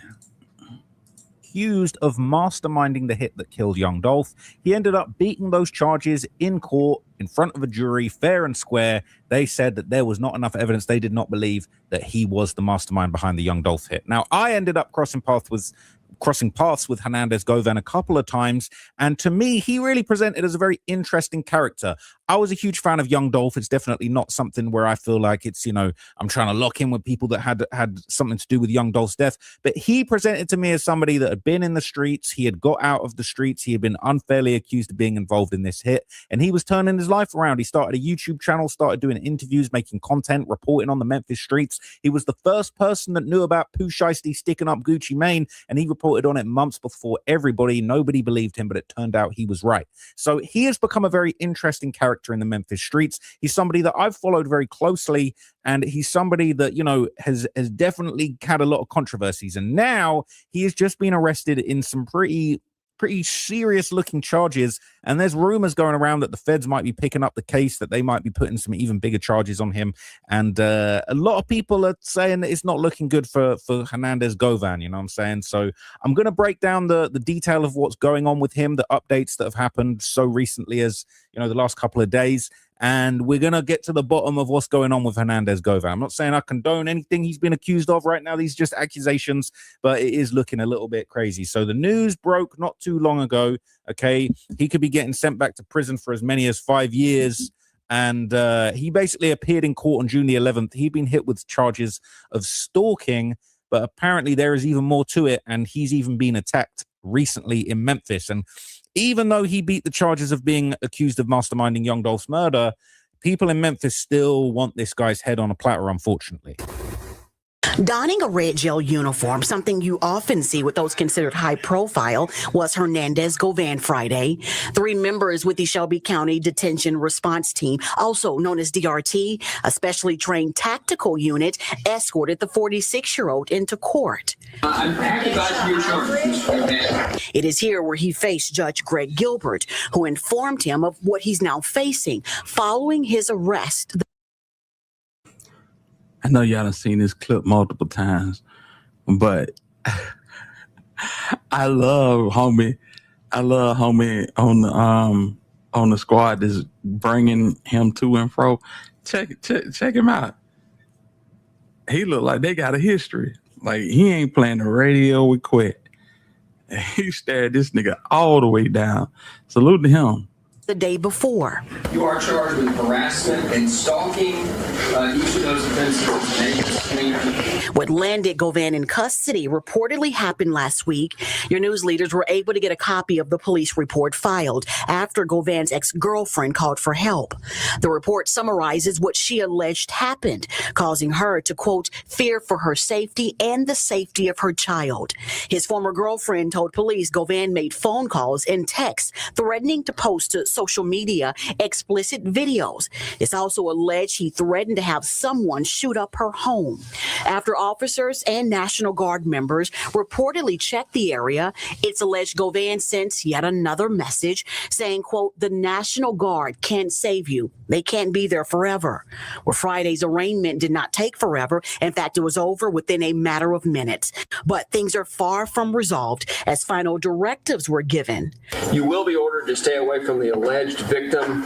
This was followed by the judge informing the accused bond was set at $4,000. Govan left the same way he came, flanked by extra security, headed back to lockup. Govan telling the court he could pay that $4,000 bond. The judge has since ordered him back to court Monday.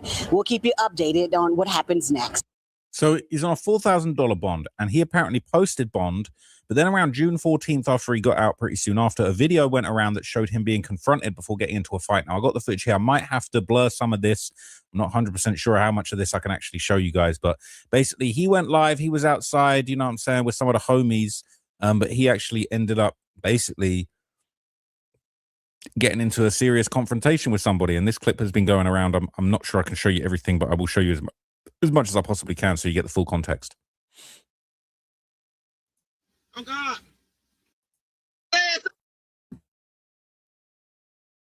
Oh, God. I'm in the know. Oh, God, I'm in the know.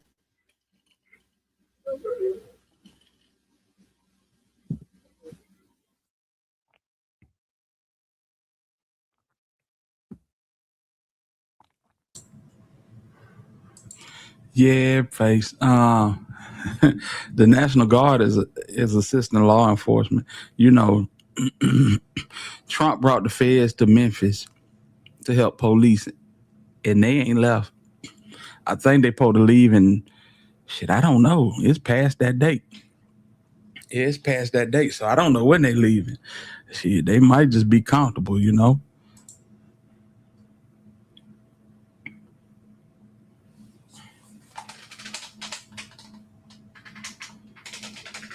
One more thing. I don't know if this is quit, but shit, I'm rocking with it. You can see something's kind of. This is allegedly it's quit. We're gonna leave it there. Awful footage. You can't really hear anything, but as you're gonna see, some kind of fight going on here.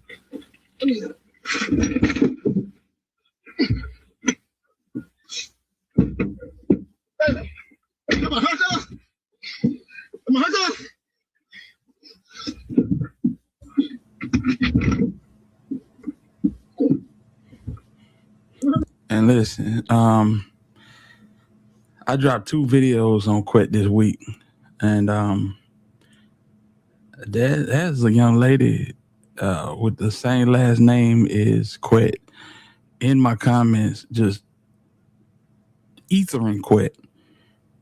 And I don't know if you in the bushes or you catching a replay on this, but if you catch this replay, you need to holler at me in the inbox. You can holler at me on Instagram, the Alabama Hitter. Let's talk. Let's chop it up. Yeah.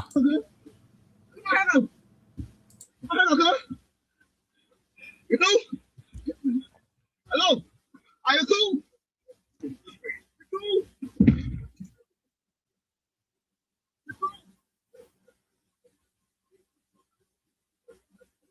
Fuck around with him.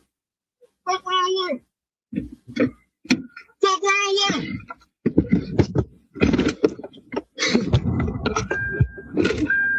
Fuck around with him. Fuck around with him. Fuck around with him. Ding him. Ding him.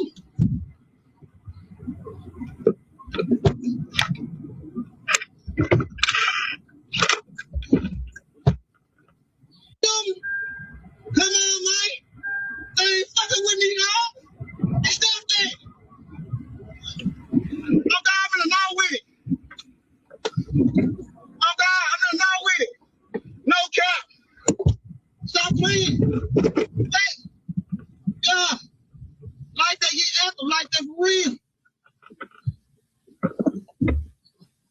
You gonna pull my hand, cuz? Stop that. What the fuck, guy? You pulling her? Ah, yeah, I'm gonna beat you. I'm gonna beat you. Stop that.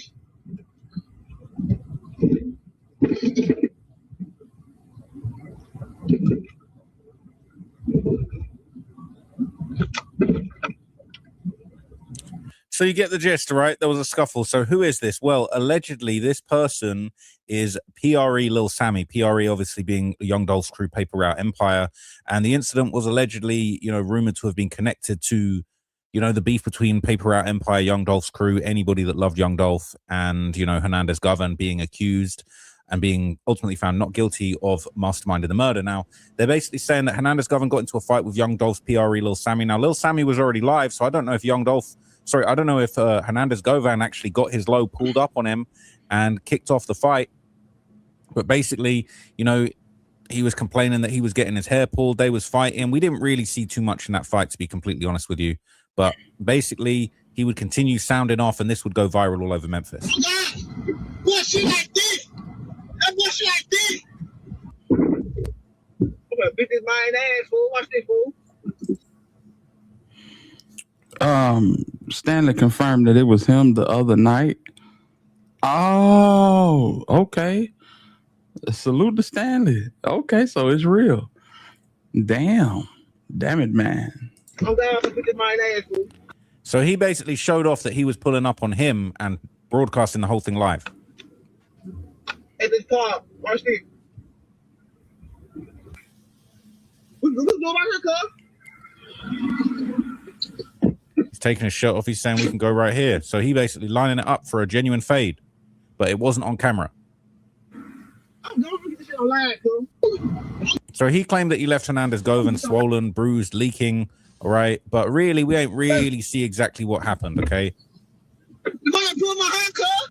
All he was doing was complaining about getting his hair pulled. But here's where things unfortunately went left, because on June the 16th, all right, Hernandez Govan was supposed to be in court for the stalking charges, but he didn't make it to court because he was suddenly in federal custody.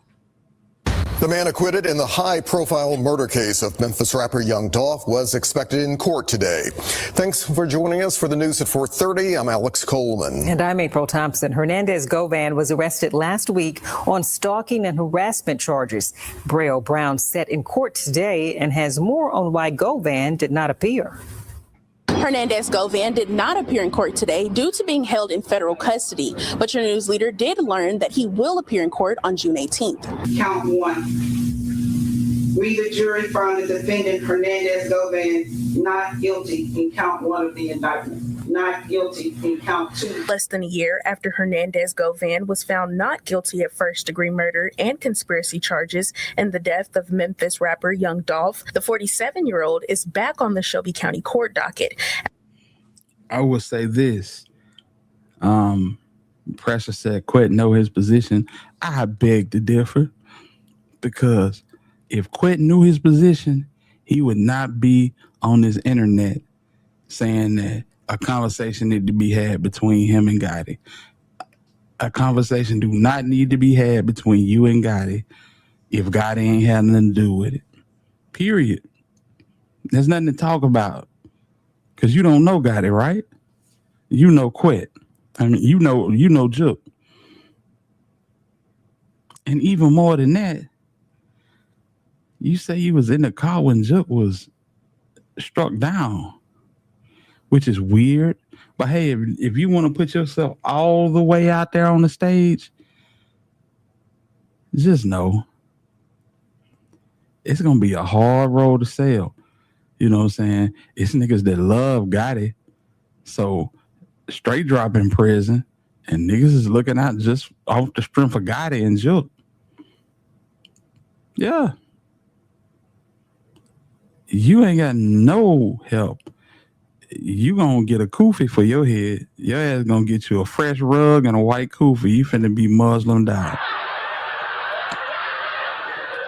Salam alaikum, my brother. After being arrested last Thursday for allegedly stalking and harassing a former girlfriend. Court documents your news leader obtained revealed Govan's former girlfriend told investigators he made threatening phone calls and sent text messages, including threats to have someone shoot up her home. She also accused him of threatening to post explicit videos of her on social media. The misdemeanor charges led to his bond being set at $4,000, which he told the judge he'd be able to pay. Today's court appearance was supposed to give us our first look at how prosecutors plan to move forward with the new case, as your news leader expected to see Govan appear before the judge. We learned he remains in federal custody at this time and will appear before the judge on Thursday. At this time, we do not yet have word on who will represent Govan. So here's the thing, all right? More details would later come out about how his federal bond was apparently revoked in connection with his supervised release after the Young Dolph trial. Now, this is a bit strange. Okay, because it says Govan's attorney calls the timing of federal charges highly suspicious after he beat the murder rap, and it says he's been charged with federal cyber stalking after the Young Dolph acquittal. Okay, so this is the update now. Hernandez Govan, the man acquitted of being the mastermind behind the murder of Memphis rapper Young Dolph, sits in a federal lockup tonight, charged with cyber stalking. His attorney talked exclusively with Action News 5 Joyce Peterson tonight about new charges. And Joyce is now live for us. Joyce, does he think the feds went after him because he beat the rap in the Young Dolph case? Well, that's certainly a question many are asking tonight, Andrew. Attorney Claiborne Ferguson stopped short of saying that Govan's latest legal troubles are payback for the Shelby County DA's office losing its case against him in the Young Dolph murder trial. But he said it is, quote, highly suspicious. Do you think he was the mastermind of Young Dolph's murder? Claiborne Ferguson is Hernandez Govan's new attorney for the new cyber stalking charges he faces. Arrested June 11th by Memphis police on state stalking and harassment charges, a misdemeanor, Govan was released the next day on a $4,000 bond. 12 hours later, he was arrested by federal authorities on the same charges, which carry a 5-year prison sentence in the federal system. That is wildly unusual, especially on something that it would be charged and is charged as a misdemeanor in state court. Somebody had to really go out of their way in order to get that done. Govan was acquitted of murder charges last year in the shooting death of Young Dolph, accused by prosecutors of being the mastermind behind the crime. Telling Action News 5, it's hard to explain the feeling of knowing you got your life back. And it's one of the best feelings I ever experienced. And I'm just happy to be free. Govan isn't free anymore. That is not Govan. That is Govan on autopilot. That's call center Govan shit. That is not Govan. Hey, shout out to Sean Flower for being a member for 14 months. I appreciate the love, Sean. Real talk. Or after a federal magistrate ordered him held in custody, believing him to be a real danger to his ex-girlfriend, who had Memphis police and the National Guard protecting her home and her child.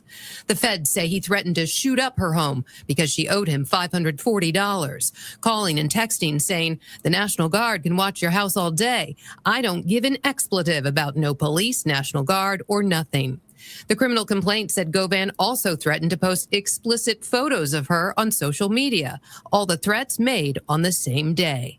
One of the things that we were looking at in the bond hearing was whether or not alcohol was involved, and that as the day went on, he lost more control over his decision making.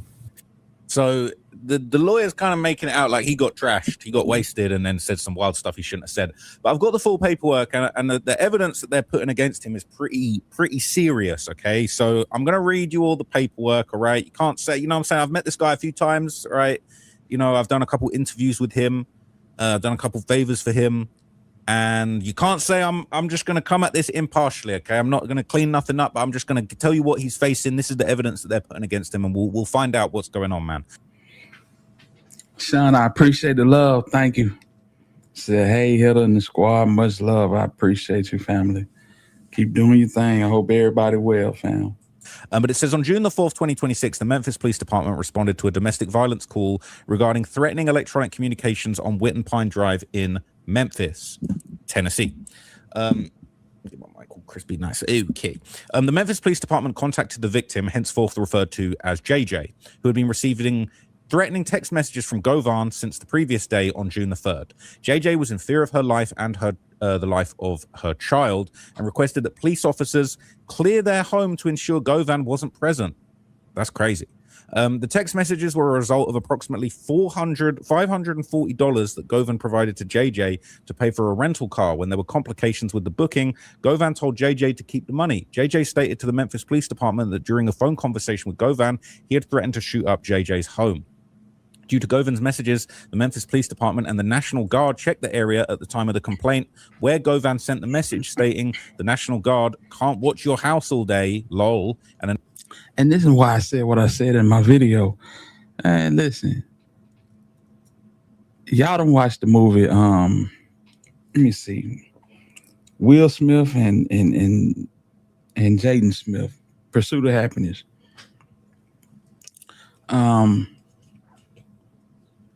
Will Smith helped the guy move. Guy say he gonna pay Will Smith $20, right? Will Smith ain't needed at the time, so he ain't sweat him about it. Will Smith gets divorced, becomes homeless, out on the street with his son. Now he asking for that money because he needed it. Hold on a second. Not only is he asking for that money, he's applying pressure behind asking for that money.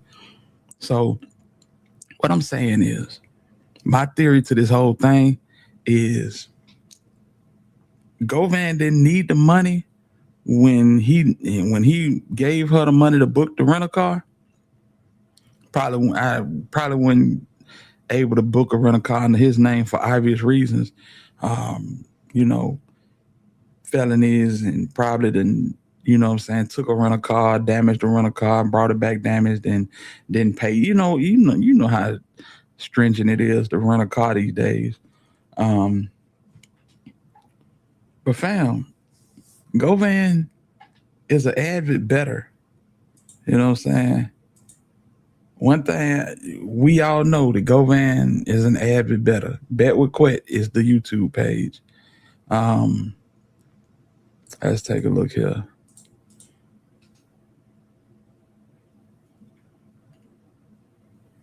Now, let's take a look here. Come down off of this. We're going to pull this up right here. I'm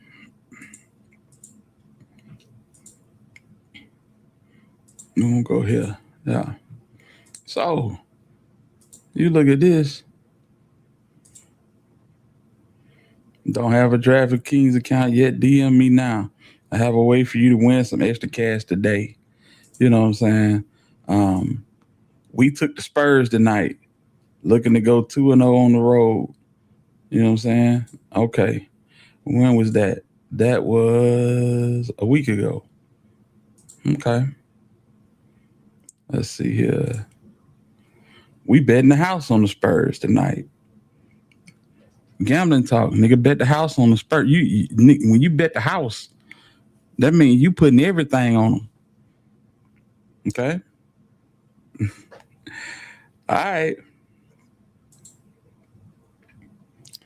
Needless to say, the Spurs, I think they won one game. They lost in 5. You know, he got one on this one. You know what I'm saying? That was the only win he got out of this whole series. I'm willing to bet that he got low on funds and needed to get some money. Man, who owe me? Who owe me a favor? You know what I'm saying? Listen, it's human nature. Niggas beat their case, then turn into Debo. Go sit down somewhere and change your life like Woody did. Yeah, need to. It's still fishy how the feds were able to pick him up for a violation from a 2012 case that was non-violent. What's that 2012 case? I'm not familiar with that one, Divine Black Rose.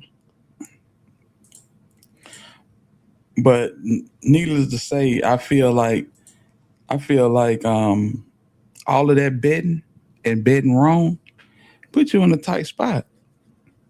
Now you threatening this woman over $540, and it got so bad to where you stop asking for the money. Now you're just making threats, and there may be some alcohol involved in it.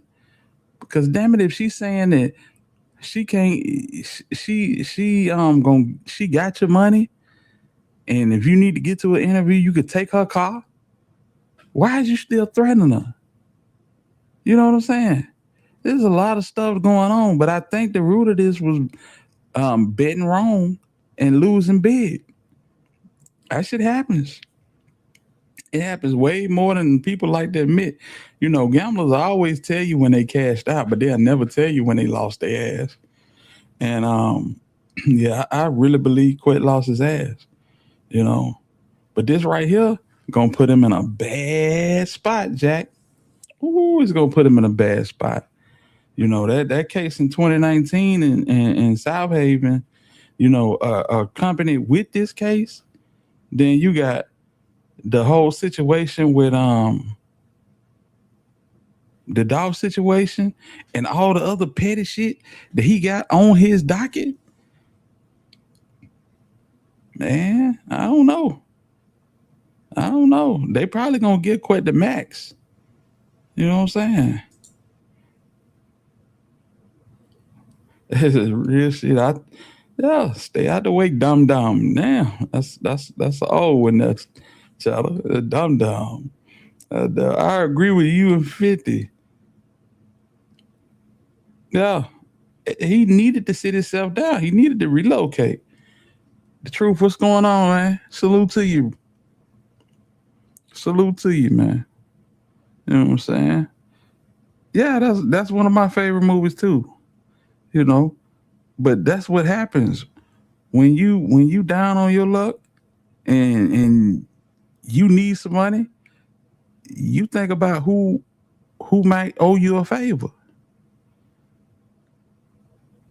because you don't want to ask nobody for no money. That's the last thing you want to do. But if they owe you some money, you hey, I need that back. Yeah. They need to ask them about Jook. Who knows what they asking them about, man? You know what I'm saying? You know, he went on Ratchet and swore he stayed solid, you know, ain't get no statements, and you know what I'm saying?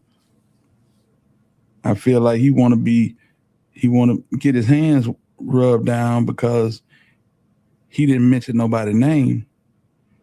But I got it on good authority that all three of them niggas is three blind mice. They all three blind mice. Yeah, cornbread. Y'all want to put the rat jacket. Y'all want to put the rat fur coat on Cornelius, but all three of you niggas was rats. Govan gave a federal proffer and straight drop. Oh my God. Yep. See, what niggas don't tell you, they'll go on their social media and tell a nigga that what drop say? You could throw away the keys for I ever eat the cheese. What niggas don't be telling you is the backside to that rule, the back end to that rule is you ain't a snitch if it don't make it to the public. This nigga told his ass off. Talking about he gonna always be the biggest. I'm one of the biggest rats. We can stamp that. We can stamp that. Absolutely. All three of you niggas ratting on each other. I got the proof. Yeah. Shout out to Harry Potter, but we didn't went through all of this paperwork. Yeah, I got the proof that this nigga's a rat. I need y'all to hit the like button. All three of these niggas is rats. We know that Govan gave a profit. We seen what Cornbread did. The nigga Drop just went in there biting his bottom lip for 3 days and got a life sentence. You know what I'm saying? Because I'm assuming somebody agreed to take care of his family. The nigga told, bro. Oh boy! In particular, what is so y'all remember Cornbread saying that? Cornbread said that Straight Drop sent him a kite and said that hey, let me go and tell him it was quit. Y'all remember that? Let me see some in the chat if y'all remember that. Cornelia said, "Let me go." He said, "Let me go and tell him it was quit." The reason why the feds picked up Govan is because that assault case is serious. We know why they picked him up. They picked him up because he was. First of all, you don't play in the face of the feds in black and white. Right down here, he says the National Guard can't watch your house all day. And then he said, I don't give no damn about no National Guard or no police. Send them this message. That's the reason why I went fed. That accompanied with City of Memphis might just have a little some up they crawl about this nigga bringing in an out-of-state judge and the out-of-state lawyer, and the lawyer just shitting on the whole court system in Memphis and still beating the case. Still beating the case. So Cornelia Smith said, yeah, he sent me a kite, said, hey, let me go and tell him it was quit. I got $7,000. No. What he really said,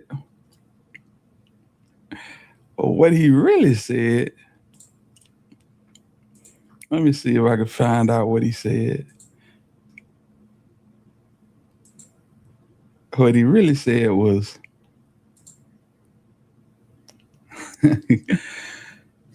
when I was in 201 Popular, Johnson sent a letter referred to as a kite a few weeks prior to the proffer to the co-defendant, asking the co-defendant to take down Quet and Jook since they supposed to be in here.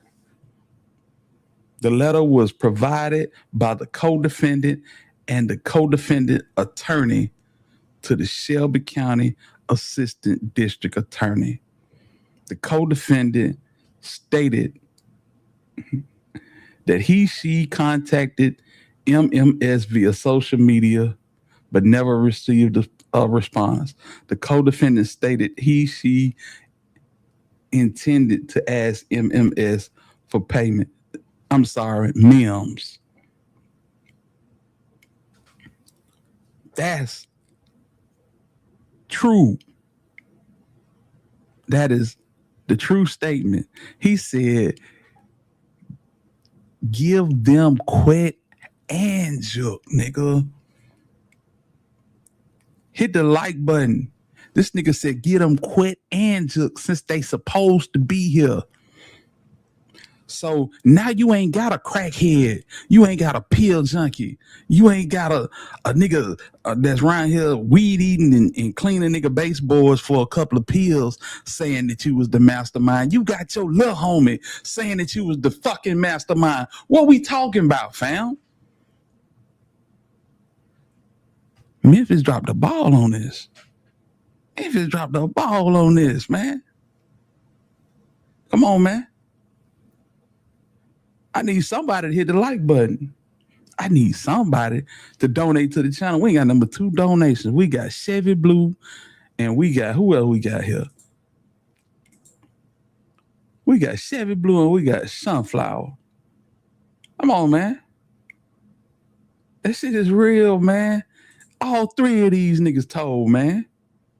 All 3 of these niggas told. And this nigga in his bathroom in the damn TDOC taking pictures, squatted down, showing watches and shit. Nigga, what?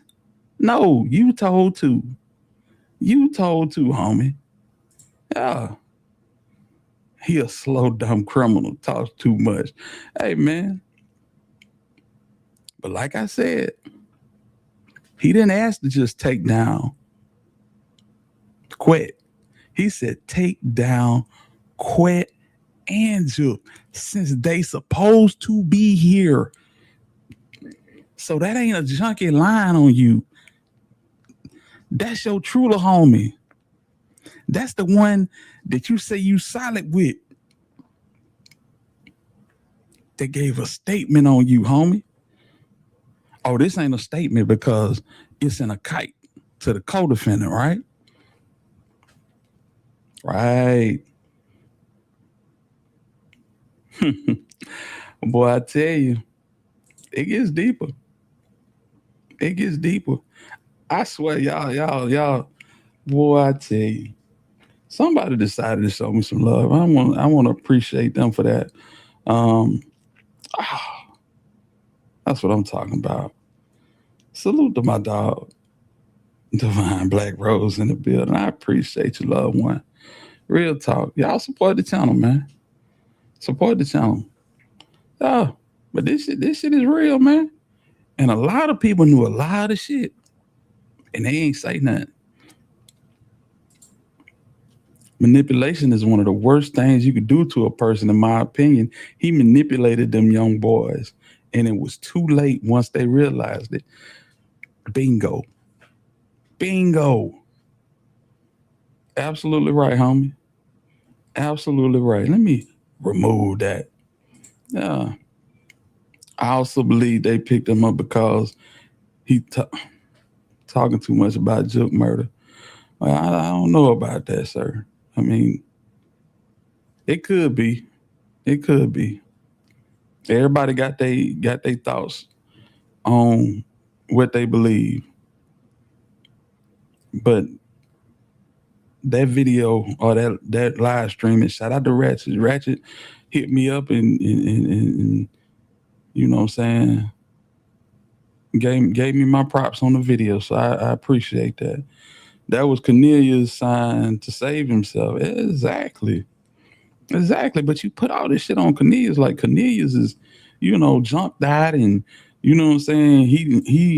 He waited because he had to make up a lie to put it on somebody, and man, come on, man. And straight drop, Lord have mercy. This shit finna blow your mind. Hit that like button. Hit that like button. Man, Lord have mercy. This finna blow your mind right here. Not gonna hold you. Hold on a second. Oh, my dog. Shout out to Black Barbie. Shout out to D Black Barbie for the love. I appreciate you. I appreciate you. It's gonna blow your mind right here. Ah, boy. Speaking of the 3 blind mice. So we got we got Drop. Loaf Boy Drop. Throw away the keys before you ever eat the cheese. Goodness gracious. Let me look at this before I present it to y'all, because I want to make sure I'm giving y'all the right thing. You know what I'm saying? Crazy work, ain't it? If I must say so. If I must say so myself.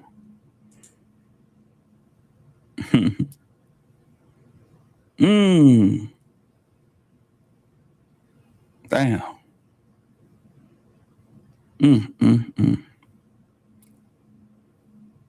I can't show y'all all of this. I gotta crop this shit. I cannot show y'all all of this. Gee whiz. Let me just crop this. Yeah. Let me crop this. Salute to everybody in the building. I hope y'all tapping that like button. Yeah, I can't show y'all all of this. Yeah, that'll do. That'll do right there. That will do right there. All right. Let's do this.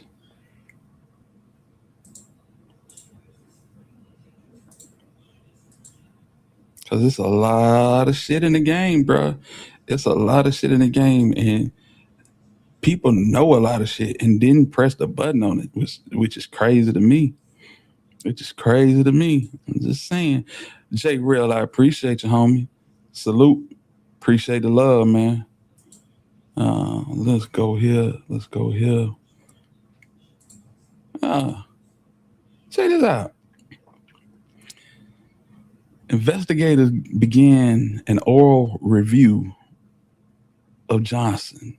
Investigators asked Johnson to explain who else was involved in this homicide. He, JJ, asked the investigators, how can I make this situation better? Oh, throw away the keys before you ever eat the cheese? Oh, no. Investigators explained that they couldn't make any promises to him. Investigators asked Johnson to provide an alibi for this murder. Johnson couldn't provide investigators with an alibi. Investigators showed Johnson a single photo of Anthony Mims, aka Big Jug. Johnson delayed his response and told investigators that he was not the only one involved in putting this together. And it was bigger than him. Whoa, it's bigger than Big Jug?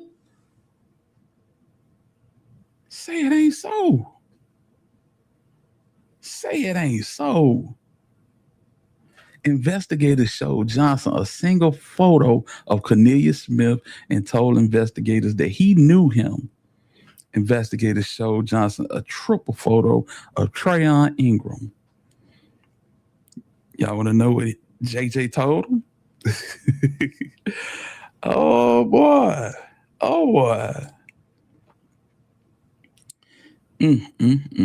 Let's keep going.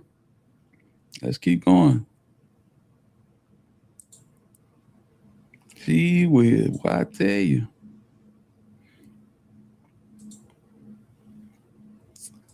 I'm just gonna leave it here. He told investigators that he knew him. Johnson asked investigators how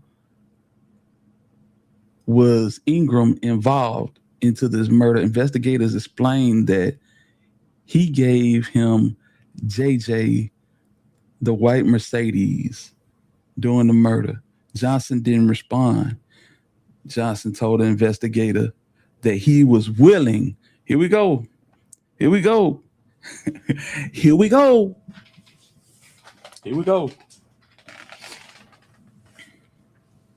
Need y'all to hear this.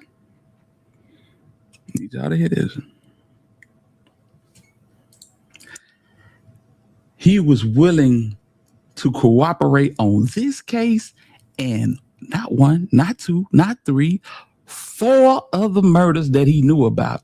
Investigators told Johnson that they would forward the information to the district attorney's office. Wow.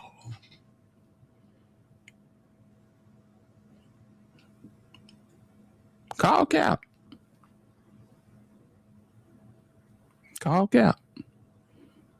This is a part of the same paperwork that y'all saw over a year ago with Markevious Kathy's name in it.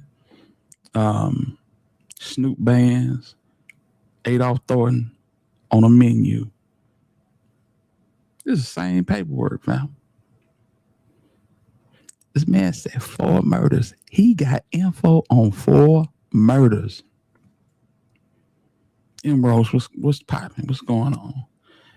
Ain't nobody investigating the 4 murders. They not investigating the 4 murders because Drop pulled a Michael Loudon. He said what he was gonna do. Then he got to court. And he did nothing. He pulled a Michael Loudon, Marlo Mike. If y'all familiar with Boosie.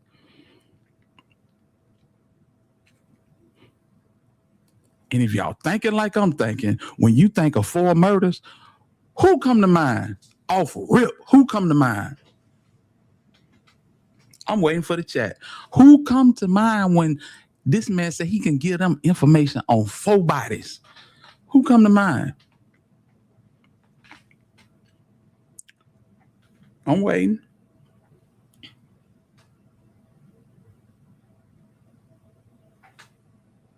Y'all ain't got nothing for me?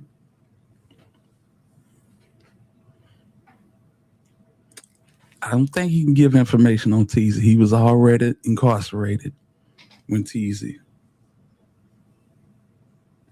Not the Covington one.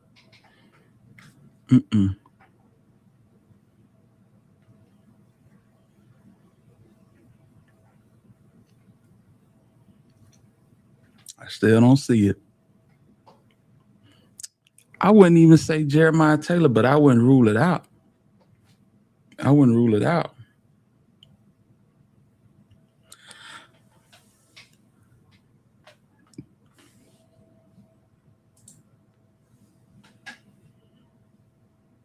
There you go.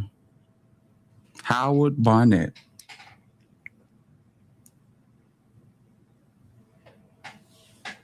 Absolutely.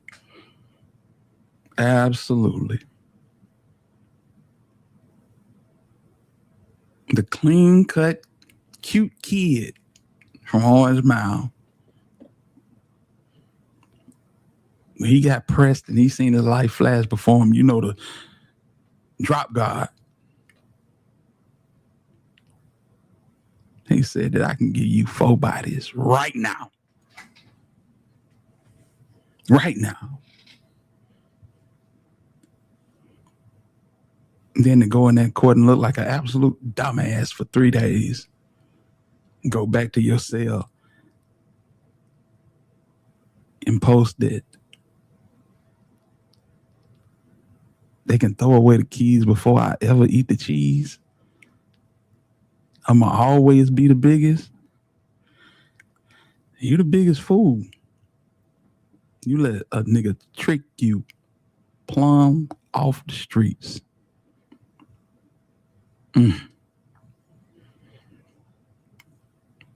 Jeremiah might be one. Not sure. But I doubt it because Drop was hot as fish grease. He was hot as fish grease at the time. 4 bodies and dog. No. Once again. Hold on. That ain't it. He said, I will cooperate on this case and on 4 other bodies that I know about.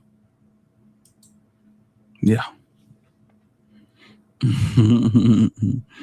He got cold feet. I know them whole cold now. Laying on that slab in that bathroom for the rest of your life. Yeah. Bobby Carter could be one. Bobby Carter could be one. But it just crazy how niggas pop out and they try to portray this image. We know Quet gave a proffer.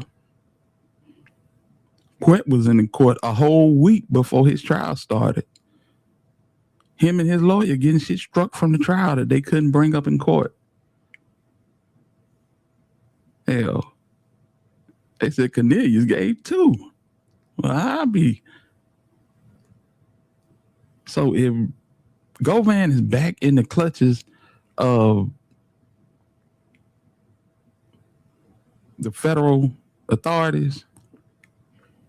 Maybe they are looking at this.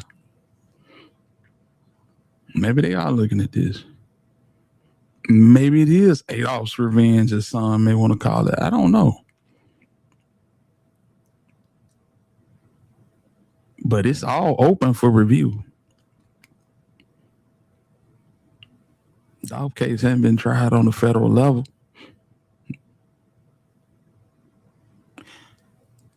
When he said it was bigger than Big Jook, Trayon Ingram ain't bigger than Big Jook. Cornelius Smith is not bigger than Big Jook.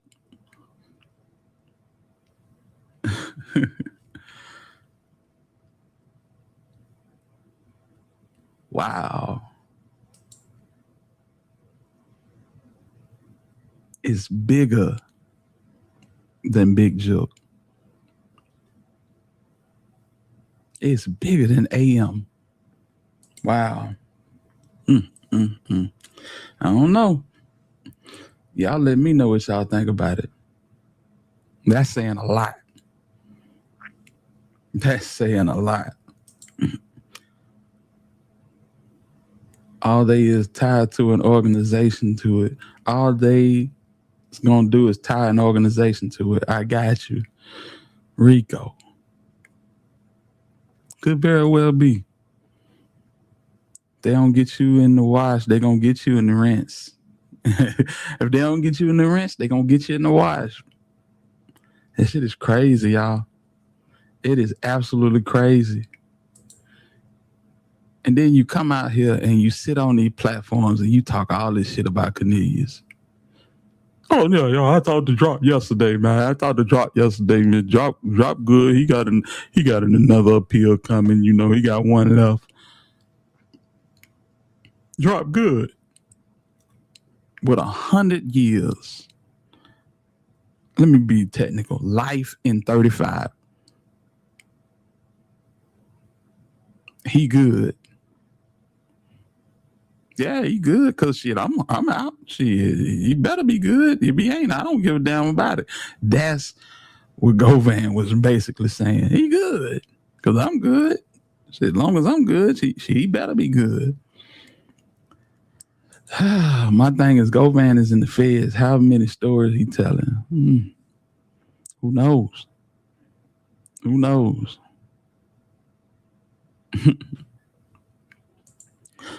But you know why he doing that. You let me know. You let me know, homie. Yeah. This is crazy. It's crazy. You know, that's the type of shit that narcissists do. You know, as long as I'm good, the hell with everybody else. Yeah, they straight. They straight. He cleaned up his conversation on drop because he knows it's still a possibility. Absolutely. Absolutely. Yeah. Now we all stand in agreement that Cornelius only knows so much. But what he said on that stand the first time and the second time was absolute truth. He just had a lawyer smart enough to beat it. He had a lawyer smart enough to work harder than his cohorts, than the defense. Plain and simple. Said I can't understand. I can't stand Govan speaking on Dolph. That's some disrespectful shit. Yes, it is. It is, and it's by design. He gonna take a cheap shot at Dolph. He gonna give a backhanded comment every time he can, you know, to rub it in. You know, he gave Jay money.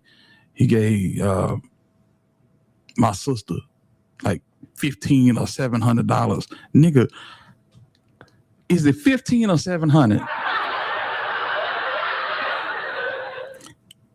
Did Jay Money make money when he was with Dolph? Did he get exposed? Did he get exposure when he was with Dolph? Did he learn game when he was with Dolph? The last instruction Jay Money got from Dolph was stay in the house. Don't go to the club. Are you still gonna blame Dolph? That's crazy. The young boys love Drop, and a lot of them still on the town. Plus, Drop got just as much in him as he has on him. So he can speak ill of Drop. So he can't speak ill of Drop. You got people out here that still, you know what I'm saying, they feel the influence of Drop. You got Trula Mafia niggas still out here. Did you see what I said about Govan posting the leader today? Nah, deposits I didn't. What happened? Let me know something. Salute to you. It's been a minute, man. J Money was also telling. Trula also snitched. Yeah. You know, in the beginning when people outside of Memphis started hearing about, Trula, and that's what, they used to call them Trula Mafia Police. And that ain't a knock to them, but that's just the shit that was on the internet. Easy money. Salute to you, homie. He said, salute, Hitter. I'm dispatching these drivers my Saturday to work. Salute, big bro. Hey, man, y'all be safe out there. You know what I'm saying? Hold it in the road. You know what I'm saying? And, damn, I feel you. Good old dispatching. That's what's up, man. My dog Easy Money in the building. A lot of truckers on this app right here. You'd be surprised. You know what I'm saying? Dolph advised him not to go. He was out there getting that, folks, but Govan made it look like he was riding for Dolph. He ain't shooting nobody for Dolph. Sorry. That's what I'm saying. He put his life on the line for Dolph. Man, Dolph was blessing his game. What are you talking about? Exactly. TM still out here and they love Drop. He don't really want them problems. I'm pretty sure he don't. Yeah. It's some TM out there that's still, you know what I'm saying, of age, like Drop age, like 28, 29, closer to his age. Yeah. Real talk. Said limit your words because we know there's a few plants in the building. We know that they it's all good. But I feel you. Salute to Black Barbie. Govan posted on Facebook. Imagine letting a Fujiano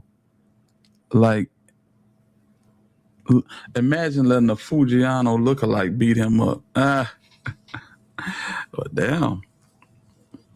We ain't gotta imagine it. We saw it. That's what I'm saying. Salute the deposits in the building, man. Yeah. And y'all hear that comment on the interview where he said, I wouldn't be riding around with a nigga with fingernail polish trying to protect me. Like, damn. Do you not have nothing to do with this shit, man? I mean, you talk down every chance you get. Whether the nigga wear fingernail polish or not ain't none of your business. You ain't had nothing to do with it, right? Right? Damn. Cypress TV in the building. Cypress just keep leaving and coming, man. He don't mess with me for real. He'll come in here 1 minute. He'll just dip out. That's my dog, though. Much love to Cypress TV. There go the link, homie. Say they bitter about what happened with Drop. Yeah, I'm pretty sure they are. And they ought to be bitter what happened with Teasy. On everything I love, they better be bitter about what happened with Teasy. Cause shit, I'm just saying, homie. That's retaliation worthy off rip without being mad about Drop. Cyber, where you at, man? What it do, man? What going on? Man, not much. Just chilling. Just pop back in my phone. I had my phone kept fucking up, so I'm back now. Nah, man, you missed a whole lot. Yeah, I know. With Govan, You more than Govan. You missed quite a bit. Yes, indeed. Yeah, Govan need to stop, man. Yeah. I just showed these folks that not only was Cornelius telling, Govan gave prophets a straight drop. Oh my God. Hey, this nigga straight drop. Oh my God. This nigga gave up the ghost. Huh? Yeah. Yes. You know why you need to stop? You can't keep running in and out. You can't keep running in and out. Ain't Big Mama tell you that back in the day? Yeah, Big Mama locked door. It'd be 100 degrees outside. Yeah, man. Oh. So he said. So he says. You say he gave up the ghost? Man, you know Marlo Mike? Uh-huh. The nigga did a Marlo Mike. He pump fake. He told these niggas a lot of shit, and then went in the court and sat down and ain't say nothing. Example 1. Hey, hold on, not that. Example 1. This nigga told investigators after they showed him a picture of Anthony Mims that this is bigger than Anthony Mims. Oh.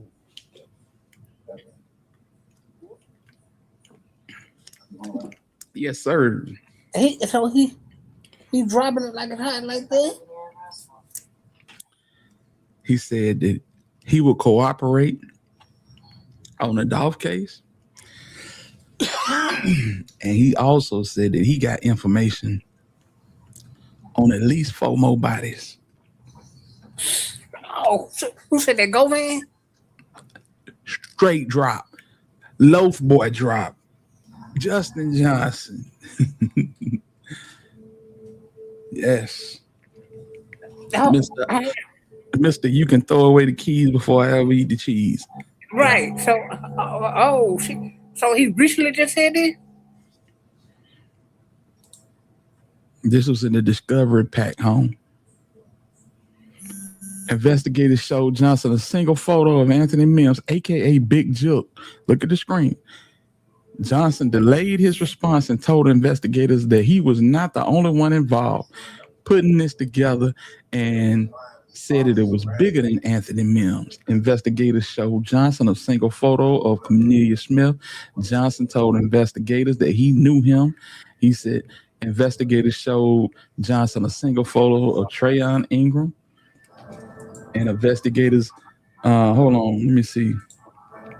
Investigators said, he said to investigators that he knew them. Johnson asked investigators how was Trayon involved in this murder. Investigators explained that he gave him, Justin Johnson, the white Mercedes-Benz during the murder. Johnson didn't respond. Johnson told investigators that he was willing to cooperate on this case and on 4 other bodies that he knew about. Investigators told Johnson that they would forward the information to the district attorney's office. Come on, man. The biggest. Not they can throw away the keys for him. Come on, man. Come on, man. So, all the way this happened, they come to him with somebody they know he done. They're like, look, we got the death penalty. Hey, they didn't say nothing about no bodies. He the one talking about bodies and shit. Oh, he finna flip to get some of that time cut. Well, he was. That's what I'm telling you. He pulled a mile on Mike. This was an interview that he did in 2022, homie. Oh, he been ratted. He been ratted. Yes. The day he got locked up, the day that he was taken into custody Mm-hmm. in Terre Haute. Oh yeah, I forgot about that. Yeah, man. Boy, these niggas ain't worth a damn. What the old man said in Dead Presidents, that's y'all punk ass homeboy. That's y'all punk ass motherfucking friend. Hey, straight drop. Talking his ass off. But as time went on, he pinned his mouth shut. I think that Teasy coming up stinking kind of influenced him to just, hey man, let's just ride this on out. And somebody this is me speculating. Somebody, assured him that his family would be taken care of. So he just sat on it, rolled it out. Well, if y'all don't know, Bruce is supposed to be doing life. But Marlo Mike did the same thing, told these folk everything that he was doing and wouldn't get on the stand and do nothing. Set Boosie free. Yeah. I'm quite sure Boosie throwing him a bag or something. I think not. I think not. I don't know. He could be. He been talking when the whole internet thought he was silent. I'm telling you, the whole entire time, fam. Y'all hit that like button. Donate to the channel, man. Yeah. Show some love, man. Show some love, keep it real. I wonder who told him his family were gonna be taken care of. I would love to know that. Well, I'm gonna just say it like this, man. I mean, we gotta call a ball and a strike. Hey, I'm gonna let you know, somebody, your phone on the electric chair, somebody's shocking the shit out your phone, huh? Oh, my bad. Hold on. It's a video on YouTube with the arresting officer and U.S. Marshal talking about how they apprehended JJ. Yeah, it is. It is. Y'all want to take a look at that? I know the homie True Results got it. Shout out to True Results, man. Get better, True. You know what I'm saying? Shout out to True Results, man. You know what I'm saying? True. Yeah, man. True. Dropped the video on it. If y'all want to look at it, y'all let me know. I want to look at it. I ain't never seen it before. Snitch or not, that hammer ain't getting no smaller. Still gonna get jammed up regardless. Yeah, we might do that. I just cannot stand a petty ass nigga. The hoe in them be so heavy. Shout out to Black Barbie, man. Hey, look, you know what? I don't understand. Like, this is my biggest question. Like, how long do you keep it real? And then when they come with the Hal Barnett situation, like, how long do you keep it real? Yep. Exactly. T Street, salute to you, homie. You know what it is. I think one of them bodies that Straight Drop was gonna cooperate with is Hal Barnett. I believe very highly that one of them bodies that he said that he was gonna give up is Hal Barnett. I really do. Mm-hmm. Yep, one more time. One more time.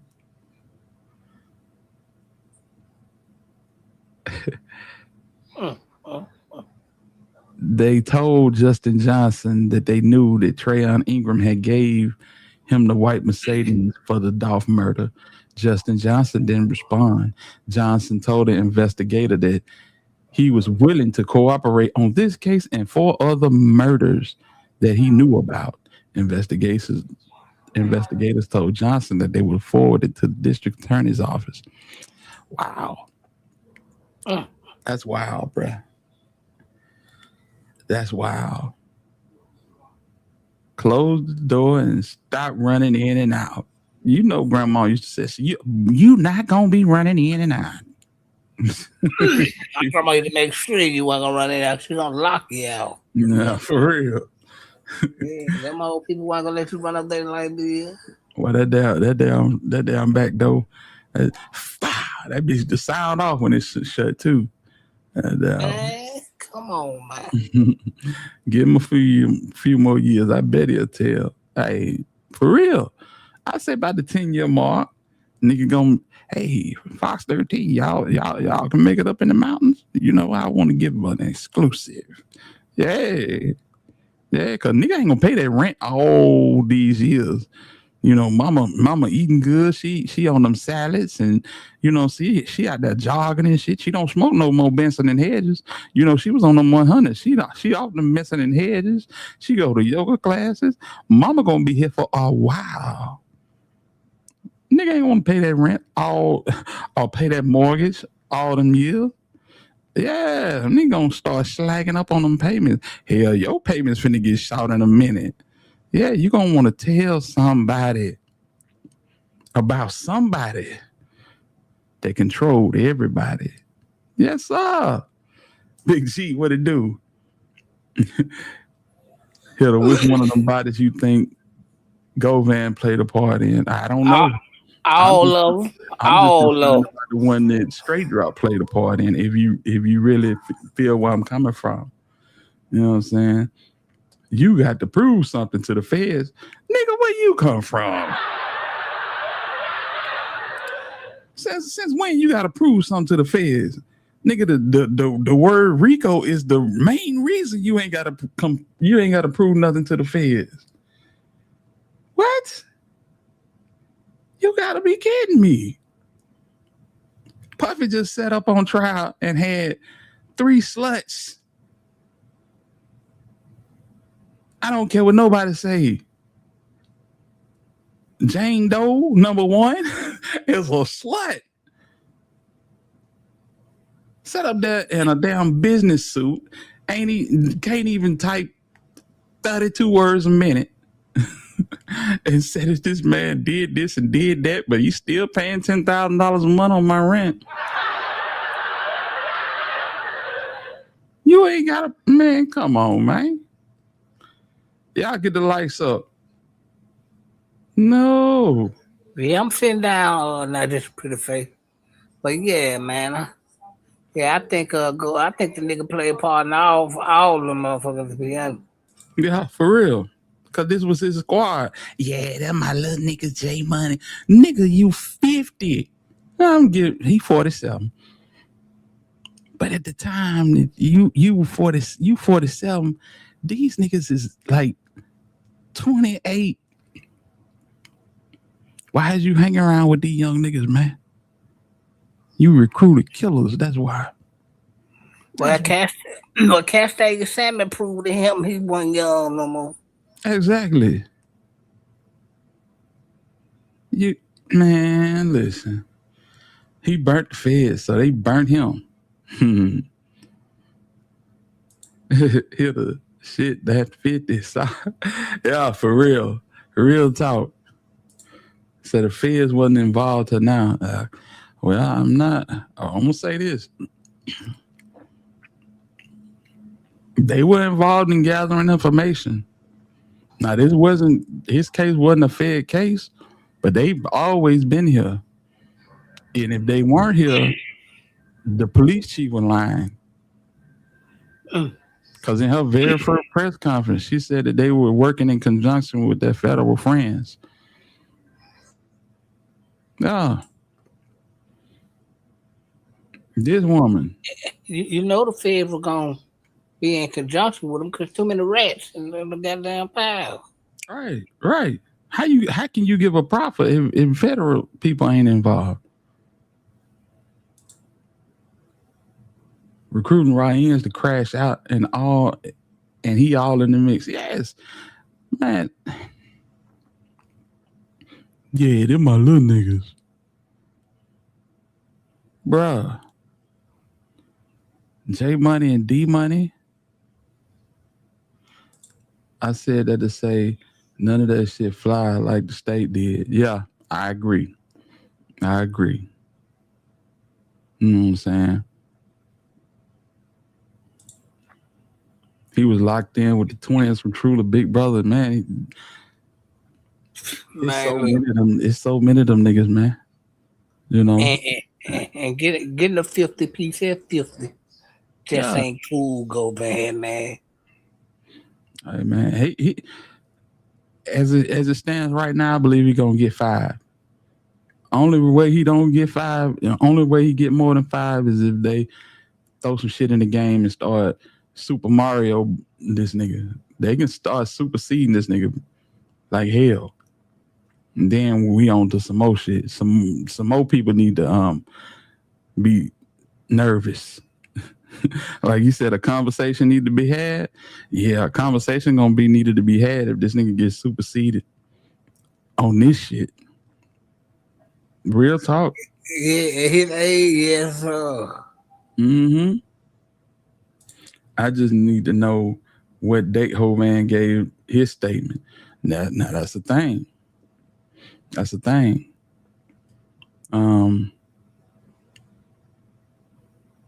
I believe him and Cornelius gave him damn near. He probably gave his after Cornelius because Cornelius was actually the first player incarcerated behind this shit. But Govan probably gave one as soon as they came, got him. Uh-huh. Yeah. Mm-hmm. And they talking about is it revenge for Dolph? Why you kill, homie? Yeah. What if it is revenge for Dolph? Hey, shit, you can do about it. You should have stayed out of Memphis. That's what you should have did. But no, you go all on these podcasts and ain't nobody gonna run me nowhere. I ain't gonna start no smoke, but I'll put it out. All that bullshit all over the internet. And then you make this comment about Jook, bro. But that shit gonna put you between a rock and a hard place. Really hard place. Mm-hmm. And a mighty strong rock. I have to say so myself. And you better hope this ain't no revenge tour. Because if this is a revenge tour, they already know what you said in these interviews. I mean, they've been looking at your ass since you've been home. Mm-hmm. Yeah. Cornbread said Quet told, and he said he said I might as well tell. Quentin already told. Quick or whatever the hell. Cornbread. Damn, boy. The law won't take kindly to Manny beating life and rejecting a plea deal, beating the case. They'll give you the max and set up the second big play second time around immediately after the trial. Yeah, they'll pull some whole shit. Well, he getting that 5 off the muscle, but here's the thing: then how the feds gonna play this? Either you gonna tell to give us some big shit, or we can drop the hammer on some shit on you that we already know who plays. Come on, man. No, yeah, God is the master of vengeance. Yeah, I said the vengeance is mine. That's what he said. To the love, you so proud of you. Hey, I appreciate you. I appreciate the love, most definitely. Real talk. But yeah, I mean, it all comes in due time. Real talk. And then out of all people, you let Ratchet put you in the trick bag. No disrespect to Ratchet, but you let him put you in the trick bag live. Hold on, say that. I couldn't make out what you were saying, huh? I said no disrespect to Ratchet, but you let this man put you in a trick bag live. Yeah. Ratchet ain't put him in a trick bag. So you can't blame that on Ratchet. This nigga volunteering information. Well, I get that too, but at the same time, like, bro, you know better, bro. Ratchet ain't even ask him. The man said, do you think Jook killing was related to Dolph killing or retaliation? This man said, of course. Of course. I know who killed Jook. I know who was in the car. That ain't none of Ratchet's fault. That Matter nigga of said, fact, Ratchet said, "You giving me that shit." the lion said, I know who was driving. I know who was the trigger. I know who was in the passenger seat. I'm like, yep, this is coming. Oh. So that ain't Ratchet. That's strictly on Govan, family. Yeah, that's strictly on Govan.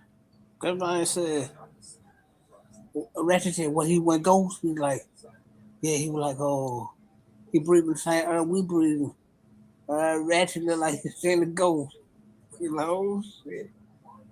Yeah. Yep. How he broke the information about a Fed case that's falling apart. Absolutely, homie. Like, why would you do that? Why would you do that? He gladly told and threatened God and Mama. I don't know. You think he threatened me? I know he said if he wanted to talk to Gotti, he could just go up to the restaurant and holler at his mama. So, I mean, you might got a point there. I'm gonna get to the video since Chocolate want me to get to the video. I was gonna leave it off because this shit an hour long. I don't know about going another hour. You know what I'm saying? But hold on. What you always said, Govan gonna add a little bit too much sauce to every interview to stay relevant. Absolutely, TB. Absolutely. He got to keep him biting. But the trick is you don't know who biting. Motherfuckers be sitting up, you know what I'm saying, eating a damn jelly donut with sprinkles on it, laughing at your ass, getting ready to come cuff your ass up. Why you on here doing all this damn talking? Crazy as hell to me. Shout out to my dog, True. True, we praying for you. We hoping everything turns out well.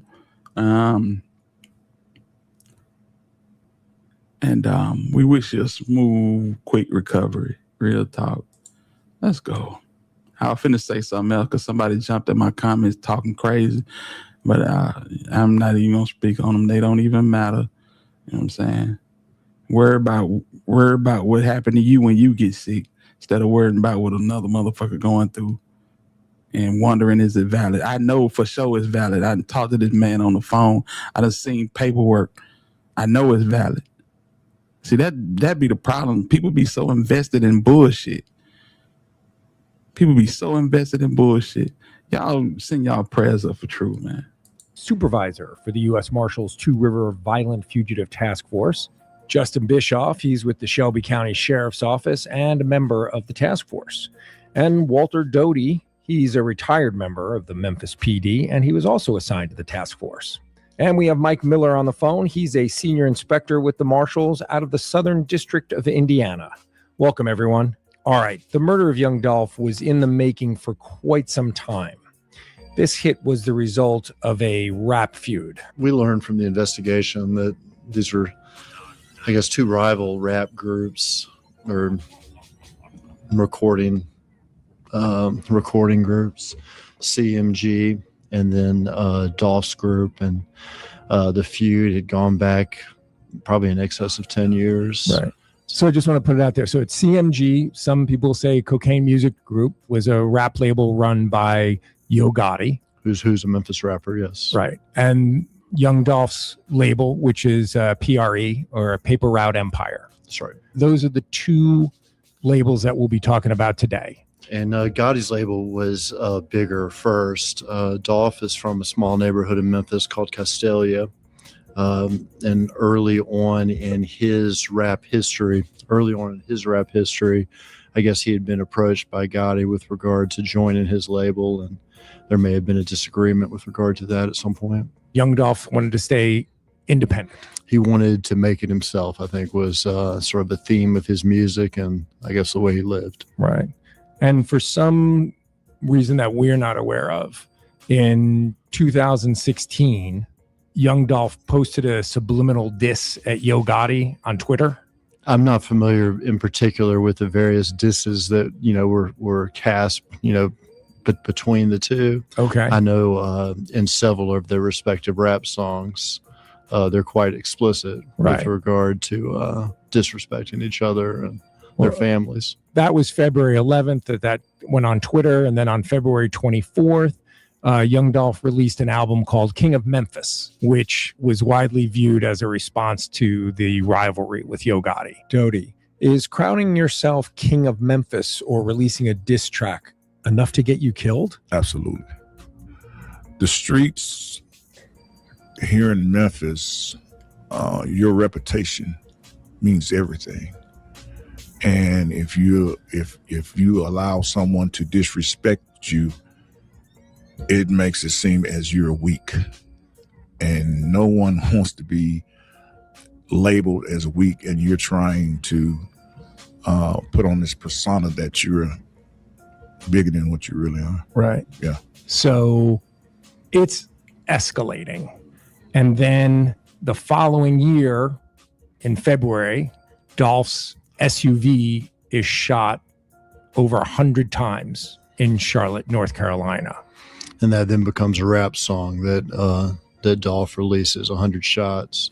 That's the only truth that Govan told during all this interview process, is that these folks got it bad as hell. Bad as hell. You don't think they passed that little bit of information up the ladder? I'm just saying. It could be a domestic dispute, cyber stalking, or it could be something else. We don't know. We just sitting here watching and waiting. Long history, several acts of violence between the two groups. Many more acts probably that were never reported, in the media. But fair to say, a violent sort of feud between these two groups. And just to put it aside for a second, is that kind of what the music scene is like in Memphis? It's gangster rap, and a lot of these groups are associated with other organizations, associations like Memphis Street Gangs. And so crime and music blended over, at least with regard to these two groups, and ultimately, this rivalry. Can you guys spend a minute talking about the gang situation in Memphis? Memphis is a city that is infested with gang violence. We have a lot of gangs in this city, and the unique thing about the gangs here in Memphis is that a lot of these guys from other gangs actually communicate with one another. And where I'm from, Chicago, the vice lords would only be with the vice lord, the disciples would only be with the disciples. But here in Memphis, it's different. And a lot of these guys hang with each other for the simple fact of the rap game. It's about money. And money is what brings us together. But if it goes left, then I got to go with whatever gang I'm affiliated with. These guys come from the low income part of this city. These guys. Who are the big gangs in Memphis? Man, I've been retired now, but you would have Great Street Crips. You would have Vice Lords. You would have GDs. But then you would also have hybrid gangs such as True La Mafia, Cash Money, AOB. You would have a lot of hybrid gangs. The hybrid gangs at the time when I was on the gang task force was these younger guys who didn't want to abide by the older guys' rules. Mm-hmm. It was like, we're not abiding by those rules. We're going to do whatever we want to do. We're going to make this money however we can. Right. And man, they own it. Hear that white man say AOB. Yeah. Man, I'm telling you, they know. Somebody been telling them a whole lot. And they just sitting back watching dominoes fall, you know? Yeah. They just sitting back watching dominoes fall, man. And we're not gonna go by the rules. We're gonna, if a person is part of a different set and he's talking about money, we're gonna work with that individual. And which these younger guys, I think, in my opinion, that they're more deadly than the older guys. They don't have conscience. They don't care about going to jail. They don't care about life, because as they look at it, man, we're fighting every day just to survive in these communities. Because we live in these communities and we don't see the politicians, we don't see the mayor, we don't see the chief of police coming into these areas. The only time we see these individuals when it's time to vote, then you'll see them coming to the community. But other than that, they don't have the resources. So it's like survival of the fittest in these particular areas. So they deem if we can make it on the dope game, we'll make it on the dope game. If I can change it into selling a little bit of dope so I can get some equipment to become a rapper and try to make it on that end. Whatever I have to do in order to survive, that's what I'm going to do. Right. So a lot of these guys are they're just trying to survive. And is it right? No, it's not right. But you're going to do whatever you need to do in order to survive in these neighborhoods. Right. Okay. So in February 2017, Dolph's SUV is shot over 100 times. He is not injured. And then in September of 2017, Dolph is shot multiple times outside a shoe store in Hollywood, California. So this rivalry has obviously escalated from what we can see in this instance on one side. For sure. I mean, there's long-standing rivalry. And like I said, acts of violence that were reported in the media and probably acts that were not. Mm-hmm. So that was September 26, 2017, where Dolph is shot outside the shoe store in Hollywood, California. And then in November in 2021, 4 years later, young Dolph is fatally shot outside Makita's homemade butter cookies in Memphis, Tennessee. A brutal slaying that is caught on video. Yeah, just it's a little local cookie store that was actually one of Dolph's favorite places. He was in. So Divine Black Rose, this can be found on True Results channel. Name of the video is Exclusive. Young Dolph Murder Case Explodes. Paul Hagerman is on the thumbnail, so you can check it out. Yeah. In town, and he stopped by in the middle of the day. Like you said, it's broad daylight. Dolph goes there with his brother. They walk inside the store. His brother's ordering while Dolph is taking a phone call at the front of the store. The store is all windows basically in the front, so you can see entirely into the business. While Dolph is there, they've been there maybe a minute or two at the most, probably 2 minutes. A white Mercedes that has some damage to the side of it pulls up, and two gunmen get out of the car, one with a assault rifle and one with a firearm, and just shoot into Dolph, who's standing right there inside the business, right behind that window. And it's horrible. He shot 22 times. Yeah. I mean, that's just the bullets that hit him. So do we have any idea how many rounds were fired altogether? Numerous casings found, throughout the parking lot, 20 plus. They were shooting him from a very close distance. Right. I mean, we're talking 3 or 4 feet away. And shootings are not, or they used to be not, uncommon in Memphis. Yeah, unfortunately, especially in 2021, Memphis crime rate was high, and we had over 300 murders that year. And Memphis, unfortunately, has its share of violence. But this shooting really rocked the community. Yeah, I mean, this was different. Not just his celebrity status, not just what he meant to Memphis, but broad daylight right there at the cookie store, and it's all caught on video. This is pretty shocking.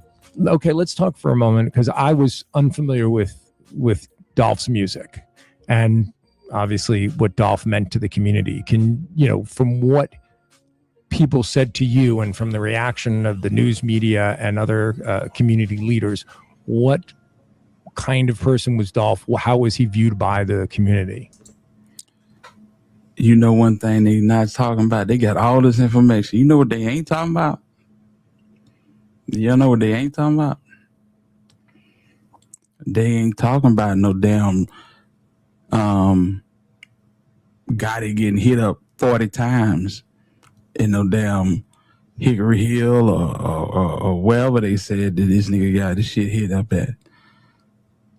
Now, I have people that reach out to me that said that his car did get shot up.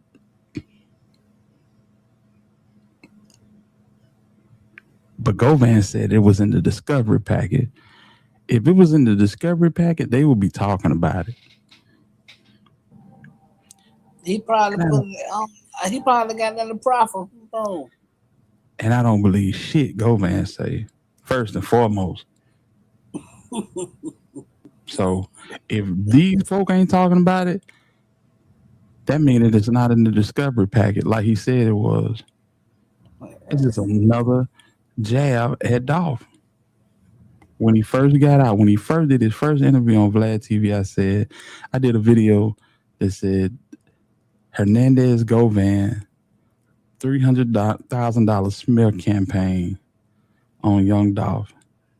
And he went on that smear campaign and he has not stopped. Only thing that stopped him was getting arrested. Every one of these interviews, he was moving stupid. You know what I'm saying? His tour bus got shot up in Nashville, but that tour bus got shot up in 2020, I want to say. When that tour bus get shot up? Cyprus.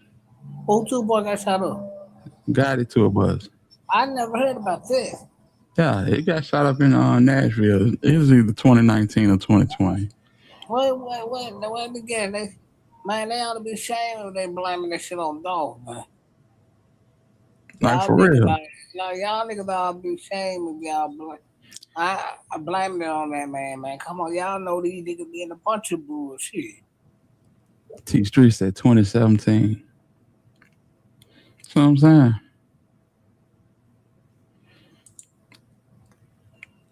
I'm willing to side with you on that one, Big Pressure. I'm willing to side with you on that. I mean, you willing to tell me that Gotti just riding around the city like that? Gotti don't even be in America, for God's sake. Man, it's the alibis they creating to cover up the snitching that they doing. Come on, man, y'all see right through this shit. Y'all heard it. Yeah, so he's from Memphis. Neighborhood's called Castalia. Not probably 7-8 minutes from where we're sitting now. Is self-made, sort of Memphis-made artist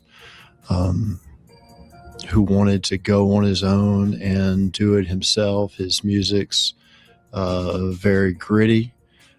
There's several songs that he's won awards for, and yo, I'm finna let this run for a second. I gotta go down here and turn this thermostat down. It's cold as ice in this motherfucker. Hold on, man. Is critically acclaimed. He was known in the local community. They'd always give like a turkey giveaway and things like that. So he was liked in the Memphis community. And known internationally as a rap star. Right. I guess sort of the flip side of that is there's members of his label, just like there's members of the rival label who also associate with Memphis street gangs. And so it was not uncommon that he would have associated with people, or CMG individuals would have associated with people who were known gang members and, crime drivers here in Memphis. And did I read that they were either considering the city, or they did put a curfew into place that night because they were concerned about the unrest? They were concerned about the unrest. I know that the police were ultra busy that night. Fortunately, there wasn't any sort of widespread unrest. I think there was also not so much unrest from the public is what they're worried about, but the associated sort of street gangs that associate with both of the labels, whether or not that violence would flare up, like crazy. The murder happened, brazen murder, daylight, and it is caught completely and wholly on video for the world to see. Yeah, and you can see the two suspects in the video. You don't have great pictures of their faces, but you can see distinctive clothing that they're wearing, including sort of the Bass Pro hat that we'll find out that Justin Johnson was wearing at the time. Most importantly, you're able to see the suspect vehicle. It's this white Mercedes, and importantly, it has some damage to the side of it that's distinctive.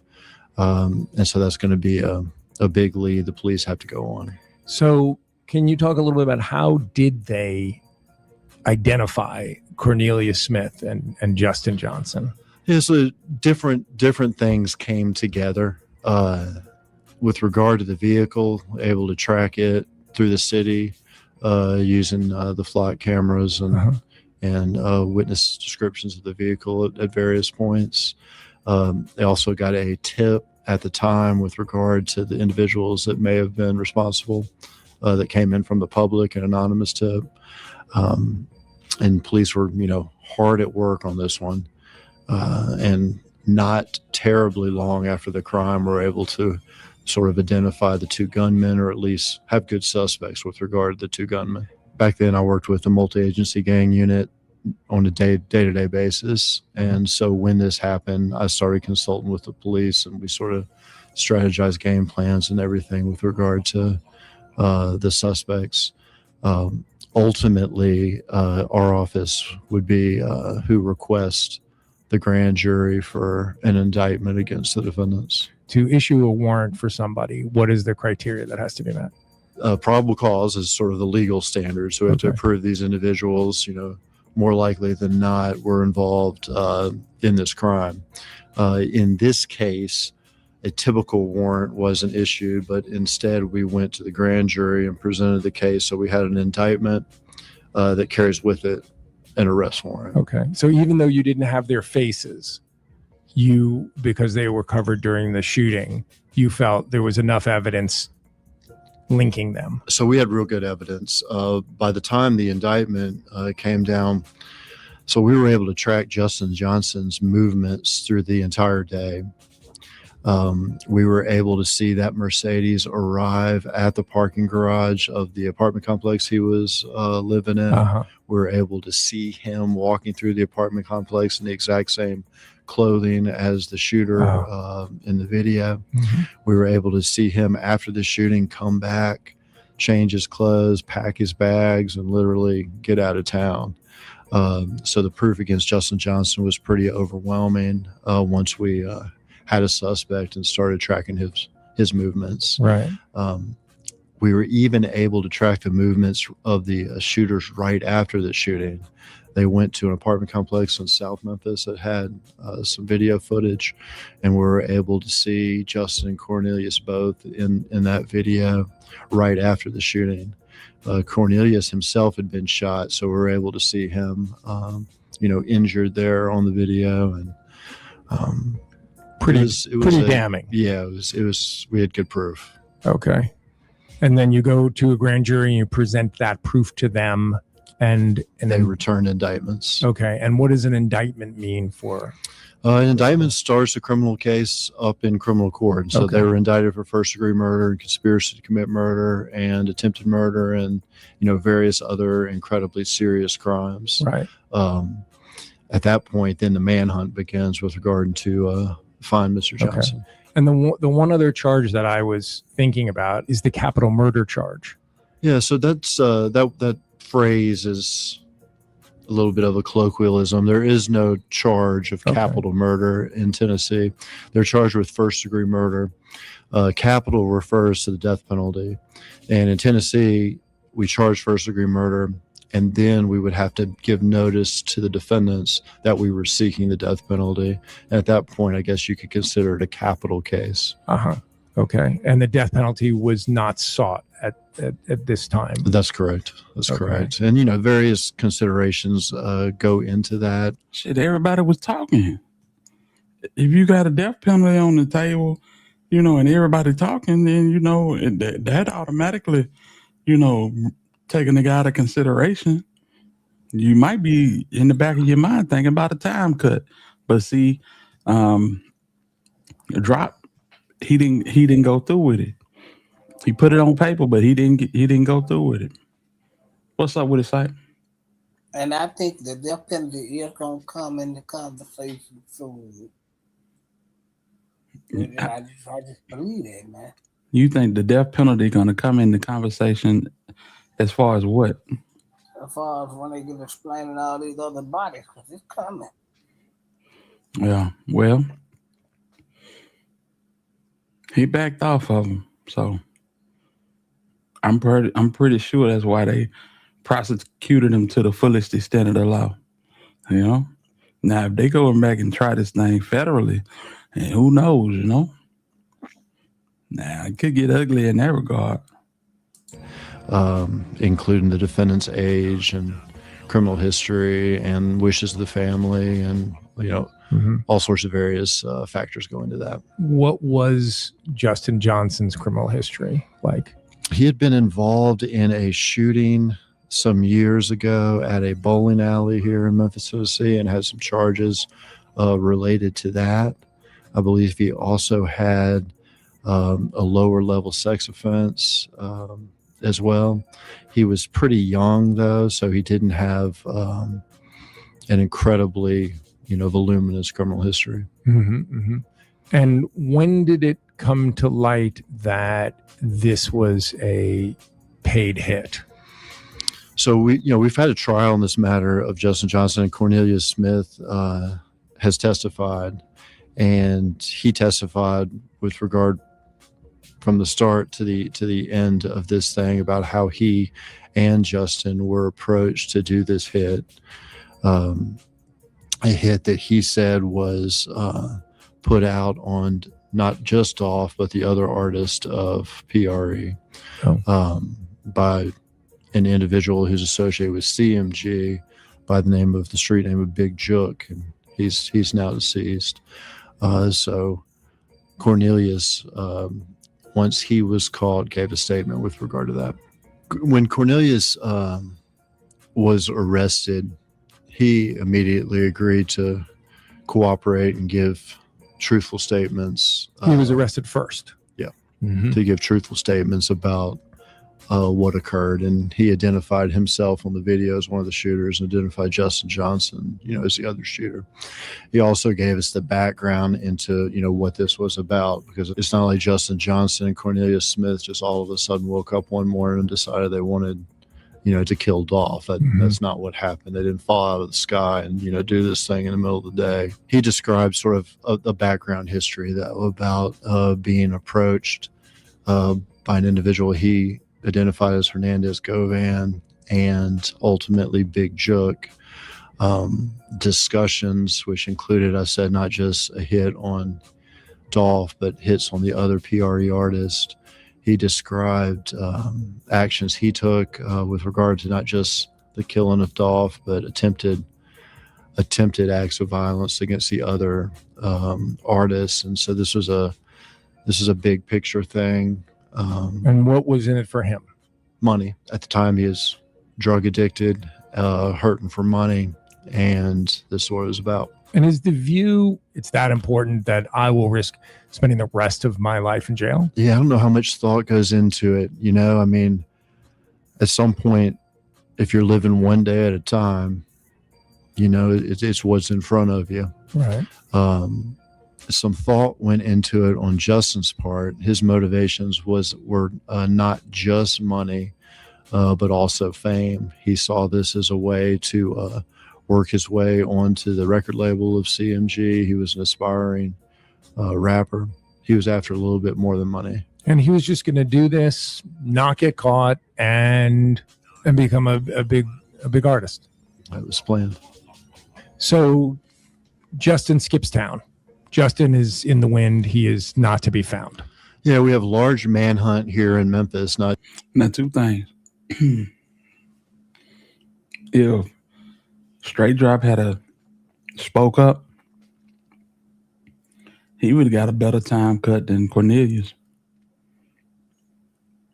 Straight Drop would have probably did 10 years. He giving up 4 bodies, and he wasn't the primary shooter. So just think about that. And that whole situation about Cornelius coming up saying that y'all ain't gonna do nothing about dog shooting your guy. That whole conversation is cap. It is absolutely cap from top to bottom. That's some made up shit by Hernandez Govan. I go to my grave saying it. Yeah.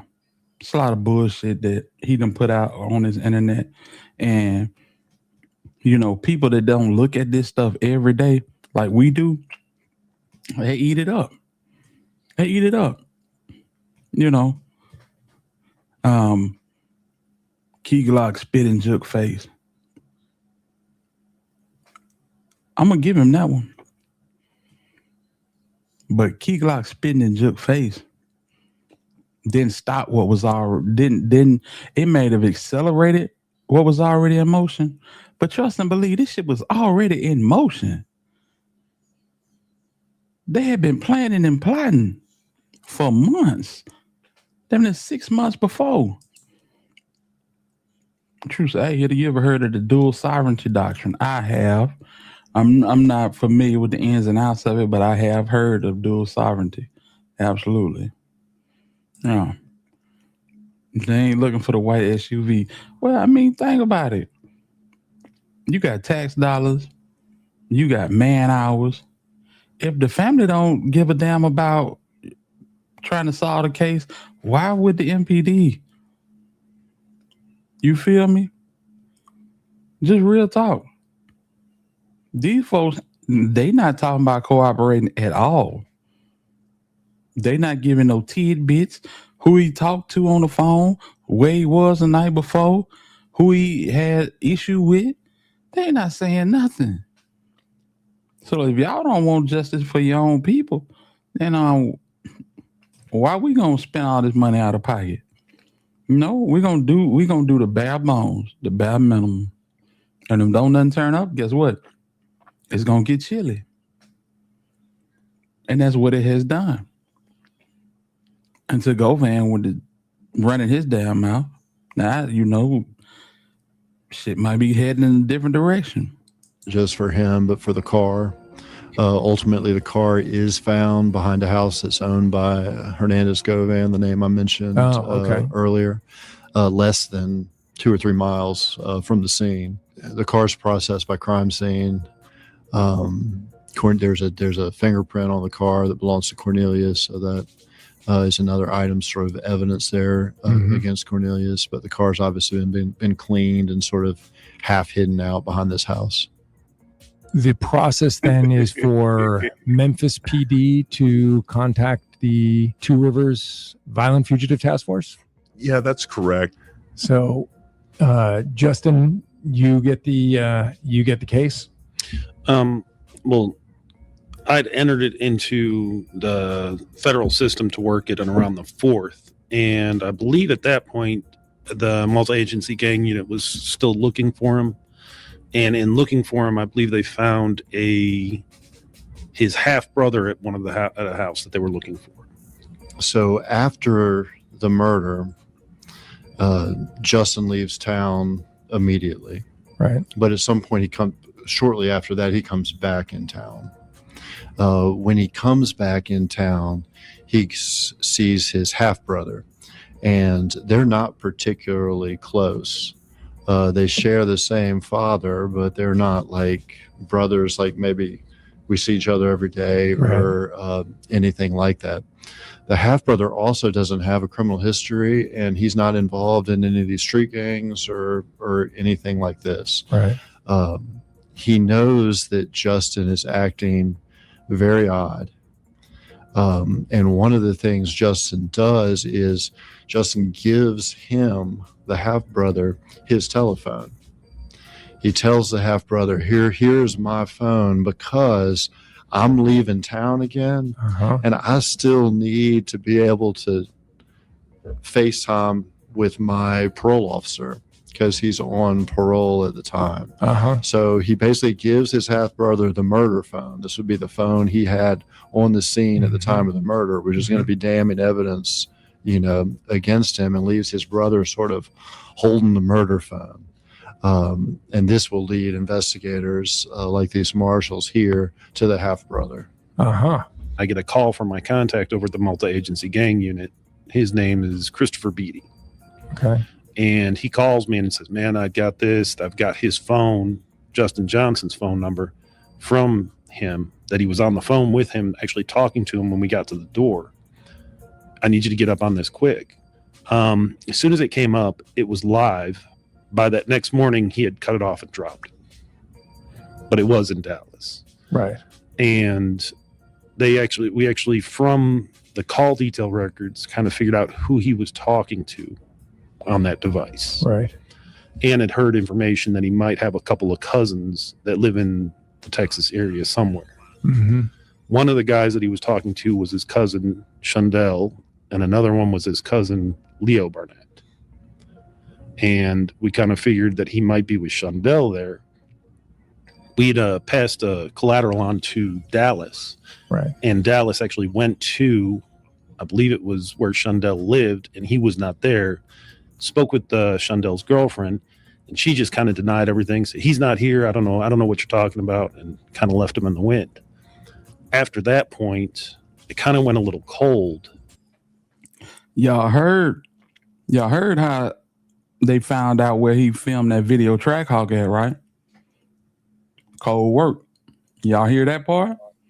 No, I ain't heard that part.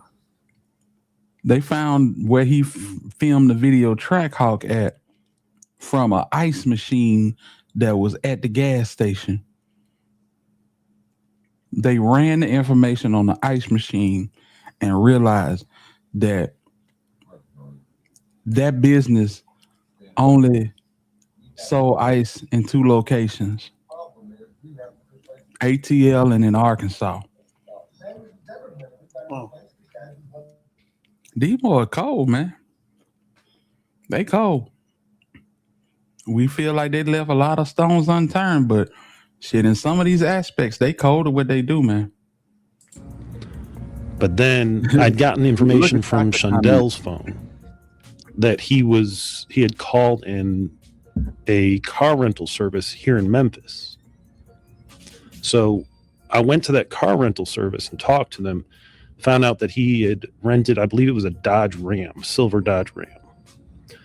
I was actually able to locate that vehicle here in Memphis over in the Hickory Hill area.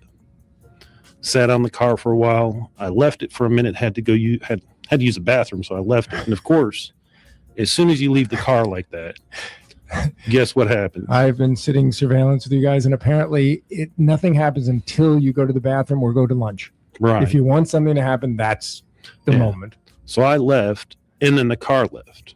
So I called the car rental place to see if they knew where the vehicle was. And they said, well, yeah, it's been driven over to our lot over here. They were dropping off the vehicle. And when we got his cousin Shundell, and another one was his cousin Leo Barnett. And we kind of figured that he might be with Shundell there. We'd passed a collateral on to Dallas.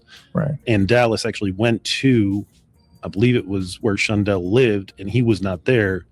Spoke with Shundell's girlfriend, And she just kind of denied everything. Said, he's not here. I don't know what you're talking about, and kind of left him in the wind. After that point, it kind of went a little cold.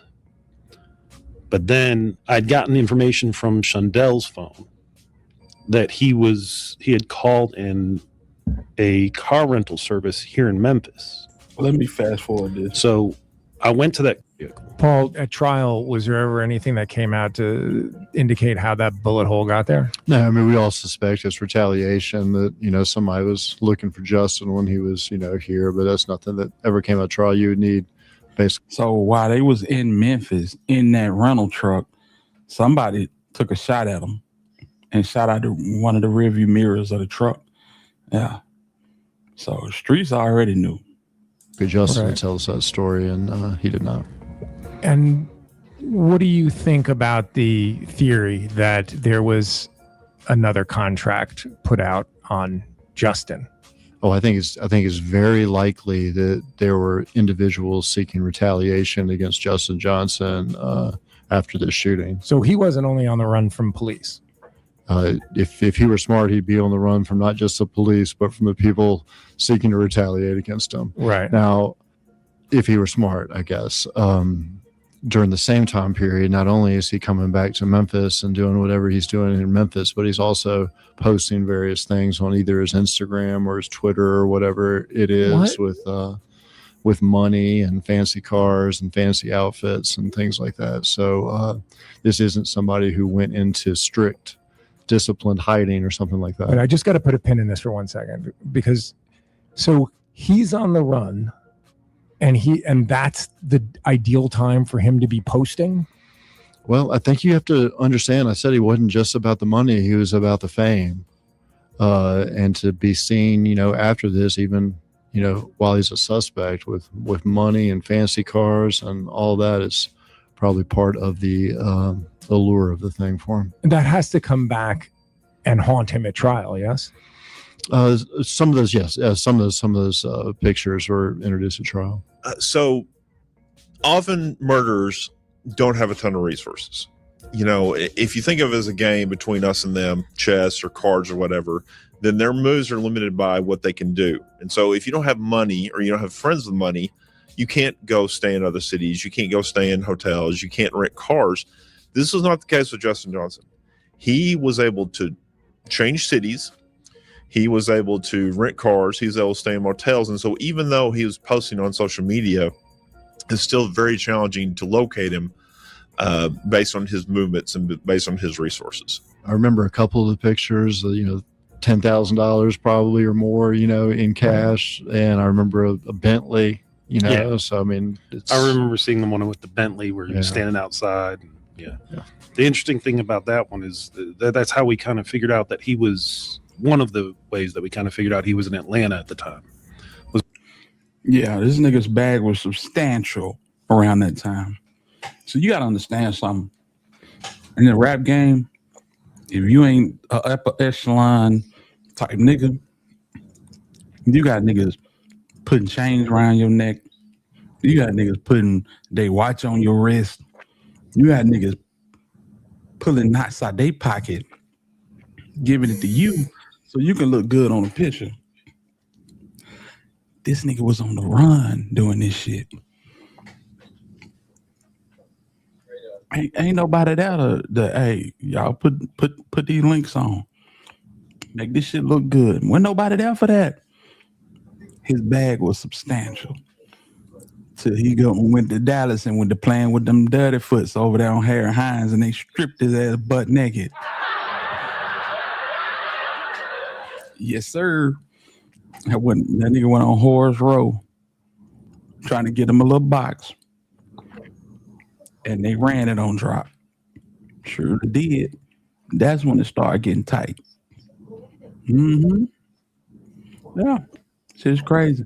Meanwhile, Cornelius at home piecing up, looking for quarters in the couch to get an 8-piece chicken. That did that boy dirty. Not because of the car, not because of anything other than the graffiti in the background. We had a suspicion that he was in Atlanta at that point anyways, but the graffiti in the background, it said "fuck Krog." Krog is a street in Atlanta. Okay. So we kind of, and we'd already heard from various sources that he was in Atlanta at the time. Right. So that just kind of. They talking about the picture that he took with the camouflage on. I think it was Gucci North Face, where he said no face, no case. That picture was taken in Atlanta, and they figured out where he was just based on some graffiti on the wall. Ain't that some shit, boy? I tell you. Y'all can't find Howard Barnett. Shame on y'all. What'd you say, Sype? I said they can't do nothing. Not at all. Not at all. Man, if you didn't do this shit after 1996, if you did it after 1996, hey, man, they watching. After 01, they definitely was watching. Please believe it. ATL dude went to Magic City with the money, didn't it? Man, listen. Y'all don't remember? This nigga went to Dallas and was out there, you know what I'm saying, messing with the prostitutes. And got his whole satchel took. If I'm not mistaken, Crisco, if you go by Crisco and look it up, the chick that ran it on Drop got interviewed by Crisco. Yeah, shout out to Sco, man. Crazy work. Sealed the deal a little bit, stating he had more evidence that he was in Atlanta. I think we heard at trial that he made it to Dallas, that he made it to Nashville, that he made it to Atlanta, ultimately Indianapolis, or that, sort of area. So he was mobile and with money, and he had thought about his escape plan. Oh, I don't know how well thought out it was, Right. but it was. I think he was making it up as he went along. Yeah, I mean, he had his areas that he liked to go to, but he just kind of made up as he went along where he was going to go. Right. After he left Dallas and came to Memphis, I believe he came to Memphis right after he left Dallas. I could be wrong. But I know that was around Christmas time that year. Right. And when he left Memphis, which was shortly, I believe, after he dropped that car off, he had released a video of Trackhawk, of a song that he had made, and a music video. And we're looking at that video. That was another reason why we thought he was possibly in Atlanta, was because I want to say he said it was going to drop at 12 o'clock, and Dallas is an hour ahead. So it did drop at 12 o'clock. Dallas is. What a lying witness at? Pressure? What a lying witness at? Tell me. I need to know. As far as I'm concerned, every witness in this case, which was only one, told the truth both times. Both times. They just got ran down by a star defense lawyer. Yeah. Yeah. Man, come. Okay. Cornelius even messed up on the stand. I'm going to go back over it again. Cornelius said, Straight Drop sent him a kite and said, put quit. Tell him I went out there and put quit. Oh, Govan, the line witness. Okay. I was finna say, salute to your pressure. Because co-defendant, the CD, oh, this nigga didn't lie.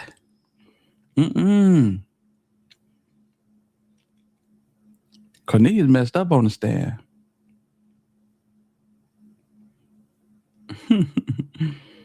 One more time for the people in the back and the hate watchers. While in jail at 201 Popular, Johnson sent a letter referred to as a kite a few weeks prior to the proffer to the co-defendant, asking the co-defendant to take down Quet and Jook, since they supposed to be here anyway. Yeah. Take down Quentin Jook. The letter was provided to the co-defendant and the co-defendant's attorney to the Shelby County Assistant District Attorney, which would be Paul Hagerman. The co-defendant stated that she contacted Mims via social media, Instagram, but never received a response. The co-defendant stated he or she intended to ask Mims for payment. So the only person lying in this case, as Big Pressure most eloquently said, was Hernandez Govan. Yeah. Govan lied so good he got a bond because of health issues. Absolutely. Now he may have a couple of health issues now after Castelia Salmon then put hands and feet on his ass. He might have to go to triage after that shit. But he definitely didn't have no health issues. He was trying to get back home to tie up some loose ends. And I ain't talking about Zook, I'm talking about Teasy. Let's go.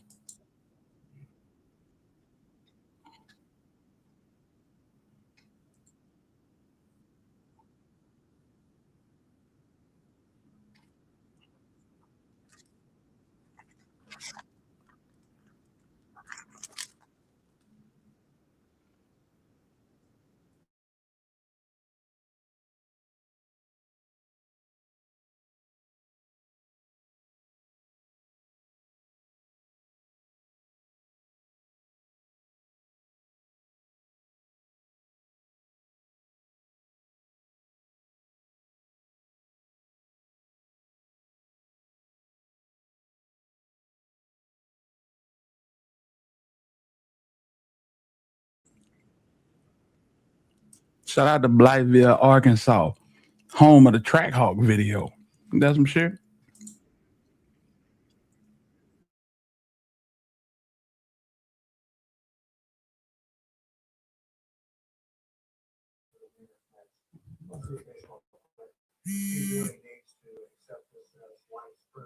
Yeah, that's deep.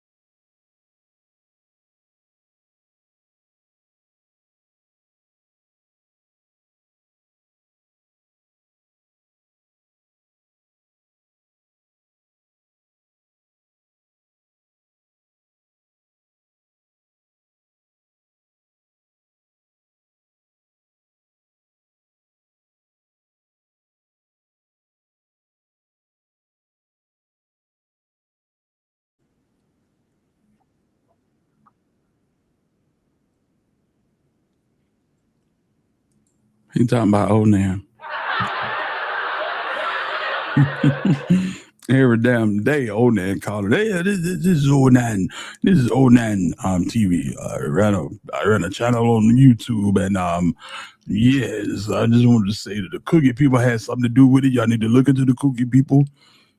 Them damn people guilty of sin, and they're gonna be included on the RICO. I know y'all the police and y'all draw the RICO, but yeah, the cookie people gonna be included on the RICO. Yeah. Video not playing, TV. It's paused. Hey, shout out to everybody that's sending out Father's Day wishes. I really appreciate that. I didn't even know we went past 12. We well past 12. You know what I'm saying? That's why I'm saying, man, we 5 hours and 15 minutes into this. Y'all show your boy some love, man. If you can, if you can't, it's understood. I know it's hard time. But if you can donate. That's all I'm saying. Shit. If y'all was on the other side of this screen, I'd be donating to y'all. Hell, I donate to Cypress. I've donated to Tam. I've donated to Player Co. You know what I'm saying? Show your content creator you appreciate what they do, you know? That's all I'm saying. That's all I'm saying. The truth said, I got a question. Yeah, I got time. You know what I'm saying? I saw a damn video from PWP today. I was like, that man still out here. Yeah, he's still out here. Hey, yeah. You put on, get your aluminum foil and make a hat out of it and go right over there and get all of that conspiracy you want. Get your get your Reynolds wrap hat and go over there. You know what I'm saying? That shit crazy, man. We stopped hearing it when they mentioned the music video. Okay. Oh, man. Happy Father's Day, guy. Appreciate it. T-Baby in the building. It's been so long. I ain't seen you, man. I'm glad to see you, though. For real, salute to you. Here we go. Let's get back to it. The truth. I don't think the truth got it. He might got a question. It may be a long one. We're going to be waiting. Can y'all hear that? Can y'all hear that?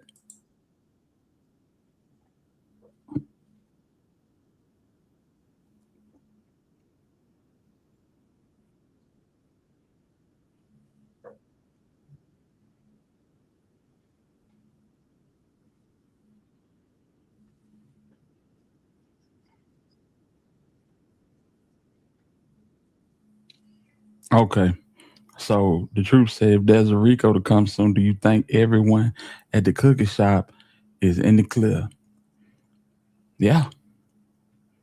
Yeah, I do. I mean, shit.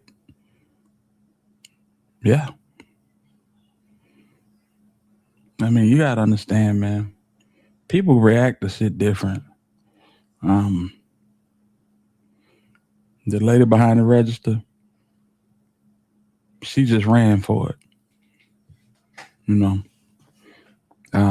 The lady that got in front of the screen, she was gonna always be the person to get in front of the screen because she the spokesperson. Mama ain't finna do that talking. Dad ain't finna do that talking. She the next in charge. Did she know everything? Nah, she messed up a couple things. But you gotta understand. Please understand this. And I ain't helping up for nobody. But I do got a tremendous amount of respect for Raven and how she handled this shit. I mean, when somebody just got unalived or just gets unalived, take Dolph out the equation. Some random person gets unalived and you just happen to be on the crime scene. Do y'all know how much misinformation comes out? How much shit that people just be saying willy-nilly all out the blue? And you try to gather as much of it as you can gather, and then you stand in front of a camera and try to give your take on it. That's all I'm saying. You gotta take all of that into consideration. Y'all remember what that scene looked like on November 17th? It looked like Usher and Chris Brown was performing on Airwaves. It was people everywhere. Folks coming up, pulling up to get stabbed and shit. You know, so, you know, so it was a lot going on. There was a lot going on. And when you pull up and you got to assess the situation and then tell the world what happened, when you don't really know what happened, yeah, it's going to be some inconsistencies. That's all I'm saying. I mean, even with the Karmelo Anthony stuff that we've been talking about for the last few weeks, we didn't heard people say they had him in a headlock and, you know, I didn't see that. These people that seen the video said it was 4 boys that walked up the bleachers to Karmelo and 2 other boys that walked down to the coach to distract him. You know, when there is not, you know, just stomped down evidence, even with the steel frame pictures, we still couldn't tell much of what was going on or what happened, you know? So, yeah, I don't think these folks had nothing to do with it. I don't. They green as hell. They sell cookies. All they know is butter cookies. That's all they know, you know? And they seeing is staying 10 toes down in their community while their community going into literal decay.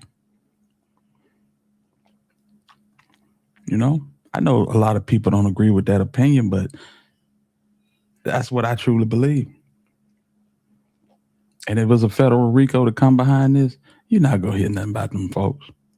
If you do, I will go live and apologize and say, you know what? Y'all was right. And for the people that went in the chat, I will make a video and apologize. Y'all was right. I just don't think these folks had nothing to do with it, though, y'all. From top to bottom.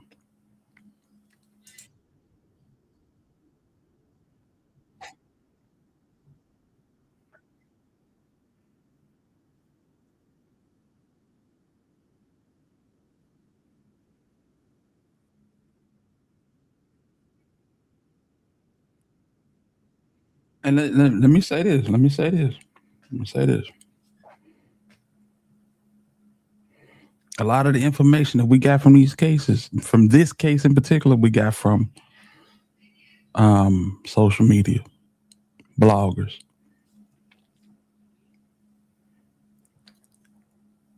Time uncovers all truths. And if anything has been exposed through time, it's that people will tell you anything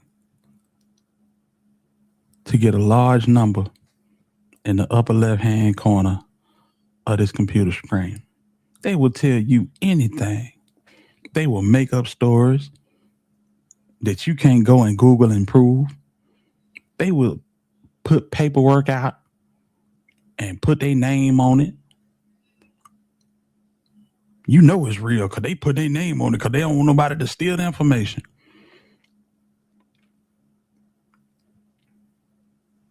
It's people in their bunks right now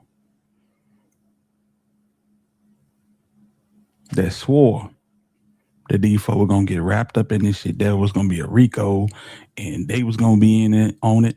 And just say no to Skull was going to be in on the RICO.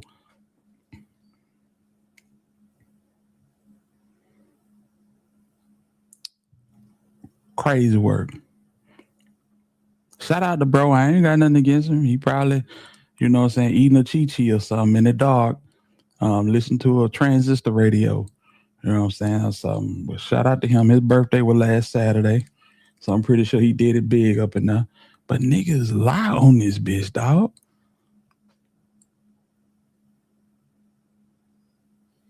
You said Kato 2 times is related to them. Well, guess what? Guess who Kato 2 times day one homie is?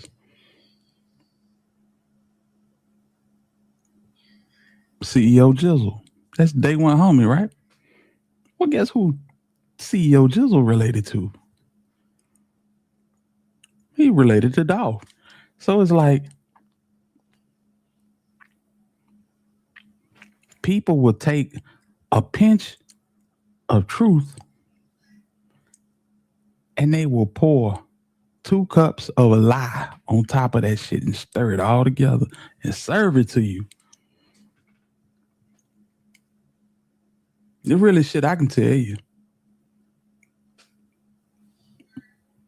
Motherfuckers will say, black youngster snitch. In 2011, They stole a car. And they got pulled over. And Black youngster said, yeah, I confess I stole the car. He's a snitch. And took that shit for a week till people just stop being hyped up about it and then say some shit like, Key Glock, you better not be messing with me again, Jay. I heard some things and you better not be messing with me or Jay. And then everybody like, oh, are you serious? And then you built a whole story behind that shit. Do y'all remember Young Dolph uncle in Chicago? That was a regular reoccurring guest on the show.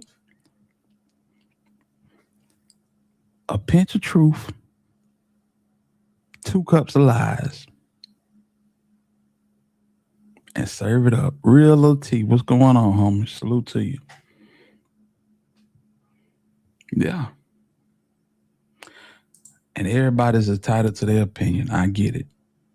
I get it. Hernandez Govan was exonerated a year ago.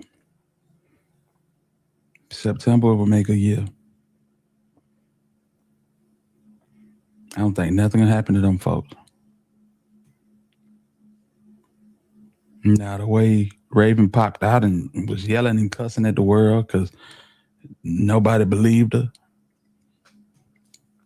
I can understand people not liking that. But at the end of the day, folk gonna have to sell it in their heart. They ain't had nothing to do with it. If a Rico come, Makita's not gonna be wrapped up in this, man. Real talk.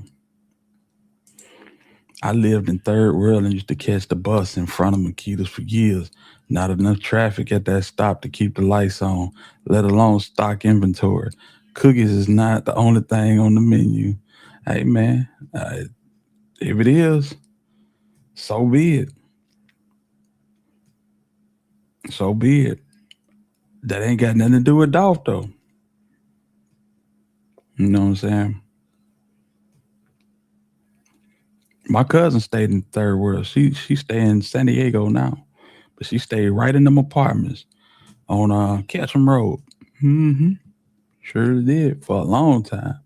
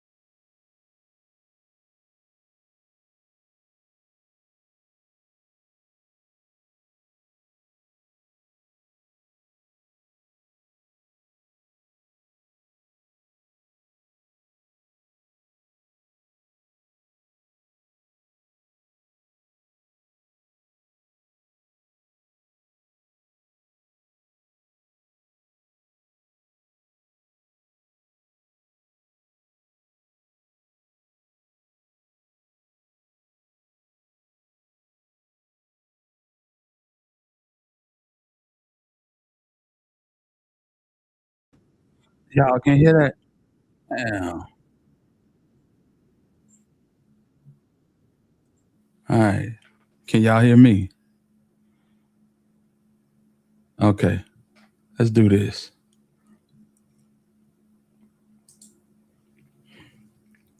I got y'all. That's my bad. Let's do this again. I'd gotten a few calls similar to that there were psychics and some that were actually.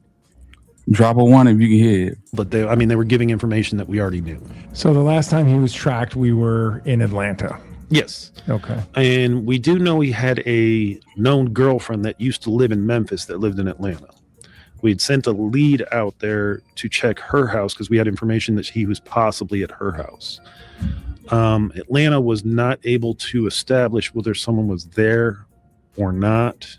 and was not able to establish whether it was him, if there was anybody there, or even if he would. Now, if it was somebody rogue in the cookie shop, I mean, you had the lady at the counter, you had two people in the back.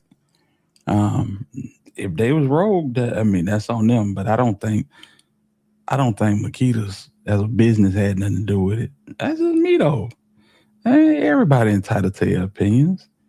I ain't tripping on nobody's opinion. I'm not gonna scold nobody or yell at nobody because they say one way or another. You know what I'm saying? I just don't want nobody to be sitting on another channel for 2 years or 3 years and hear a nigga just yelling in the damn microphone. That nigga got the best microphone on earth. This nigga did all the yelling in the world, and that microphone ain't do shit. Oh man, that's all I'm saying. Had been around there, so they ended up having to walk away from that. In the meantime, the funny thing is after that happened, shortly after that happened, the marshal for the area, our marshal for Memphis or for West Tennessee, had called us into his office, wanted a meeting with me, Como. There's also Doty, obviously, and also a team leader of ours, Thomas Ballard. And we're sitting there, and he wanted an update and was like kind of looking at us like, because this was after he had dropped the video for Trackhawk. So he was kind of like, it was like a few days, I want to say, after that dropped. Right. He was sitting there telling us, that to me is almost an embarrassment. Is that not, you guys not? And we're like, yeah, we are. I promise you, we're trying to work this. And as we're sitting there talking to him, we're explaining to him, we're pretty sure he's in Atlanta at this point. When we explained to him how we felt like he was in Atlanta and gave him the information, and he said, okay, so you guys are saying you need to go to Atlanta. And we're like, okay, sure, yeah, we'll go to Atlanta. So he was, at that point, he was telling us, y'all get your bags packed, go home, get your bags packed, you guys are going to Atlanta. Right. Like, there's another reason Straight Drop got life plus 35. He made these folk look foolish. He all on Instagram talking about I'm turning myself in at 201. Folks not familiar with Memphis thought he was going, like the news was gonna be there. He pull up like E40 and them on 3 strikes and turn himself in at 2:01 p.m. You remember that? Instead, he dropped a video at noon that day. You feel me? Real crazy work. Made them look bad. I'm not gonna lie, but they tightened up and they righted the ship. You know what I'm saying? Real Lil T, it's been a minute. I ain't seen you in a minute, man. I'm gonna tell you like this. You was one that been over here since day one. I don't think I've ever rubbed you the wrong way. You've always been welcome. I don't care what any naysayer say. I don't care what no hater say. I never had a negative word to say to you. But what I will tell you now is what I would have told you when you went vacant. You are welcome. You're welcome, family. okay, sure. In that instance was when Como, who was handling up, he gets a call from someone at the Marshalls. She told us that Shundell had rented a vehicle this morning, and I want to say that was on the 11th of January. Had rented a vehicle in Atlanta, Georgia. Shundell doesn't live in Atlanta. Shundell lives in Dallas at this point. And he was in contact with Shundell a lot. All of us looked at each other and said, there's no way in the world that he's not in that vehicle with him. We were just sitting here going, there's no way in the world. Right. So we were able to locate that vehicle. I want to say it was right outside Indianapolis. Okay. And that's when we hurried up to get a lead sent to Indianapolis. And we were getting information as to where the vehicle actually was. And now we will go to Mike Miller, who's on the horn, who is a senior inspector with the Marshals out of the Southern District of Indiana. Welcome, Mike. Hello, thank you. So the ball is now in your court.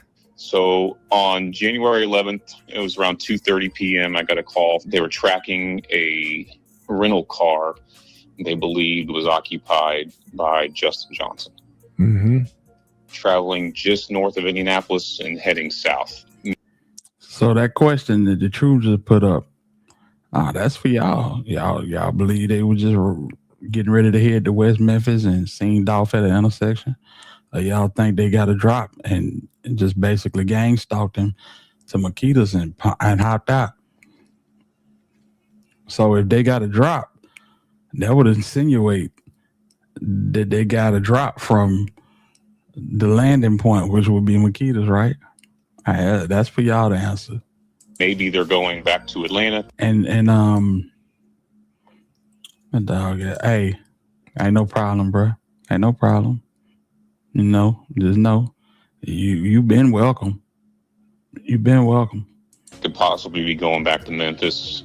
We weren't totally sure. So I was on the north side of Indianapolis, so I started heading back south, trying to get a hold of some people in Louisville, thinking maybe they're going south. I was at least 20 minutes behind this vehicle already. And she's starting to send me information on the targets and locates of the vehicle. Vehicle actually started traveling westbound on Interstate 70 towards St. Louis. So like, okay, probably going to Memphis. Let's try to reach out to either Southern District of Illinois. That's what I'm saying. Define Black Rose. You know, we like to put a little extra on it, make this shit sound like a real murder mystery. Man, listen, Cornelius went on a drill and left his wallet in the murder vehicle. These niggas ain't Spencer for hire. These ain't no certified hitmen. This is not that. No, this nigga left his wallet in the Mercedes. So, you know, if y'all feel like, you know, they got a drop from somebody and pulled up and, you know, but if they did get a drop, that means somebody had to been trailing them, because how did they just follow the man in there? It's obvious that they clearly followed the man down airways. Hell, they was right on his bumper. It was right on his bumper. When he pulled in, they kept straight. That's all I'm saying, man. To kind of get them up to speed to see if they can maybe possibly catch up with this vehicle. That car got to almost to Illinois and pulled off the interstate and stopped at a Pilot gas station, one of those like truck stop gas stations. And so that was actually got real lucky there. You know, I'm still 20, 25 minutes behind trying to catch up. I got 2 phones going. I got a radio, text group, trying to get people spun up. We have a deputy out in Terre Haute, Indiana, and he got one of our task force officers. They were able to get over to the gas station and actually set up on it. We had Indiana State Police was assisting us, and then Putnam County Sheriff's Office. Our guys got there first to the gas station, got eyes on, but we only saw one individual at the vehicle. He went inside and then came back out. We didn't know how long they were going to be there. He is Shondell. right. Okay. We didn't see anybody else in the vehicle. But you guys are keeping your distance. You're not swarming or anything like that. You're trying to just see what we this have one situation guy, is. We have one of our TFOs parked in the parking lot of the gas station, and then one across the street. They're not in any marked vehicles. State Police is parked at another gas station across the street. So we got our distance, keeping eyes on. Shondell came out.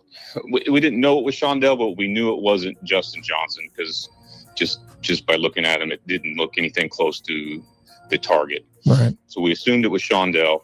He came out, went back in. He did that probably twice while I was there. When I actually got there, we ended up with 9 state troopers there, and 3 of us from the task force, and 2 from the Putnam County Sheriff's Office. So we had quite a few people there. I drove by the vehicle was parked just to try to see if I can see anyone else in the vehicle. I couldn't.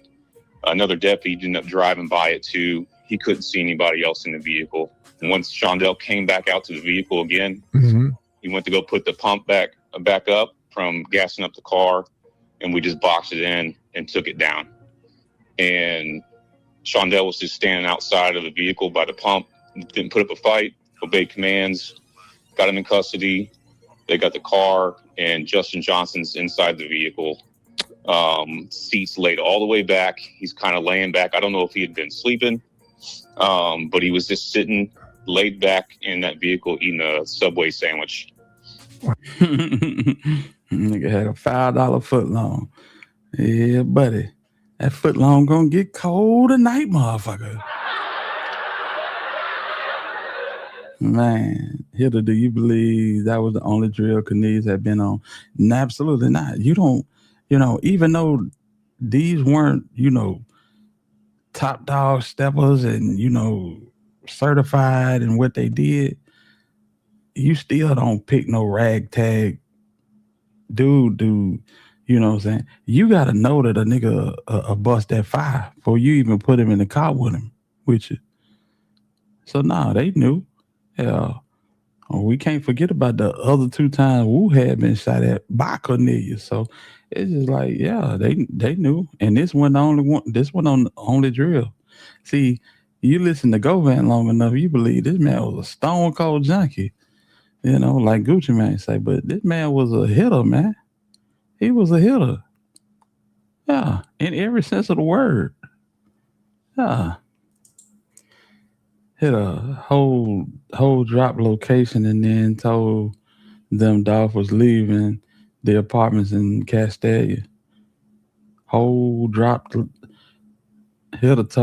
the location and told them he was leaving the apartments in Castalia. Have y'all ever heard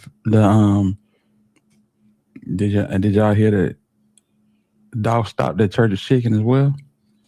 I've heard that. I heard that they went to Church's Chicken, ordered and ate in a parking lot, and left, going to Makita's. I heard that. So I don't know, man. I don't know. Who dropped the location into? Okay. I could not tell you, homie. I could not tell you unless you had somebody like Vato in the bushes. They definitely tell Dolph with real-time updates on his location given to them by someone they saw him turn into the parking lot and circled around. Well, they wasn't going to follow him into the parking lot. That would have been too obvious. You know what I'm saying? You think about it, Neo. They didn't already trail this man down airways. You know what I'm saying? So if they pull in behind him, they were going to pop out ready.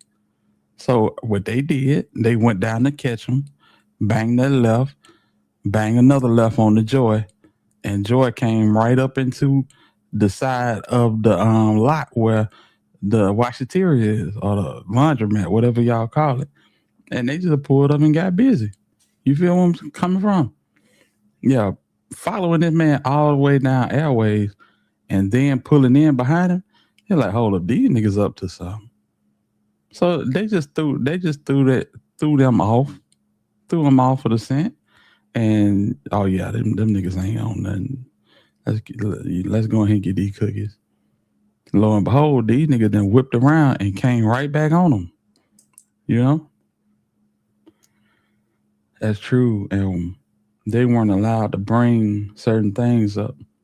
Well, that's because niggas was in the damn court beforehand filing motions. Yeah, especially in Govan case. It was motions plenty. I think they had like 16 motions. The beans just helped them get there faster. Cornbread was talking before court. If your homegirl quit was not in the hot seat, would it still be all of this back and forth? Oh my goodness. I'm gonna tell it like, if we're gonna tell it, let's tell it all. In my Cornelius voice, yeah, let's tell it all. If Govan and Raven were at Melrose during the same years, they knew of each other. That school is too interconnected. That's true. That's true. You know, Govan, she said that Govan was on her friends list on Facebook. So, yeah. They didn't trail him. They were waiting. They made the block because they wasn't sure if he wanted. They made the block because they wasn't sure if they wanted to do it at that moment. What you mean they weren't trailing him, bro? They was indeed trailing him. They were gonna see where he was going. And if you say that they was nervous about it and recanted and came back, then you know, hey. Now if we look at it in that way, then we for sure know that nobody in Makita's was, you know, responsible for what happened. You know, but yeah. Let's see here. Facts. They didn't know what was going to happen. It damn near went wrong. If Marcus Ish wouldn't have jammed, then he ran out of bullets. Nah, it was going to be all bad.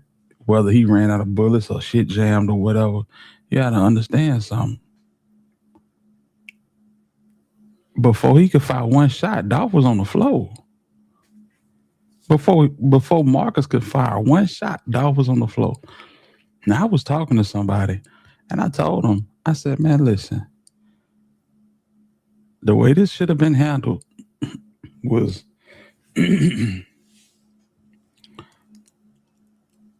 Dolph should have went in there, picked his cookies out, and then he should have said, Marcus, what you want? They got this, they got lemon, they got butter, they got peanut butter, they got chocolate chip, they got, you know what I'm saying? Whole time Marcus is facing the outside. Let Dolph tell you what they got, and you tell your order verbally while still watching the street. If Marcus had been watching the street the whole time, Cornbread would not have gotten the shot off. And once Cornbread got hit, he was not going to fire that Draco. And once Cornbread didn't fire that Draco, guess who was going to skirt off? Straight Drop wasn't getting out of that car unless it was a for sure that Dolph had been struck by that Draco. I'm just saying, homie.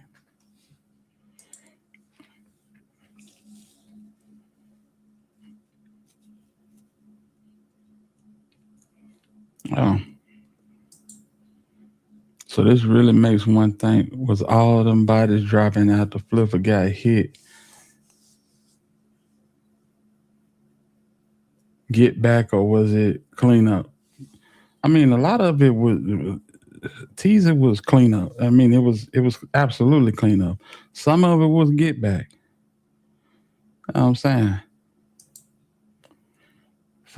From the belt line to damn near Whitehaven, everybody knows everybody. Facts. Marcus actually blessed. If Marcus had stayed on his square and kept his back to that register and his face to that street, he would have seen them pull up. Not only would he have seen them pull up, he would have seen Cornelius get out the car with a freaking COVID mask on and blew his shit down. Plain and simple. You know what I'm saying? I know that was CS. I know that, but CS got hit and Drop got he got grazed. Yeah, he did. If Cornelius, if Neiman had been on his square, Cornelius would have been stretched out instead of Dolph, and Straight Drop would be headed back to Quet House. What's up? Too many questions. I see you. They trained him and turned right on Ketchum, made a left on the Joy, then turned and exactly. That's how you trail a motherfucker and not let them know that you trailing them. You know. Every time the truth realized that Quet is a monster. Lord have mercy. Oh my God. They knew what was going on. Was gonna meet her. How'd you figure this out? Who told you this? Who told you this? Why they didn't call 911? Why the laundromat have to call? I don't know, man. You got a good question now. So the brother and cousin worked at the cookie shop, and they knew he was going to meet up with Raven's stepdaddy. Okay. Gotcha. And pulled him out of the vehicle. He complied. He didn't say anything, really. Didn't say anything at all. We asked him what his name was. He didn't say anything. Sent some pictures to the text group, to the Memphis guys, and sent a few more with tattoos and stuff. And then after we sent those pictures, I think they confirmed, and then he gave up his name, Justin Johnson. Right. Hey, Chris, your listeners might be interested in what this feels like when you're working a big case Yes, like this. that was going to be the next question. Because the Marshall Citizen Task Force is great because I can pick up the phone and talk to someone in Indianapolis or Dallas or Atlanta or whatever, and their problem's my problems. And, I can have a fugitive in the wind at 9 a.m. They can have them arrested before lunchtime. Right. However, where that sometimes is terrible or anxiety-inducing is how this is a huge important case to us. Mike in Indianapolis, this is probably the first time he's hearing about it 5 minutes ago. You know what I mean? Right. And so we're not wanting to breathe down his neck, but we're also saying, hey, how's it going? Where you at? What's going on? You know what I mean? So like the song says, the waiting is the hardest part. Yeah, I can actually remember. I mean, not many people remember if you gave me a date out of any calendar year. Where were you on this day 6 months ago? Right. I can tell you that day I was eating at Lost Pizza over in Memphis on Poplar. Just because I remember exactly where we were at, and I remember when they sent the picture, one of them, I looked at it and I was like, "That's him. That's absolutely him." That pizza just got a whole lot better. Oh yeah. We were ecstatic because we'd been working it, like I said, 60, 70 hours, 80 hours, sometimes a week, and it was getting tiring. Right. It did get tiring. Yeah. I know we got him on like a Tuesday, if I'm not mistaken. By Saturday, my wife said I was laying on the recliner in the chair, and she couldn't even keep me awake because I was tired, just worn out from it. I bet they was. Yeah, man. Hey, Neo, I appreciate you, man. That's love, man. So it's one of the best lives ever. It was a good one. I ain't gonna lie, it was a good one. Too many questions. There was someone related to someone who was there that worked at a certain place and got fired, right? You tell me, man. Tell me where you got it from. Maybe we can fact check it.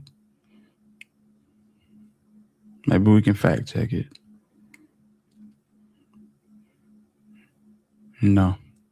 But yeah, this was a good live. I can't even hold you. 6 hours. 6 hours. Motherfucker got the nerve to say, all you do is beg for donations. Wow. We got donations for Sean, J-Rail, Easy Money,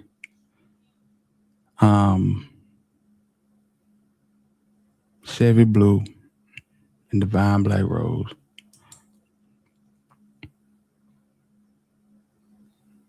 I swear y'all say in y'all regular lifetime is money. But Quiet Bloody Murder, when we say donate to the channel, support the channel. That's all I'm saying. Hey, man, I appreciate you, homie. Real talk. It's damn sure a hit-a-thon. I owe y'all this much because I ain't been, uploading. Like I said, I've been down sick for a minute, for about 3 days, for real. So, yeah, man, I owe y'all this much. Come on, man. You ask that question every show, Big Pressure. Damn. Y'all still trust the feds now?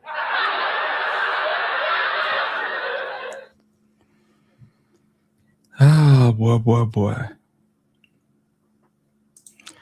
What happened to the Mustang that was originally called on the radio and the other cars were mentioned in the very beginning? Bunch of misinformation, like always happens when something like this happen. Every time something like this happen, it's a ton of misinformation. People saying shit that they didn't heard two people away from them say. Everybody want to be the one that know exactly what happened when something like this happened. And when that happens, you get a whole bevy of misinformation. Yeah. That's all I'm saying. Hey, happy Father's Day to all the fathers, man. Jay Boss, I appreciate you, man. He said, thank you for making us feel welcome. Man, it's always. All I be saying is, we know them aluminum hat theories and all the, conspiracy shit. I thought we already done nailed down 90% of this conspiracy shit, man. Everything that we done got from bloggers that was just all the way left and was never proven. No? The type of shit that you throw into the live to make motherfuckers say, oh my God, he know what he talking about. He know it all. And then they threaten you to hit the like button or they gonna end the live. Like they didn't come on here just for y'all to come to the live. Crazy shit ever. Oh boy. I don't believe the insurance guy. From the gate, I didn't believe the insurance guy.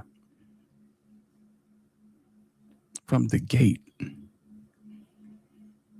That was Black Mountain. That was Black Youngster, baby mama, Mercedes. But shit, how Trayon Ingram get it?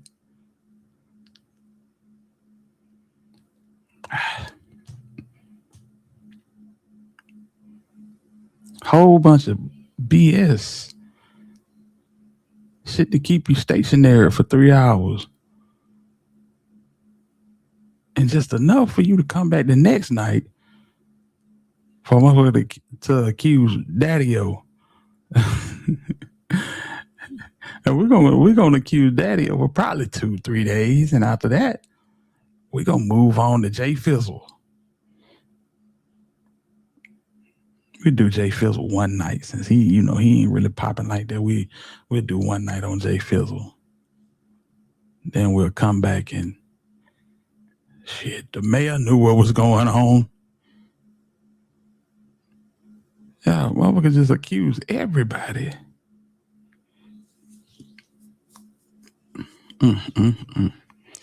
They use more than one Mercedes in your opinion.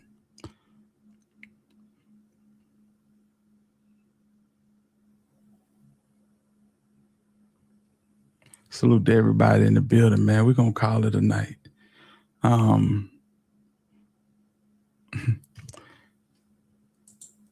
There go the insurance guy. I appreciate y'all for tuning in, man.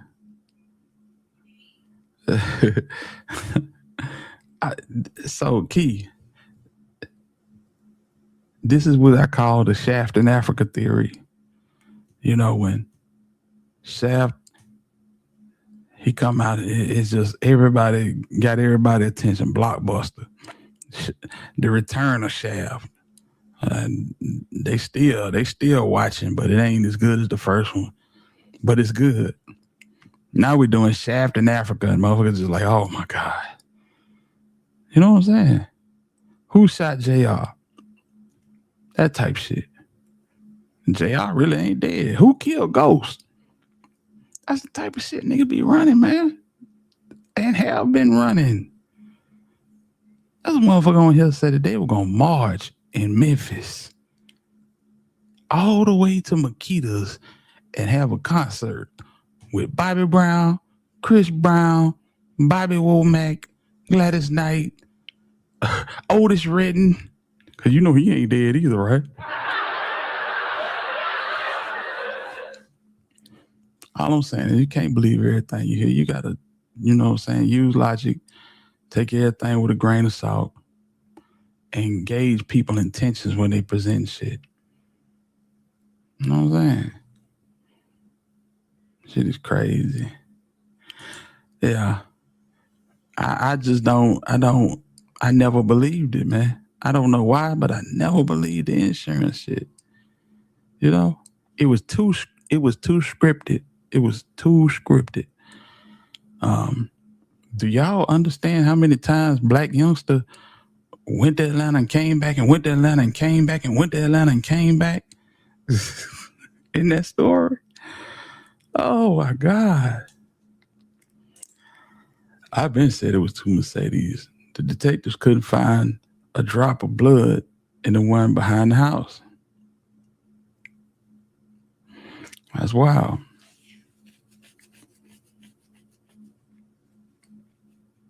But it still sent a man to jail for life in 35 and another one to jail for 15. Shit. Ain't no telling how much time the niggas would have got if it was 3 Mercedes. I'm just saying, y'all. I mean, you know, it's been so much mystique and mystery behind this trial, behind this whole situation. And we can only take what we've been getting. We can only take what they present. And I think they presented a lot, and we presented a lot that they didn't present, just on the strength of people, you know what I'm saying, behind the scenes that had real information and not no, you know, days of our lives, young and the restless type shit, you know? That's all I'm saying. That's all I'm saying. But so we know who pulled the trigger. Everything else is questionable. Definitely a cover up. You know what I'm saying? All I'm gonna say is, I'm gonna leave you with this. Investigators showed Johnson a single photo of Anthony Mims, aka Big Juke. Johnson delayed his response and told investigators that he was not the only one involved in putting this together, and it was bigger than Anthony Mims. Investigators showed Johnson a single photo of Cornelius Smith. Johnson told investigators that he knew him. Investigators also showed a single photo of Trayon Ingram. He said he knew him too. It's bigger than Anthony Mims. Hey, man, that's good enough for me. That's good enough for me. I don't care about no video being chopped, edited footage. At the end of the day, Dolph is no longer here with us.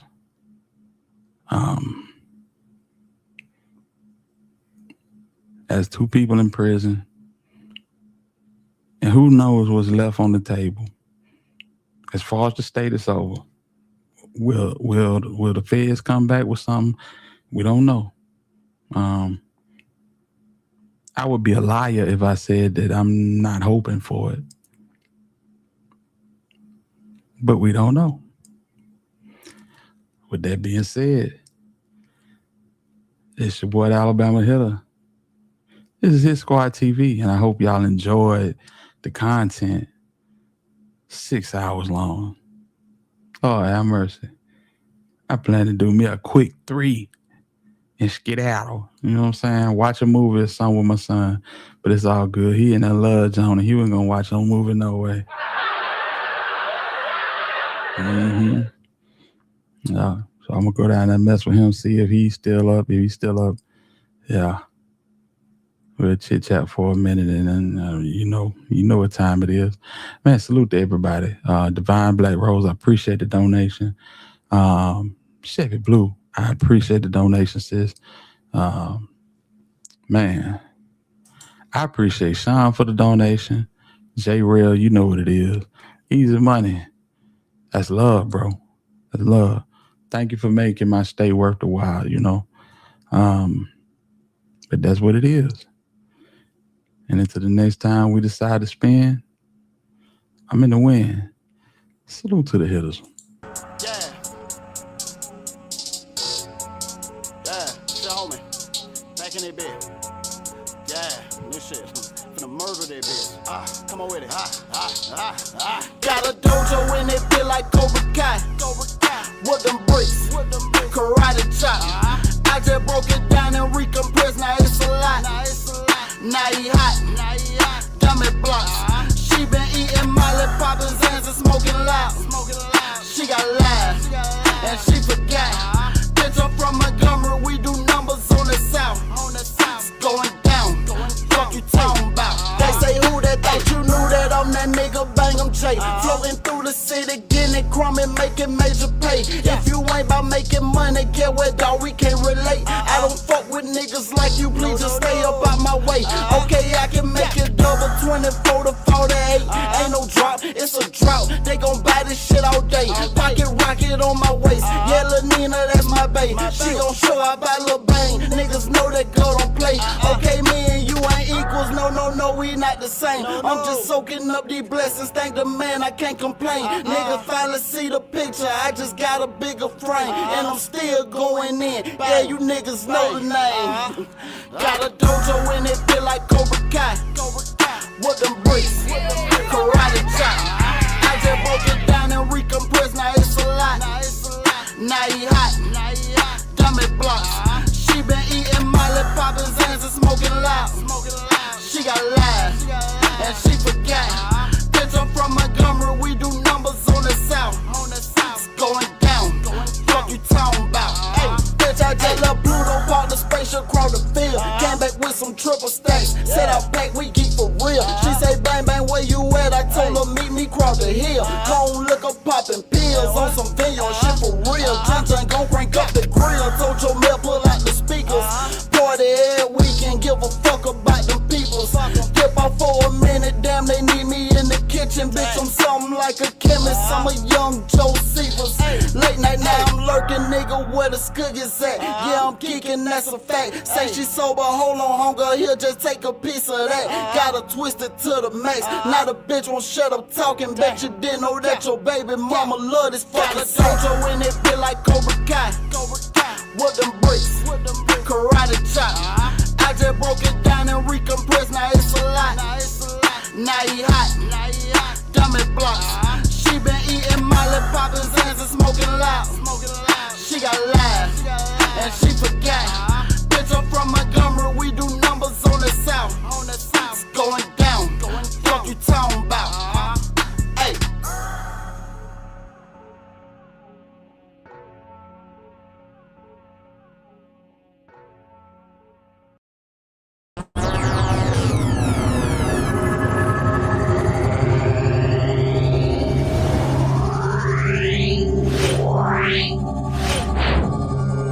Yeah.